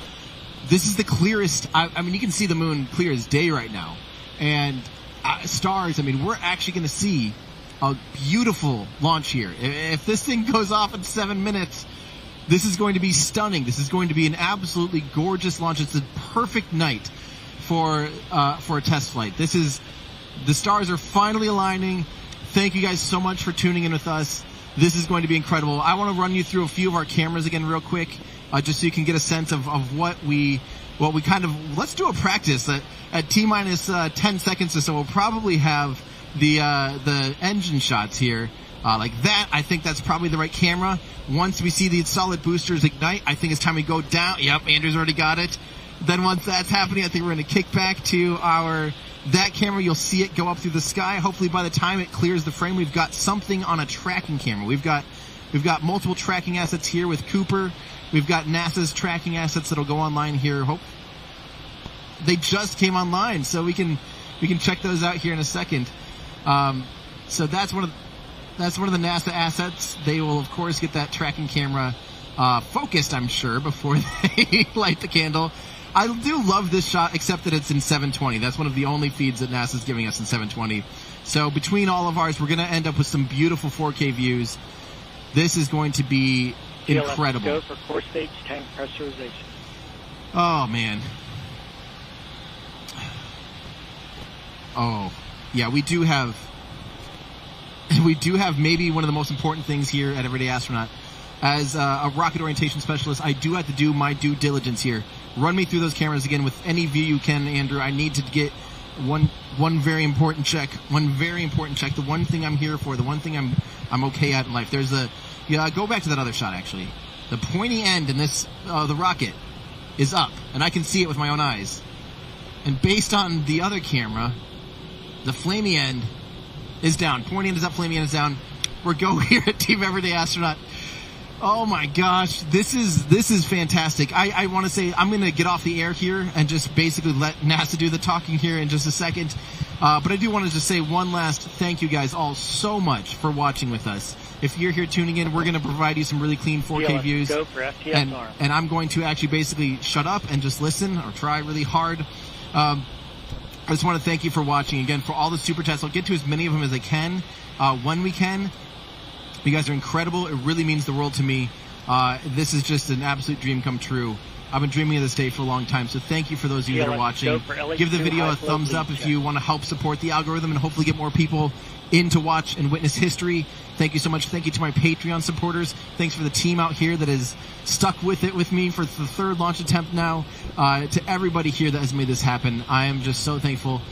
I've saved some of that for after it launches, but I just want to let you know that this is it, and I am like, my heart is racing right now, and I'm so excited. And one last thing, if you do want to support what we do and get yourself an awesome RS25 shirt, everydayastronaut.com/shop. You can take 10% off today by using coupon code launch day, all one word, all lowercase. You get 10% off TLS of is go for course the stage APU RS-25 start. shirt. everydayastronaut.com/shop. That's it. I'm going to listen in now. I'm going to get ready to stand up and try to keep some composure as I witness the most powerful rocket launch that I possibly could have in my lifetime so far. And this is it, guys. So don't mind me if I'm going to stand up here at T-1 minute, but I'm going to just listen in and be a spectator along with all of you, my friends.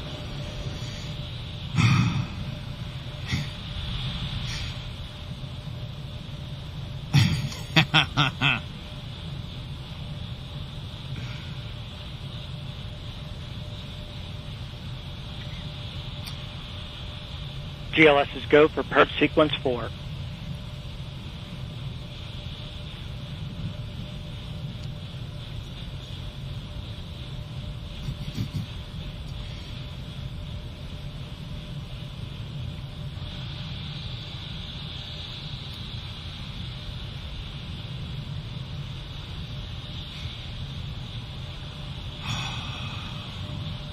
Okay. I do want to fill the silence, but I don't want to talk over anybody. But I think at this point we all know we're T-minus 2 minutes and 30 seconds from seeing hopefully some beautiful, beautiful history tonight. Skies are looking fantastic. I can't believe it's cleared up so much. I can't believe we're this far. We're inside the terminal count, 2 minutes away from history.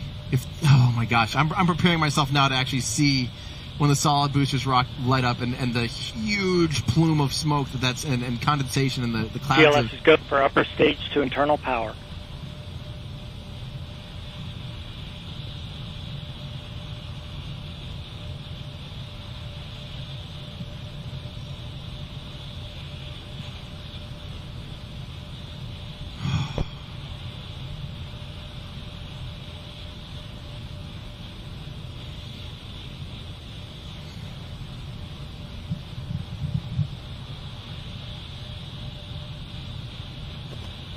GLS is go for core stage to internal power.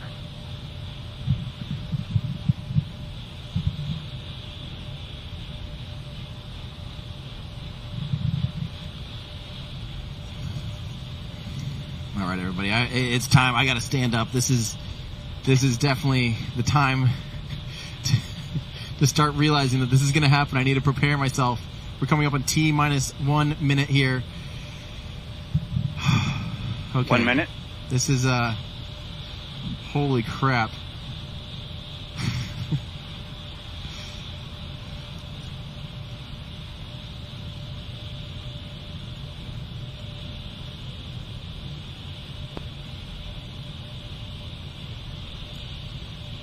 Made it through 42. So remember, T-minus 33 minutes is the final. If it gets through that, if it scrubs at T-minus 33, we're in. GLS is go for ALS.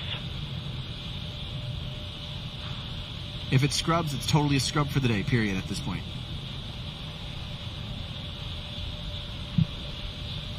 Twenty seconds. 15. Rope ignition. 10. GLS is go for core stage engine start.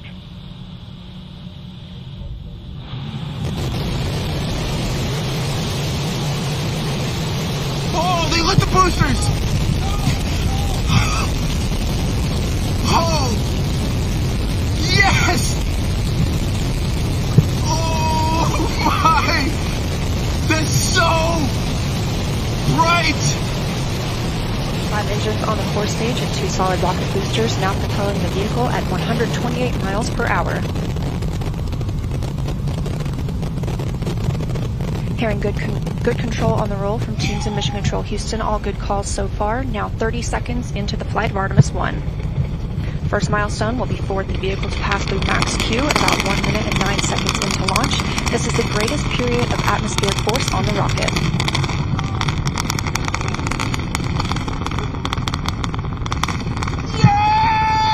SLS now traveling 607 miles per hour.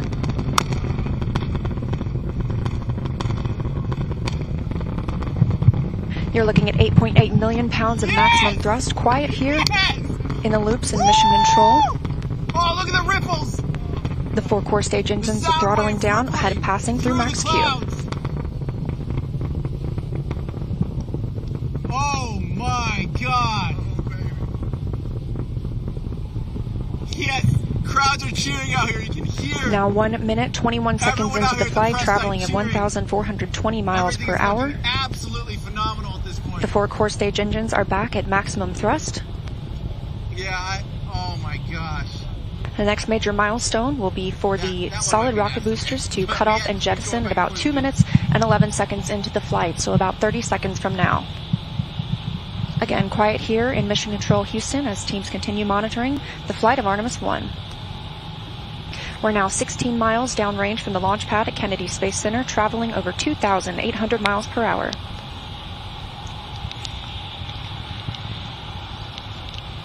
Standing by for solid rocket booster jettison and shortly thereafter. Coming up.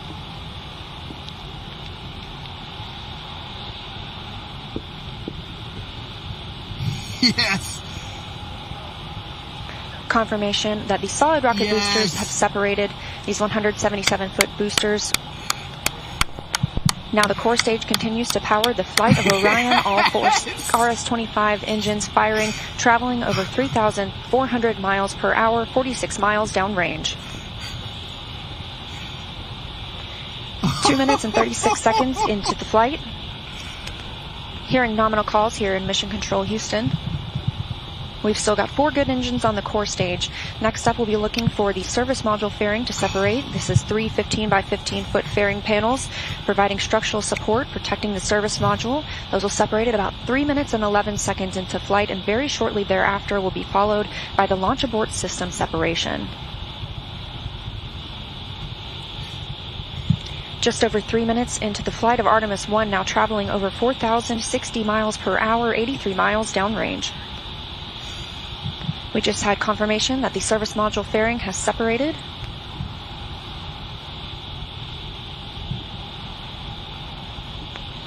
And that the launch abort system pyros have fired, separating those from Orion as well. For future crew members... Oh.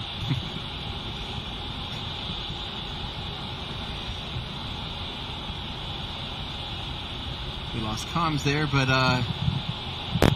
We just heard the call for 3-engine press, meaning if SLS were to lose an engine at this point in the mission, we could still achieve a nominal mission. We would just have an extended main engine cutoff time. However, we still have 4 good engines, all at maximum thrust right now, powering the first flight of Artemis at 5,200 miles per hour, 148 miles downrange.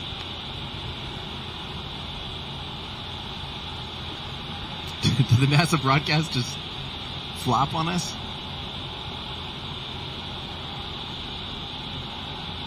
We're 4 minutes and 16 seconds into the flight of Artemis I. I can still see it with So my far, eyes. we've had a clean ascent. We saw those solid rocket boosters jettison about 2 minutes and 11 seconds after liftoff. Shortly after, we had the service module panels fairings separate, as well as the launch abort system. The launch abort system was inert for this flight, except to perform this separation. Just so you guys know, that shot you see, that's what NASA's Those 4 sending us core stage right engines now. will continue to fire and that's power all the we've flight got. of Artemis I. We do have our, now we still are traveling over tracking. Actually, Cooper is still 6,800 tracking. We can show you that again. It's he hasn't lost it the whole time. So that little dot you see is still the 4 RS-25 engines firing. So it is still going. I don't know why NASA's feed is just that stalled animation at this point. So at least we've got something for you guys. I'm sorry that it's look at that, still tracking it. I mean, that is, guys, that is a dot just so tiny in the sky. We can still see it with my own eyes, line of sight, right here, right down the middle. Unbelievable. I mean, and so we're still tracking. That's still our shot there. What is that? That's... I can't believe that. It was finally worth it. It was finally worth it to come out here. All of the effort. I love you guys all. Everyone that is still watching this with us, even though we don't really have much to show you right now, besides a little tiny white dot in the sky. Is that even a video anymore? It is. It's just barely moving. That's crazy. That's insane. Good thing we have 4K because we're down to about 1 pixel of rocket. But I love you guys. Thank you so freaking much for watching with us. This is just a dream come true. There we go. We actually have some frame of reference that it is still moving. Look at that. As he's tracking it, we're starting to see the top of that mast there coming into frame. But we are coming up on... Oh, we're kind of getting into the clouds there. I can't believe this.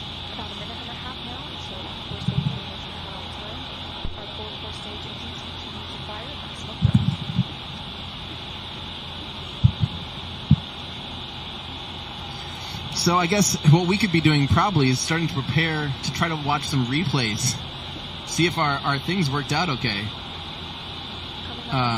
It might take us a minute here to... Oh, wait, we probably have to flip those recorders around to go outputs on them. There's the launch pad afterwards. Look at that. Oh, that is awesome. Where there once was a rocket, there's nothing. That's the moon. As soon as we get video back from NASA, we will be able to pull that up. We'll also play our replays here. But let's go ahead and pull up their audio again so we can make sure that everything's good, because we're coming up on booster being done. Oh, the audio we hear, by the way, is... 30 seconds now until core stage main engine cutoff. All 4 engines continue to throttle down.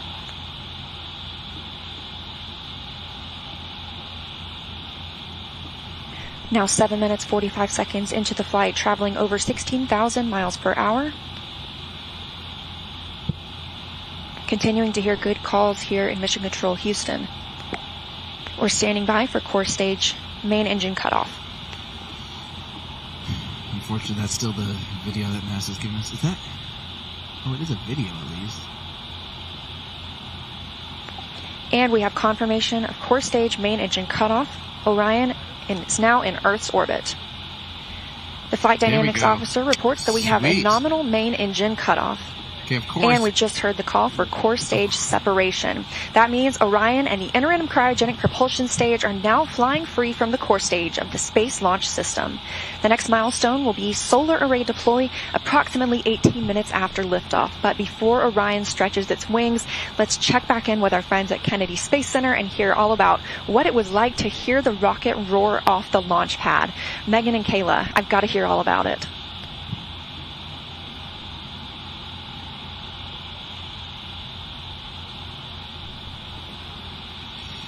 Oh, my word.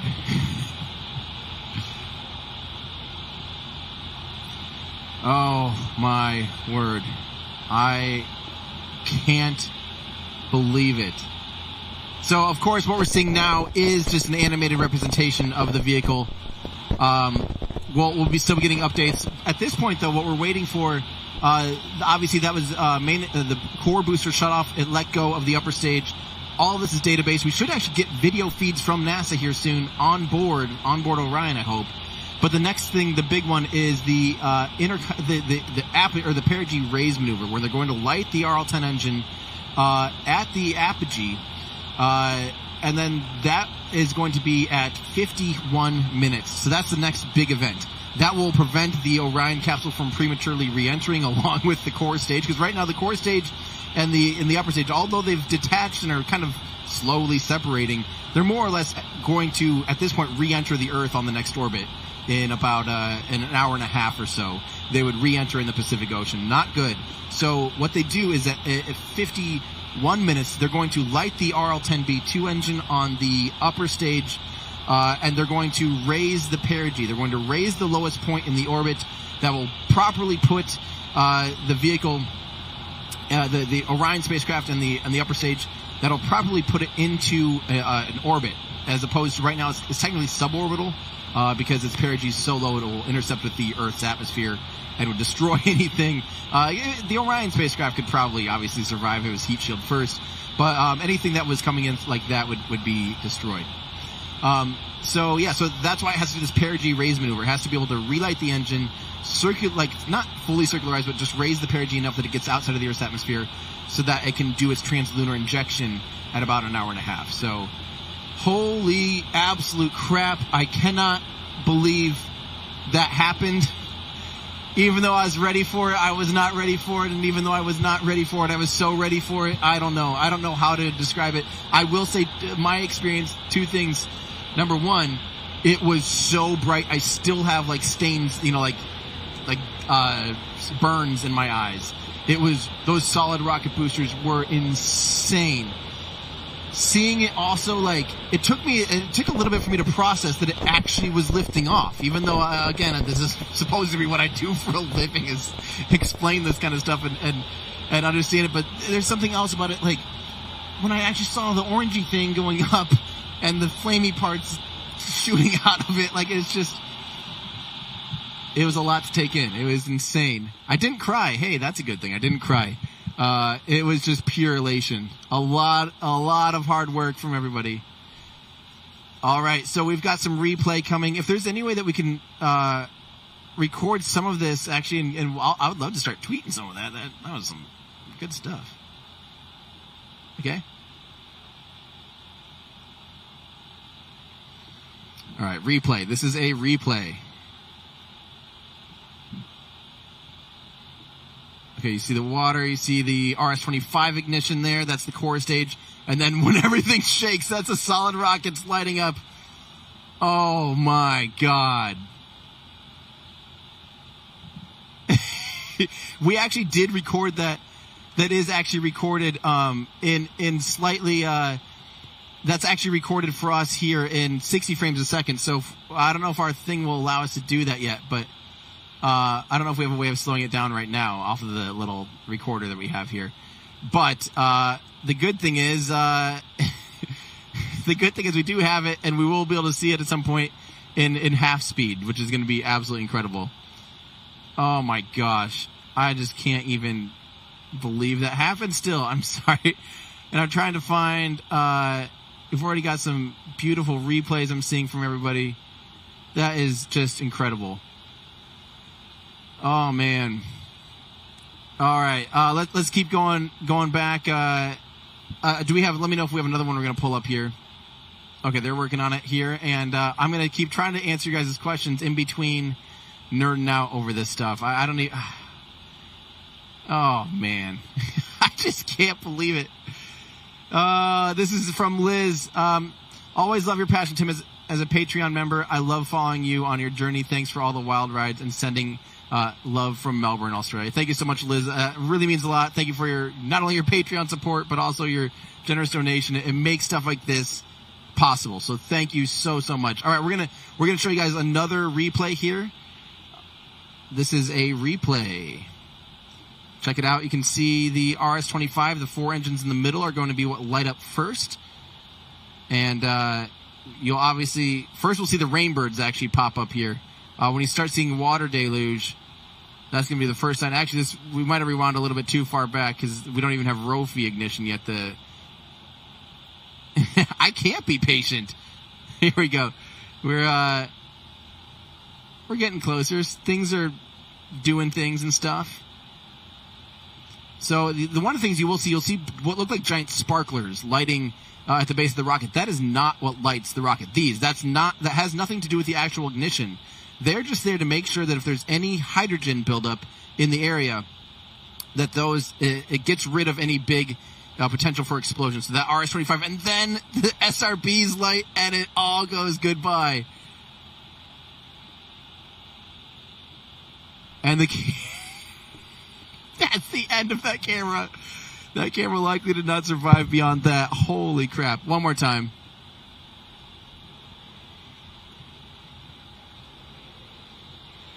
Look at that. Stunning images. Wow. And then it will go dark. Wow. Next one's going to be a little bit, I'm going to keep talking to you guys here. Let me try and expand this out. I'm actually running out of space in the chat thing to be able to even keep up to you guys. I'm sorry again. I got to apologize if I if I'm missing, I am inevitably missing out on a handful of your super chats and your donations. And again, it's what makes this stuff happen. So thank you so much. I'm going to try to get to as many as I can tonight. Such as this big one from Ben, $100 super chat. Thank you so much. You literally are helping to pay for our lodging and our gas and our everything. It really, really, really means the world. That's so generous. Everyone, just please say thank you. Along with me, we had also from Renow $100 super chat from Renow, and oh my God. Okay, I don't even know how to keep up with everybody. Vegas Brent, wait, woohoo, woo to the moon. Even I was standing up for that one. Video is beautiful. Kudos to your team, Tim. Thank you. I'm so glad that actually worked. We didn't have it go dark on stream. Is that correct? Can I get confirmation of that? Can I get confirmation that it actually didn't go dark on us and we actually produced a decent stream? Oh, I hope so, because that was one worth tuning in for. That was definitely just unbelievable. All right. Yeah, like I said, also, thank you to Ben. I'm trying to keep up here with some of the unbelievable generosity from all of you here. It's just I can't even keep up. Thank you all so much. As you guys know, we are waiting to get one more instant replay in for you guys, and it's going to be an awesome one. Oh, we could probably pull off the cameras too. Yeah, it'd be fun to get the instant replays from the. We've got our 12K camera, and we've got our Z cam on top of that. We've got a handful of things recording, and also what's going to be fun is a lot of yay, go for the stream was 100%. Yes, thank God. Now it can all go to crap, and I don't care anymore. But finally, thank you, LiveView, for helping us pull out a solid stream in a somewhat surprisingly difficult environment. Oh man. Okay, what was I saying? I don't remember what I was saying. We were gonna have a couple. And the other fun part, yes, is Cosmic Perspective, and in this case, John Pisani with Cosmic Perspective was able to. Oh, hang on, I did not see this one from Holy Cow. Tim, been watching for yours. Your stream was better than NASA's. Congratulations, you are the GOAT. Hey, I will. It's thanks to NASA that we were able to produce a high-quality live stream. They gave us, obviously, time to get out here, but they also sent us those feeds. And what a treat to be able to knock it out of the park like that. That feels really, really good. And it's because we were able, granted that kind of access. So thank you all. Holy crap, guys. Oh, my God. Thank you all so much. Oh, thank you all so much. I'm seeing insane generosity pour through right now. I don't even know what to say or do. This is insane. Oh God, thank you. From Pecan Pie Profit, well and truly done, NASA, and well covered, Tim. Thank you very much. Again, you guys have you have a lot of options to be able to watch this history, and it means the world that you joined in with us. I can't even say enough about how much it actually means to me here to have this many of you watching with us. It's everything. It is absolutely everything. Oh man, I'm still speechless, guys. I think I actually need to take a T plus 20-minute brain reset, unfry my brain, just 5-minute break. Will you guys allow me to do that? I need to just unwind, hug people. And I'll come back and I'll answer you guys' questions. We'll resume with more replays. So we'll have some of the replays queued up. We'll try to get some of the high speed and some of the look at that solar panel deploy live video. That is actual live video. Downlink went bye-bye. That happens. Downlink is that is cool. They are currently deploying. If we have audio on that, go ahead and send audio. I do want to hear. Along with a few other cameras placed outside and inside the spacecraft to help us monitor and perform various other inspections. Of course, if you recall the Apollo capsule design, there were no solar arrays. We had fuel cells instead. So this design with arrays gives us the opportunity to stay in orbit longer, since we practically have no limit to the energy available for use from the sun. Coming up on 21 minutes since liftoff. Orion is attached to the interim cryogenic propulsion stage. You can see those 4 solar arrays unfolding. All right, everybody. I'm gonna actually I'm gonna take a break. Leave you guys here with what NASA's saying and giving us a little update here from NASA. Watch as the solar panels continue to deploy. Like I said, I got to take just like a brain break. My brain is like on fire right now, and this is just a lot to handle. So give me like 5-10 minutes. I'll be back. We'll be back with some replays, some high-speed replays, some tracking replays, and it's going to be awesome. And I'll get back to answering as many of your questions as possible. And again, thank you so much. We might be missing a few of your super chats again, but you guys are absolutely making this all so worth it.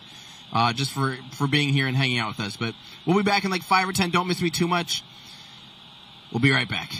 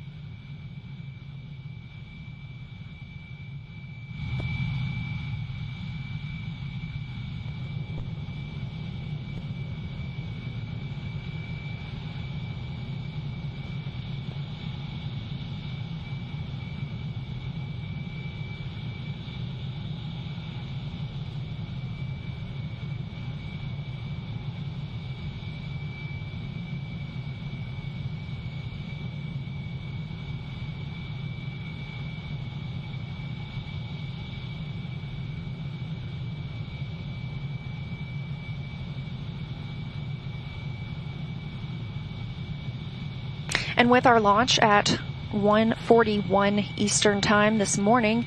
We are looking for a perigee raise maneuver about 53 minutes into today's flight. Again, we are now 25 minutes and 47 seconds into the flight, and we have a complete deployment of all 4 solar arrays.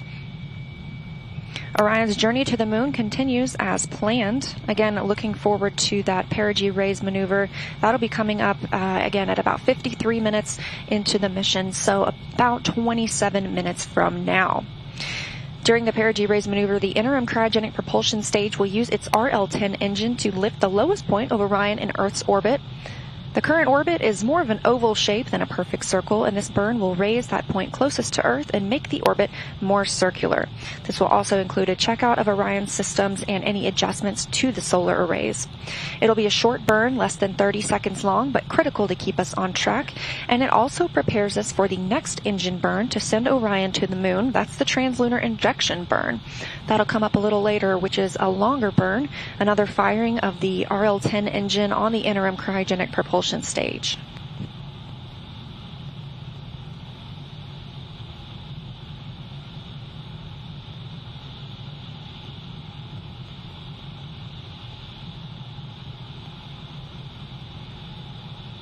We caught a glimpse there of those solar arrays, and with all 4 solar arrays properly deployed, Orion's journey to the moon continues, and we've got more operational updates coming up shortly, but for now, I'm going to toss it back to Megan and Kayla at Kennedy.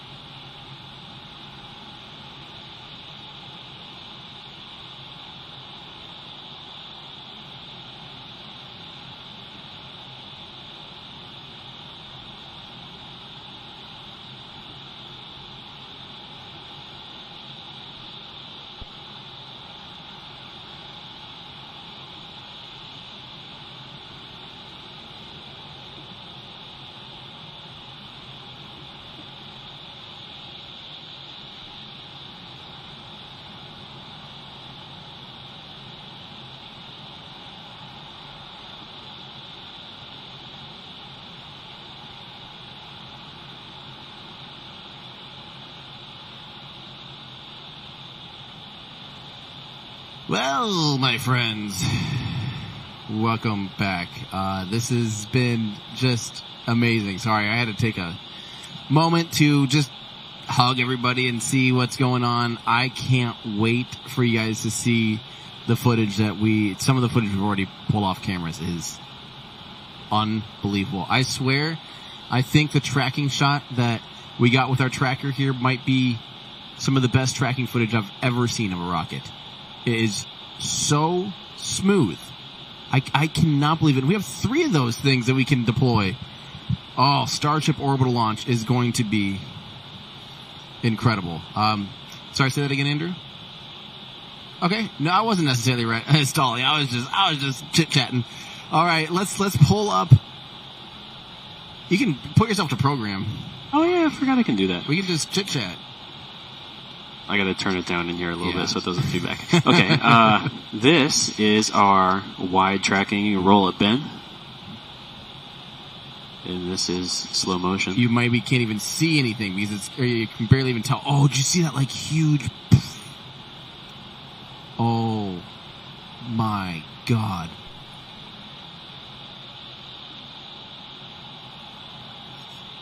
Look. Oh, I know it's slow-mo. You can tell that is.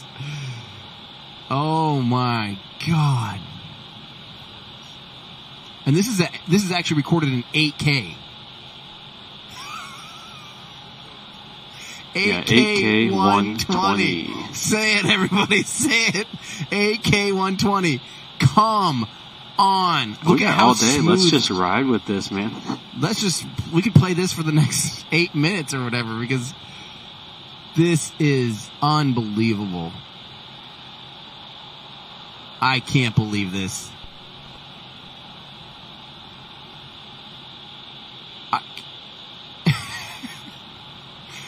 We recorded that ourselves.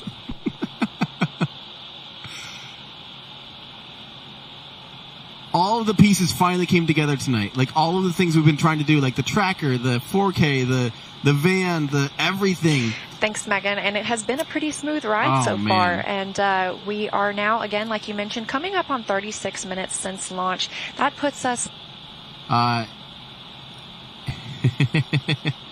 Sorry, we're probably going to leave until we get like closer to that the orbital insertion, or at least the perigee raise. I think we're going to stay on air until at least perigee raise, and then we're probably going to start packing up for the night so we can get some sleep tonight, come out here and tear down. But meanwhile, we're just going to watch this beautiful slow motion. Are you kidding me, guys? Are you kidding me? Yeah, that is true. I don't want to think about this, Nick, in our Discord. Imagine if this was in the daylight. I don't want to think about that. Because it would have been the most beautiful launch in all of human history, maybe. But this is pretty. This is a good, close second. Oh man, dead track. That is like baby hands McJohnson. I mean, I don't know what happened there, but he just was Mr. Steady Hands. And so as you maybe do or don't know, we basically have like a robotic tracking head. That can handle you can put 60 kilograms on it, 130 pounds or something. And we can weigh it down. We need a picture of that, by the way, if you haven't. Okay. It is absurd looking right now. It's actually got 2 cameras on it. One's a Blackmagic 12K, Ursa 12K, and the other is a Z-Cam, I believe F6, or the E2, how does that work? E2 F6, right? Is that what it's called? Because I get so confused with them. And then it's on an 800mm lens, 800 f5.6, and my 300 2.8 with a 2x on it. So we've just got crop galore out of this since it's 8K. We got all the goodies, and it's on this big beefy head. We have 3 of these big beefy heads that we can actually deploy. Like for Starship, this is going to be insane. I was hoping that we can, people were like, "What's the point? Can you guys even? You're never going to beat the NASA tracking assets." And honestly, those are old gear. I mean, when we crop in on this and get it down to 4K, and it's going to be unbelievable. And then the greatest thing is because it is 8K and you crop it into 4K, we can remove literally anything. It'll be rock solid. I mean, it already is rock solid. You can't hardly see I don't see any movement on it at all. I see it like sitting square in the middle of the frame. Cooper should be a surgeon.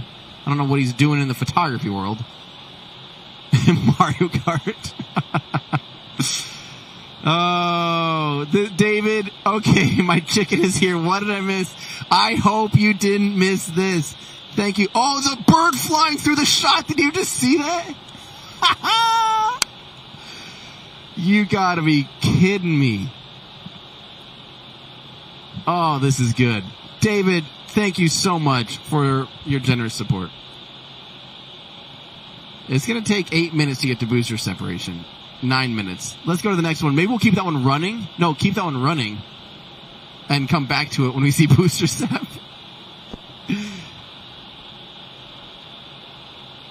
Okay, Jezri saw it live in Miami. Thank you. Yeah, we got another one coming up. What was it? The G2. This will be relatively quick. Yeah, exactly. This one's a static shot. Looks like we might have to straighten it in post a little bit. Oh, that one's not a... Oh, that's cool with the people in the foreground. Look how bright that is.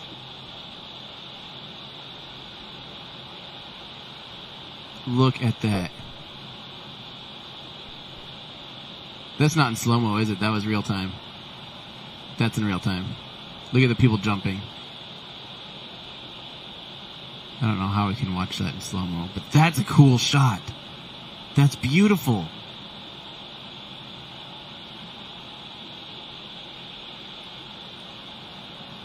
That's beautiful.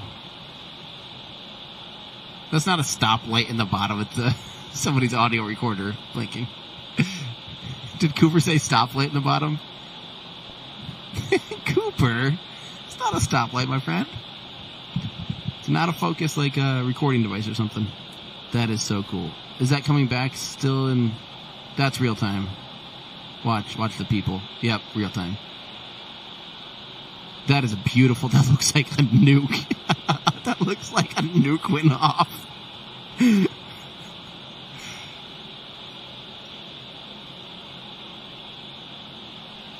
The other tracker is still going. Still going in 120 frames a second. We'll just have to keep going back to this one.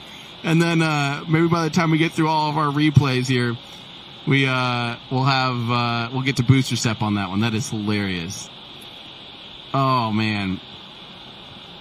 This is a good question. Do they pump that water from the ocean, or do they have a water tank they pump it from? They have a giant... Have you ever noticed there's a huge water tower next to these? I'm 99% sure they use fresh water, so they aren't pumping salt water all over the place. And so, they have this huge water tower for the water deluge that you see pouring out at like T-minus 5 seconds, or T-minus 8 seconds, whenever it is. That is... Yep, we're ready now for another replay that we've got coming up.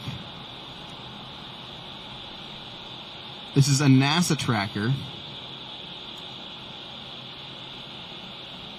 This is... I think we did better than the NASA tracking cam so far. Is it about the... coming next, is that Cooper's shot, or is it... Okay. Yeah, that's decent. Cooper's has the ripples? Or this does? This one looks out of focus still. It is a little out of focus. Oh. Come on, baby. Come on, NASA. You can do it. You can do it. You can do it. You can...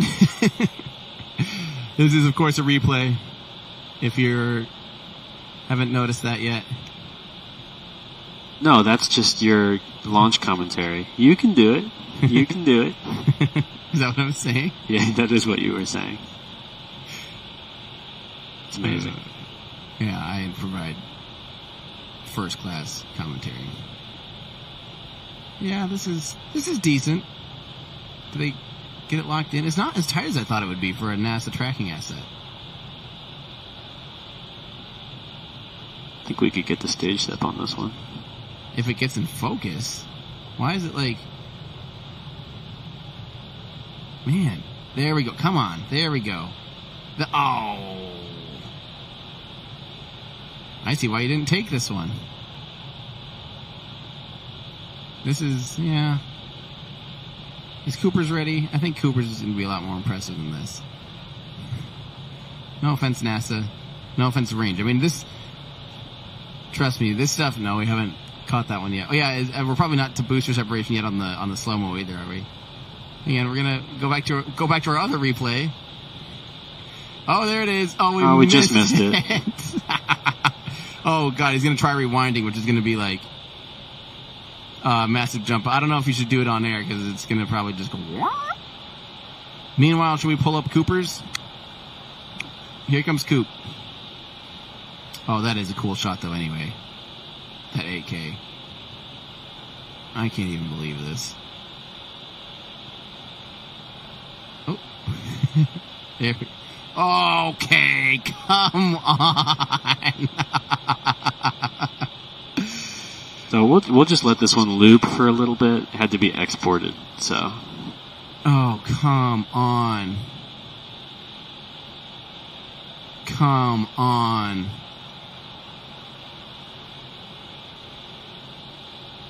Unbelievable. And we have another clip from the same shot. Unbelievable. That's a Z-cam on the 800.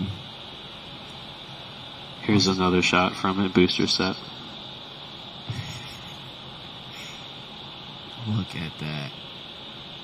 Boosters. This is booster separation here, so they actually have to light separate separation motors that literally will fire their own small solid rocket boosters. But my favorite, oh, look at that, right when it actually totally ejects. You can see the two solid rocket boosters just at they're still, there we go. Now you kind of see the separation between the solid rocket boosters and the four RS-25s glowing bright blue. But now here's my favorite thing. Watch, you can see the plume-plume interaction. Notice on the inside, just above, in between the boosters, you see the perturbances. You can actually see the turbulence from the RS-25s hitting the smoke of the SRBs. And then look at those SRBs coming into frame. Can you believe we shot this? It's insane, honestly. And just for good measure, let's show the other one again. Because, I mean, come on. Oh, I know. Well, the funny thing is there's even more of that. Like, there's a lot of that. Yeah, there's a whole flight. I guess, 2.5 minutes till booster separation, basically. So times 4. We have 10 minutes of actual rocket pornography. This is unbelievable. This is what I've wanted the whole time. We've been trying to ramp up our production. This is it. We did it. NASA did it tonight. We did it tonight. Boeing, Lockheed Martin, ESA. It all happened. The range. And finally, our stuff got the other booster out. set queued up now, too. Finally. We're going to be using this footage for years to come. This is like going to be new intro video stuff for sure. Here comes the booster set from the wide tracker. Okay, booster set from the wide tracker. Still in 120 frames a second. So yeah. But again, we can actually crop this in 2x because this is 8K.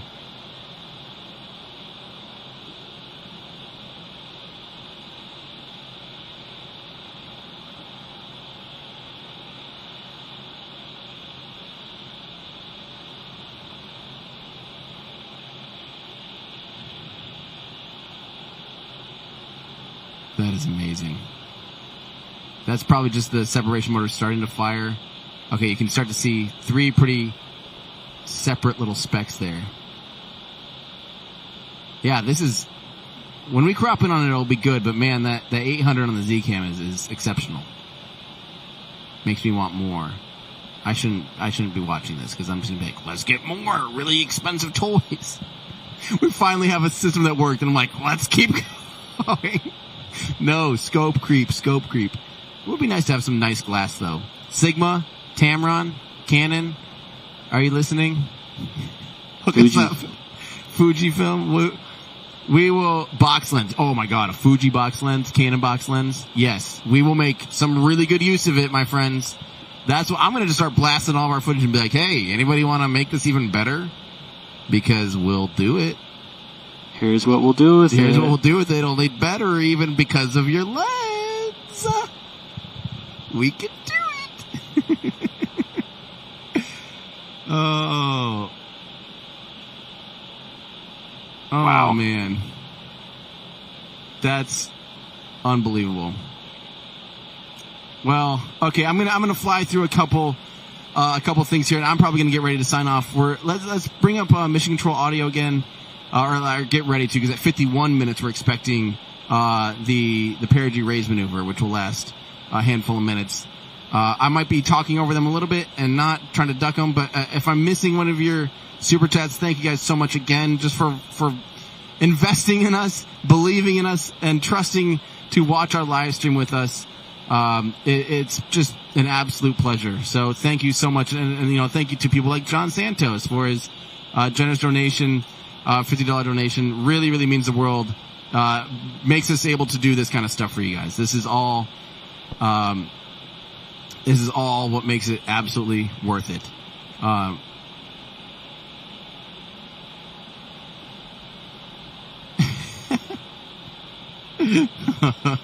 Apparently NASA is interviewing Jack Black right now, who I love. I would have him on our stream. Are you kidding me?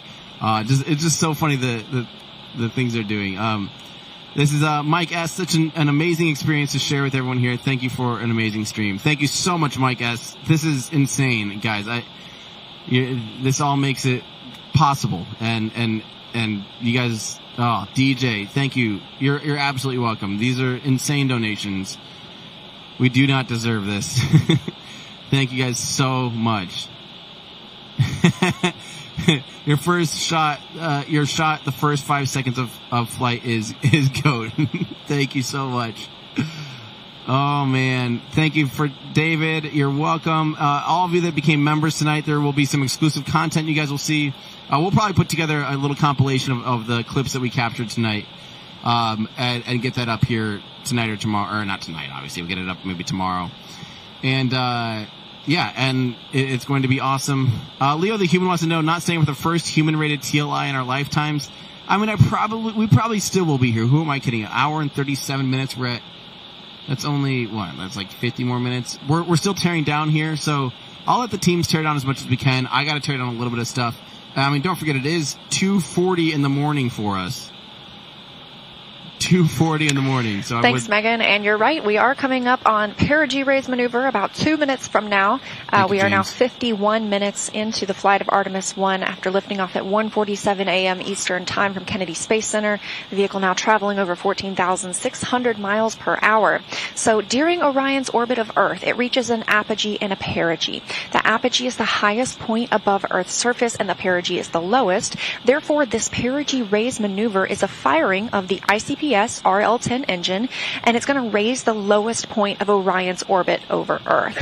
This also included a checkout of Orion's systems and any adjustments to the solar arrays. All 4 of those solar arrays, as you can see, are swept back. That's going to keep them from having any loads imparted that might damage them for use later in the mission.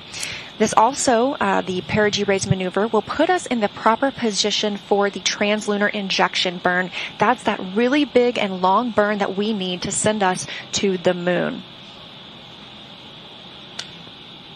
We're about 1 minute away from the perigee raise maneuver. This is a shorter burn. It's less than 30 seconds.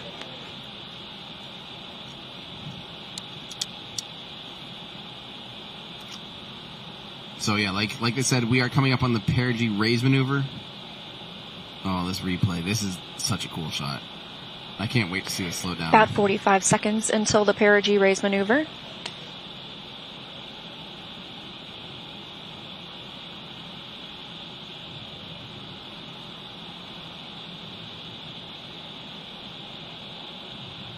Unbelievable.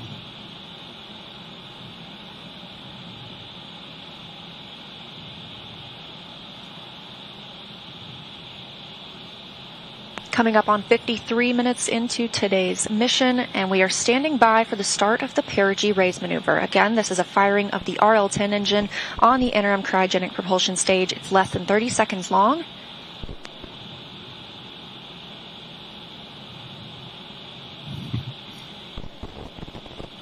All right. Like they said, what was it, 30 seconds long? 20 seconds long. 30, 20.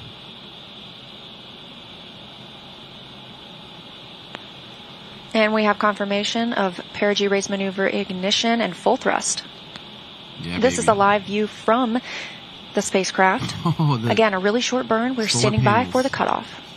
They're oscillating a little bit because, they got jostled by the ignition, and now they're just kind of like oscillating.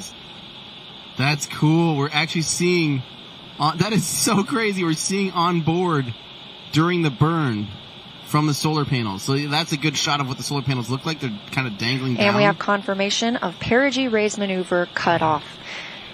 Flight Dynamics Officer reporting on the loops here in Mission Control Houston that it was a good burn. We are now 54 minutes into the flight. Orion traveling 14,700 miles per hour. And that was the perigee raise maneuver, lifting the lowest part of Orion's orbit around the Earth and putting us right where we want to be for the translunar injection burn. We're looking for that translunar injection burn to happen about 1 hour and 26 minutes after launch, so about 30 minutes from now. That'll be that long burn that helps us break free from the pull of Earth's gravity and commits the spacecraft to a lunar trajectory. So with successful completion of the perigee raise maneuver, I'm going to toss it back to Megan at KSC. Wow. Oh, man. I can't believe this all went so smoothly. Unbelievable. To NASA, they officially, by the way, that maneuver, that perigee raise maneuver, is what officially put Orion into orbit. So the next thing we're going to see from this, they're going to be doing now 55 minutes into the flight of Artemis I. Again, we had liftoff at 1:47 a.m. Eastern Time from Kennedy Space Center in Florida. Teams here in Mission Control Houston will continue monitoring the mission around the clock all the way until splashdown of the Orion capsule. Amazing.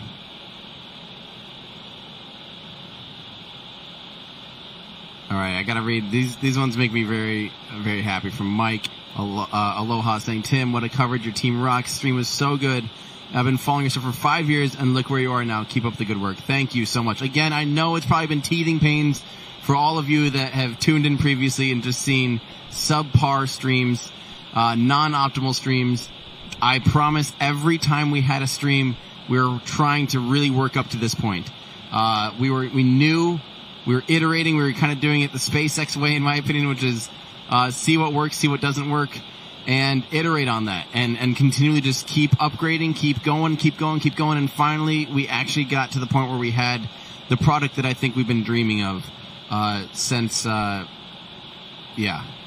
start, since we've been wanting to do live streams like this at this capacity. I got to say, again, these are NASA's replays here that we're seeing on the left. Our replays are better. Because that's us. That is us. That was NASA. Us. Yeah, baby. Oh, I love it. Oh, man. I'm elated. I'm going to sleep so much.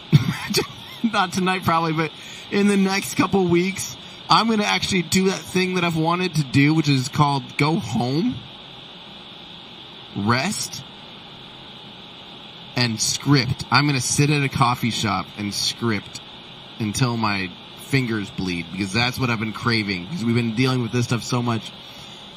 I'm going to have a great time. It's going to be fantastic. I deserve it. Although I know for a fact Starbase and Starship's going to start keeping us real busy. But, at least we at least have a solution here for live streams. So I am so stoked. And for those of you that don't know, our van literally does plug into our studio space in Texas for outside of Starbase. So we will still be utilizing both. The van is just kind of the heart and the brain. It's kind of the what makes it happen. And it will plug into the house. In the house, we literally have patch bays on the house. And all that stuff at the studio, and it's going to be great. It's going to be really, really fun. Those streams coming out of Texas are going to be absolutely fantastic. Fractal Flight, you just upgraded history to 8K. Oh man, that is amazing. Let me clarify that real quick. Killer Whale in our Discord asking NASA used EDA footage. No, we were cutting between the NASA feed and our feed just going back and forth between the NASA feed and our footage. That was maybe a little bit confusing, but we're dipping back and forth in the replays there. But so I'm trying to let you know, like, NASA's footage, our footage, we were cutting back and forth. All right. Thank you so much to William Sloth. Really appreciate it. And thank you, John Sikowski. Really appreciate it as well. Ian overseas. Here's the thing, like, the way I do this, and we'll have to talk about, Cooper was the one controlling the camera. We were kind of using gear. In my opinion, the way I like to do things, I like things to be as open source as possible. I do want to be able to share our footage with the world, and not be, crazy about, like, you can't use it without special permission and stuff. So, yeah, if people are going to cut up some of our footage and use it and stuff, we just ask that there's credit, of course. We'll keep watermarks on screen, and things like that. But, that's, I treat it as like what Cooper shot with his gear, even though it's kind of our gear, half our gear, half his. Like, he can use that however he wants without an everyday astronaut watermark.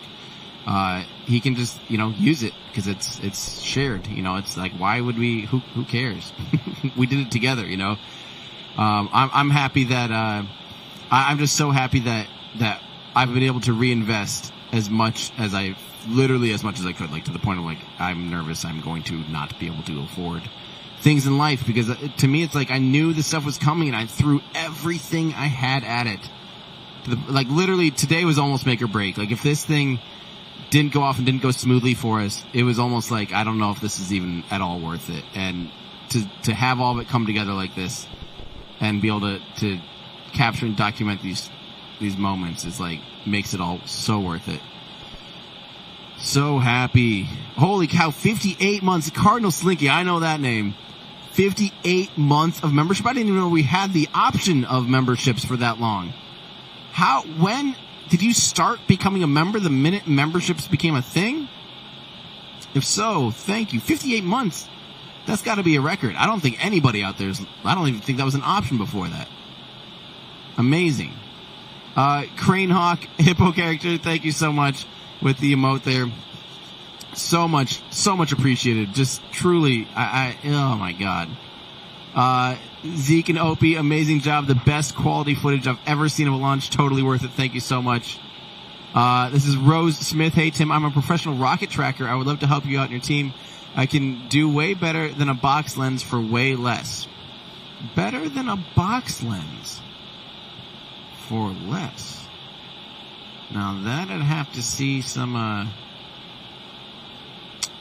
would have to see some proof in the pudding there, because that's saying a lot. Box lenses, if you guys don't know. Well, less, I believe. Right, less, I believe. Box lenses are unbelievable. Those things are stupid expensive. Yeah, like $250,000, $500,000. Yeah. Which is why we would want someone to help us. Be like, here, use this. Just let us know. Unbelievable. A handful of new memberships. Again, don't forget, guys, memberships, you guys will get access to exclusive live streams. You'll get access to early access to videos. Because the way I do things, remember, I'm not trying to, I don't try to, paywall things or anything. I use, what I do is, as a thank you to people that support with memberships and Patreon support, what I do is I like to make it, you guys are like the final quality control of videos. And we had a great ride to orbit today. We are now 1 hour and 2 minutes since we launched the Artemis I mission. Orion is traveling with the interim cryogenic propulsion stage, now almost 15,000 miles per hour. We recently saw the perigee raise maneuver. That's where we lifted the lowest point of Orion's orbit. Okay, we know what they did, and at this point they're just basically waiting until the TLI burn. But I just wanted to say, the way we do things, like if you're a member or a Patreon member or a YouTube member, what I do is I'll send you a link to early reviews of videos, and that's quality control checks for us. That's not I'm not trying to use it as, again, like a paywall, like if you want to see this content a couple days early, that's arbitrary, what's a couple days in the grand scheme of your existence? But the main reason that we do that is so we can get some eyeballs on the video. Then it's a review phase, so people can comment directly at the timestamps, say hey, you misspelled things all the time. That's the number one thing is misspellings. I will misspell so much in my videos if it weren't for our supporters being keen-eyed and wanting to help. It's just it's unbelievable that people are so generous, not only with their with donations to help make this stuff all possible, but also generous with their feedback and their time, because it is fun. Like in normally those comments would be on YouTube, and they'd be like, "I can't believe you said Energia launched 3 times when it actually launched 2 times." It's like, oh yeah, duh, fix it. Obviously, once it's on YouTube, you can't change stuff like that. So it's so important for me trying to make stuff that is evergreen, timeless-ish, and trying to be as academically accurate as possible. Like it matters to me that we can be used as a source for other people doing research and videos and stuff. I want to be as accurate as I possibly can be. So I go through phases. Like our scripts, actually, higher tier patrons do read-throughs with me. I'll do read-throughs of scripts. We'll sit in a Discord channel and I'll read it, and people will interrupt me and be like, "Oh, what do you mean by that?" And that's like phase 1. Phase 2, I'll send the script out to the rest of Discord members, as well as some experts and industry experts that I trust that I like to help out and provide feedback. Then I'll review the script again. This is all before I shoot. Then I'll tweak it again, make sure we get a good thumbs up. We'll sometimes do a second or third read in Discord. Then I'll shoot it. I'll edit it. We'll normally do like a dialogue cut, and sometimes people will see a dialogue cut if you're a supporter.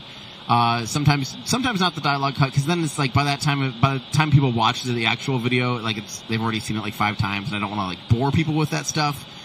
So sometimes we don't do a dialogue cut publicly, or at least with our supporters. But then we'll get it to the point again of doing like where people can comment on the video. And then once it's gone through all of those phases, that's when I release. So when people ask, why do your videos take so long? It's because I just want them to be right. I want them to be accurate. I want them to be as high of quality as possible. As you guys know, that is like my war cry. I just care about quality. I want, some of this stuff to almost be like the legacy of, in 10, 20 years, people to be able to look back and still learn something in these videos, which is why every video, even since the first ones I made in 2017, have been shot in 4K, not necessarily the best color and audio in 4K, but it is in 4K. Now we're starting to just keep going into 4K live stream, which is insane and very, very difficult. So, oh man. So let's keep going. I'm going to answer a few more of you guys' questions and just say thank you again to anybody. I don't know if we have many questions left. A lot of things are just at this point thank yous from you guys, which obviously means the world. As you can hear, that I've just been gushing for the last hour at this point. Thank you to Jeff and Sathia and T2 Force 21. Why is Artemis II a thing? What is the value of a crewed flyby mission? Well, ask Apollo 8 that. Apollo 8 did the exact same thing. Those shakedown tests. We don't, obviously there's no lunar lander ready yet. There won't be a lunar lander ready, and you don't want to, you want to kind of mitigate risks. Going out to the moon is a big deal. And, obviously you can't just turn around and go home like you can on the ISS. If in a total emergency, you can probably get home in, a couple hours, right? Even though it's right there, even though technically, like, it feels like you get home, if you lower your perigee, if you're inside a spacecraft, you could get down on the ground in like 45 minutes, basically. But that's not the way, realistically, by the time you board a spacecraft, get strapped in a total emergency, it'd still be several hours. When you're on a translunar injection, you're at the mercy of gravity and of orbital mechanics, and it's days before you get home. Like, no matter what. There's nothing you can do. That's why Apollo 13, the big, they already did their translunar injection. They're on the way to the moon. There was a debate. Is it worth trying to, literally, you can kind of turn and burn and try to, but once you're out there in the middle of your orbit, trying to turn and actually cut your time off is almost impossible. It was much, it turned out that the math and the thing they ended up doing is basically just getting flung out around the moon, and that was their quickest way home. So yeah, it's still, there's so many shakedown things like that are so important, and just flying humans and doing just the first steps first, make sure everything's all good to go. Humans survive the trip, and right now Orion's even on its way out. And as it goes through the Van Allen radiation belts, it's also going to be doing some testing to make sure, radiation levels and all that stuff. It's a pretty big deal. I'm also trying to figure out why there's police lights here. Hope everything's okay. I hope it's not a medical emergency or something. But they...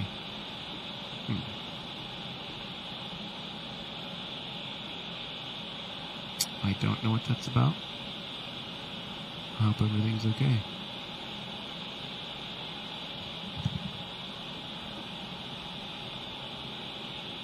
I don't know if we're missing anything or not, but... Well, people are talking like up here at the bridge, yeah. All right, we have more memberships from Crad and Can. These are good names. Crad and Can, Ketten, lots of C's. And Carol, lots of the times of the C's. John Kraus got the shot, guys. John Kraus did it. He got the Lunar. And I don't know if you are able to pull up Twitter. Wow. I don't know, Andrew. Do you have my... Yeah. Let's check that out. John Kraus got a trans... you can see the ripples from the... Going through the... You can see the little, like, tails almost of the moon. Look at that. Of the sound waves rippling. Kraus. Yeah.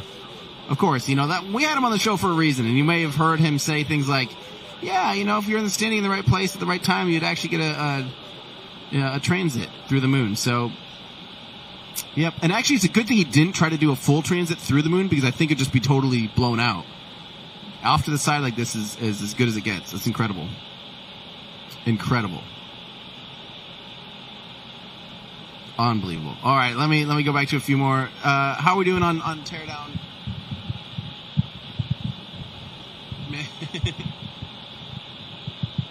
All right.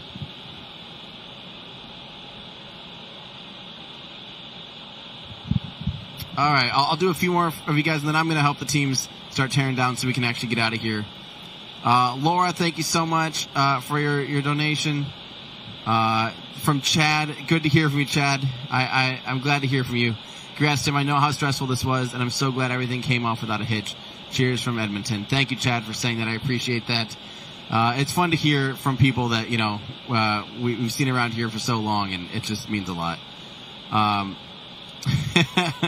Cody, Elon's going to make the official broadcaster of Starship after seeing the saucy footage. These shots are incredible. I don't want that, to be honest. I really don't. I'm not just saying that to be like, I don't need... No, really, like, honestly, being the official live stream commentator for Firefly was very stressful for me. I mean, I loved it. Working with them was incredible. Being part of that mission was unbelievable. But just the extra pressure of being the only source. Like, I know good thing is, like, if we had lost and, you guys had nothing and you weren't able to see anything at home, we at least had, like, many other launches, like other streams providing coverage. So worst case scenario, you just click off of ours and go to somewhere else. And being like the sole provider of a live stream is terrifying. And trying to be the source of all information, all that is holy, basically. Like, I like to just kind of hang out and answer things that I can answer. I don't like to try to be a definitive voice of authority, because I'm just simply not. Can, thank you so much again for your chat. David, thank you so much. Nicholas, this is for your coffee fund back in Brownsville. We're going to need it. We're going to stock up on coffee, because it's going to be time to hang out at Starbase a lot, I think, in the next... I'm hoping not in December. I want November. The rest of November I want off. And then I'd love to go... Here's Tim Dodd's dream timeline.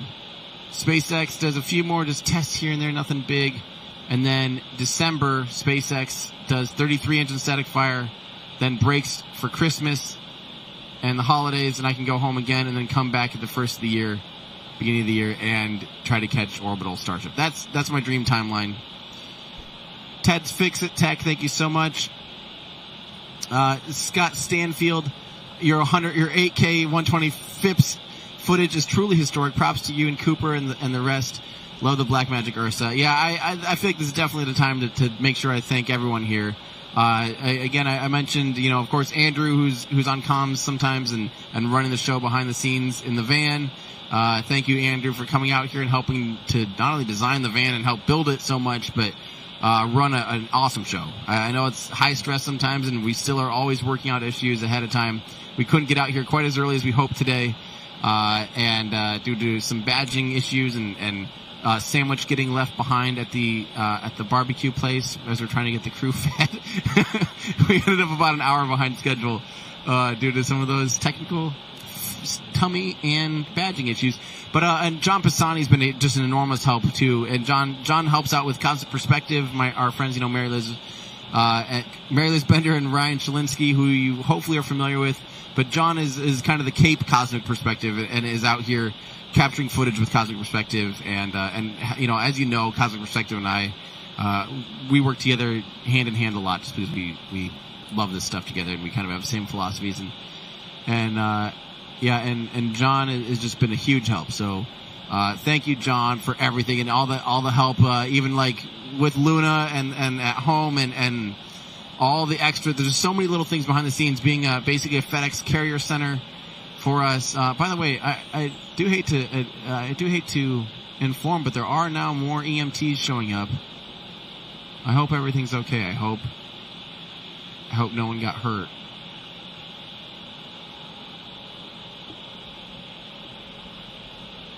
Hopefully we'll be able to figure out what's going on and get a status report on everybody. Well, yeah, they're going to the press center, it seems. Oh, okay, yeah, we'll keep going here. I'm just going to finish up, make sure I don't miss any of the really, really generous of all of you guys. Thank you so much again. This is the Modern Taoist. Tim, you really brought life to this community. You helped me find my love for space. Currently pursuing my master's in commercial enterprise in space at Florida Tech. Also, check out my nonprofit, Not Normal. Much love. Thank you so much from the Modern Taoist. That really, I love hearing that. That's what makes this all so worth it. And Adrian, thank you so much. Good day. It's big fans since the orange spacesuit days. This is a fair dinkum highlight. I don't even know what that means, but thank you. Keep up the amazing work. I really appreciate it. Let's see. I got another thanks to Colton, who actually is behind the scenes helping run all of the chat system that you see on screen right now. This whole thing. Colton and Mary Liz Bender. Mary Liz Bender helped with all the actual interface. She took Allie Gravity Coast, my girlfriend's design, and helped make it a living, breathing thing. And then Colton and Mary Liz turned it into all this overlay, all the stuff. But yeah, I was in the middle of saying thank yous. I'll keep going, and then I'll try to get out of here because it's late. Thank you again to Ben Steinman, who was out here doing networking and helping with some of the things, and just a lot of networking stuff behind the scenes. And then thanks again to Cooper Heim for kind of being the van manager these days and helping with running the tracking and just doing all sorts of things. There's again Ryan Chalinsky, Mary Liz Bender behind, previously not at this exact launch right now, which breaks my heart. I have just been a huge help for everything too. So I think, guys, I gotta get out of here. Thank you very much, Tony Wang. I think I got to get out of here, though. I think it's time I close up shop and get the teams to bed. I'm sorry if I missed a super chat or a donation. What's John's handle? It is at John Kraus, Kraus photos, at John Kraus on Twitter. I think that's going to be the last thing that I just retweeted it. So if you're following me on Twitter, you'll probably see it. That's got to do it, guys. We gotta pack up. We'll pack up more tomorrow, but we got to get out of here tonight. I don't think we're gonna. Well, how much longer until translunar injection? What are we at? We're at. Hang on. Translunar injection. 1 hour and 37 minutes. So 20 minutes. Should we keep the stream? Just play the NASA stream. Here. Yeah. We got to close up shop. Yeah, you guys, obviously over on the NASA live stream, they will have the translunar injection. That's the next big milestone in this mission, is getting that spacecraft to the moon. I really got to start tearing down here, and we got to get the crews snacked up and in bed. It's late here. It's 3 a.m., so it is time to wrap it up. Thank you guys again so much for all of the 15,000 of you that are still watching just my face in 4K. Weirdos. Just kidding. But thank you so much for tuning in, witnessing history with us. And stand by, because I think hopefully maybe tomorrow or the next day we'll be able to put together a little compilation of some of the footage that we were able to capture and share it with you guys. And it's just been an absolute treat and an absolute pleasure to bring this here to you guys. And I think that's going to do it for me, though. Thank you all so much for the memberships and the Patreon support and the shop. If you want, again, 10% off of the RS25 shirt, everydayastronaut.com/shop. Use coupon code LAUNCHDAY until you have about 24 more hours until that coupon code goes away. Launch Day, all one word, all lowercase, 25% off RS25 launch. You just saw 4 RS25s put a massive payload up into orbit and on its way to the moon. Celebrate with us tonight, everydayastronaut.com/shop. Guys, that's going to do it for me. I'm Tim Dodd, the Everyday Astronaut, bringing space down to Earth for everyday people. Goodbye, everybody.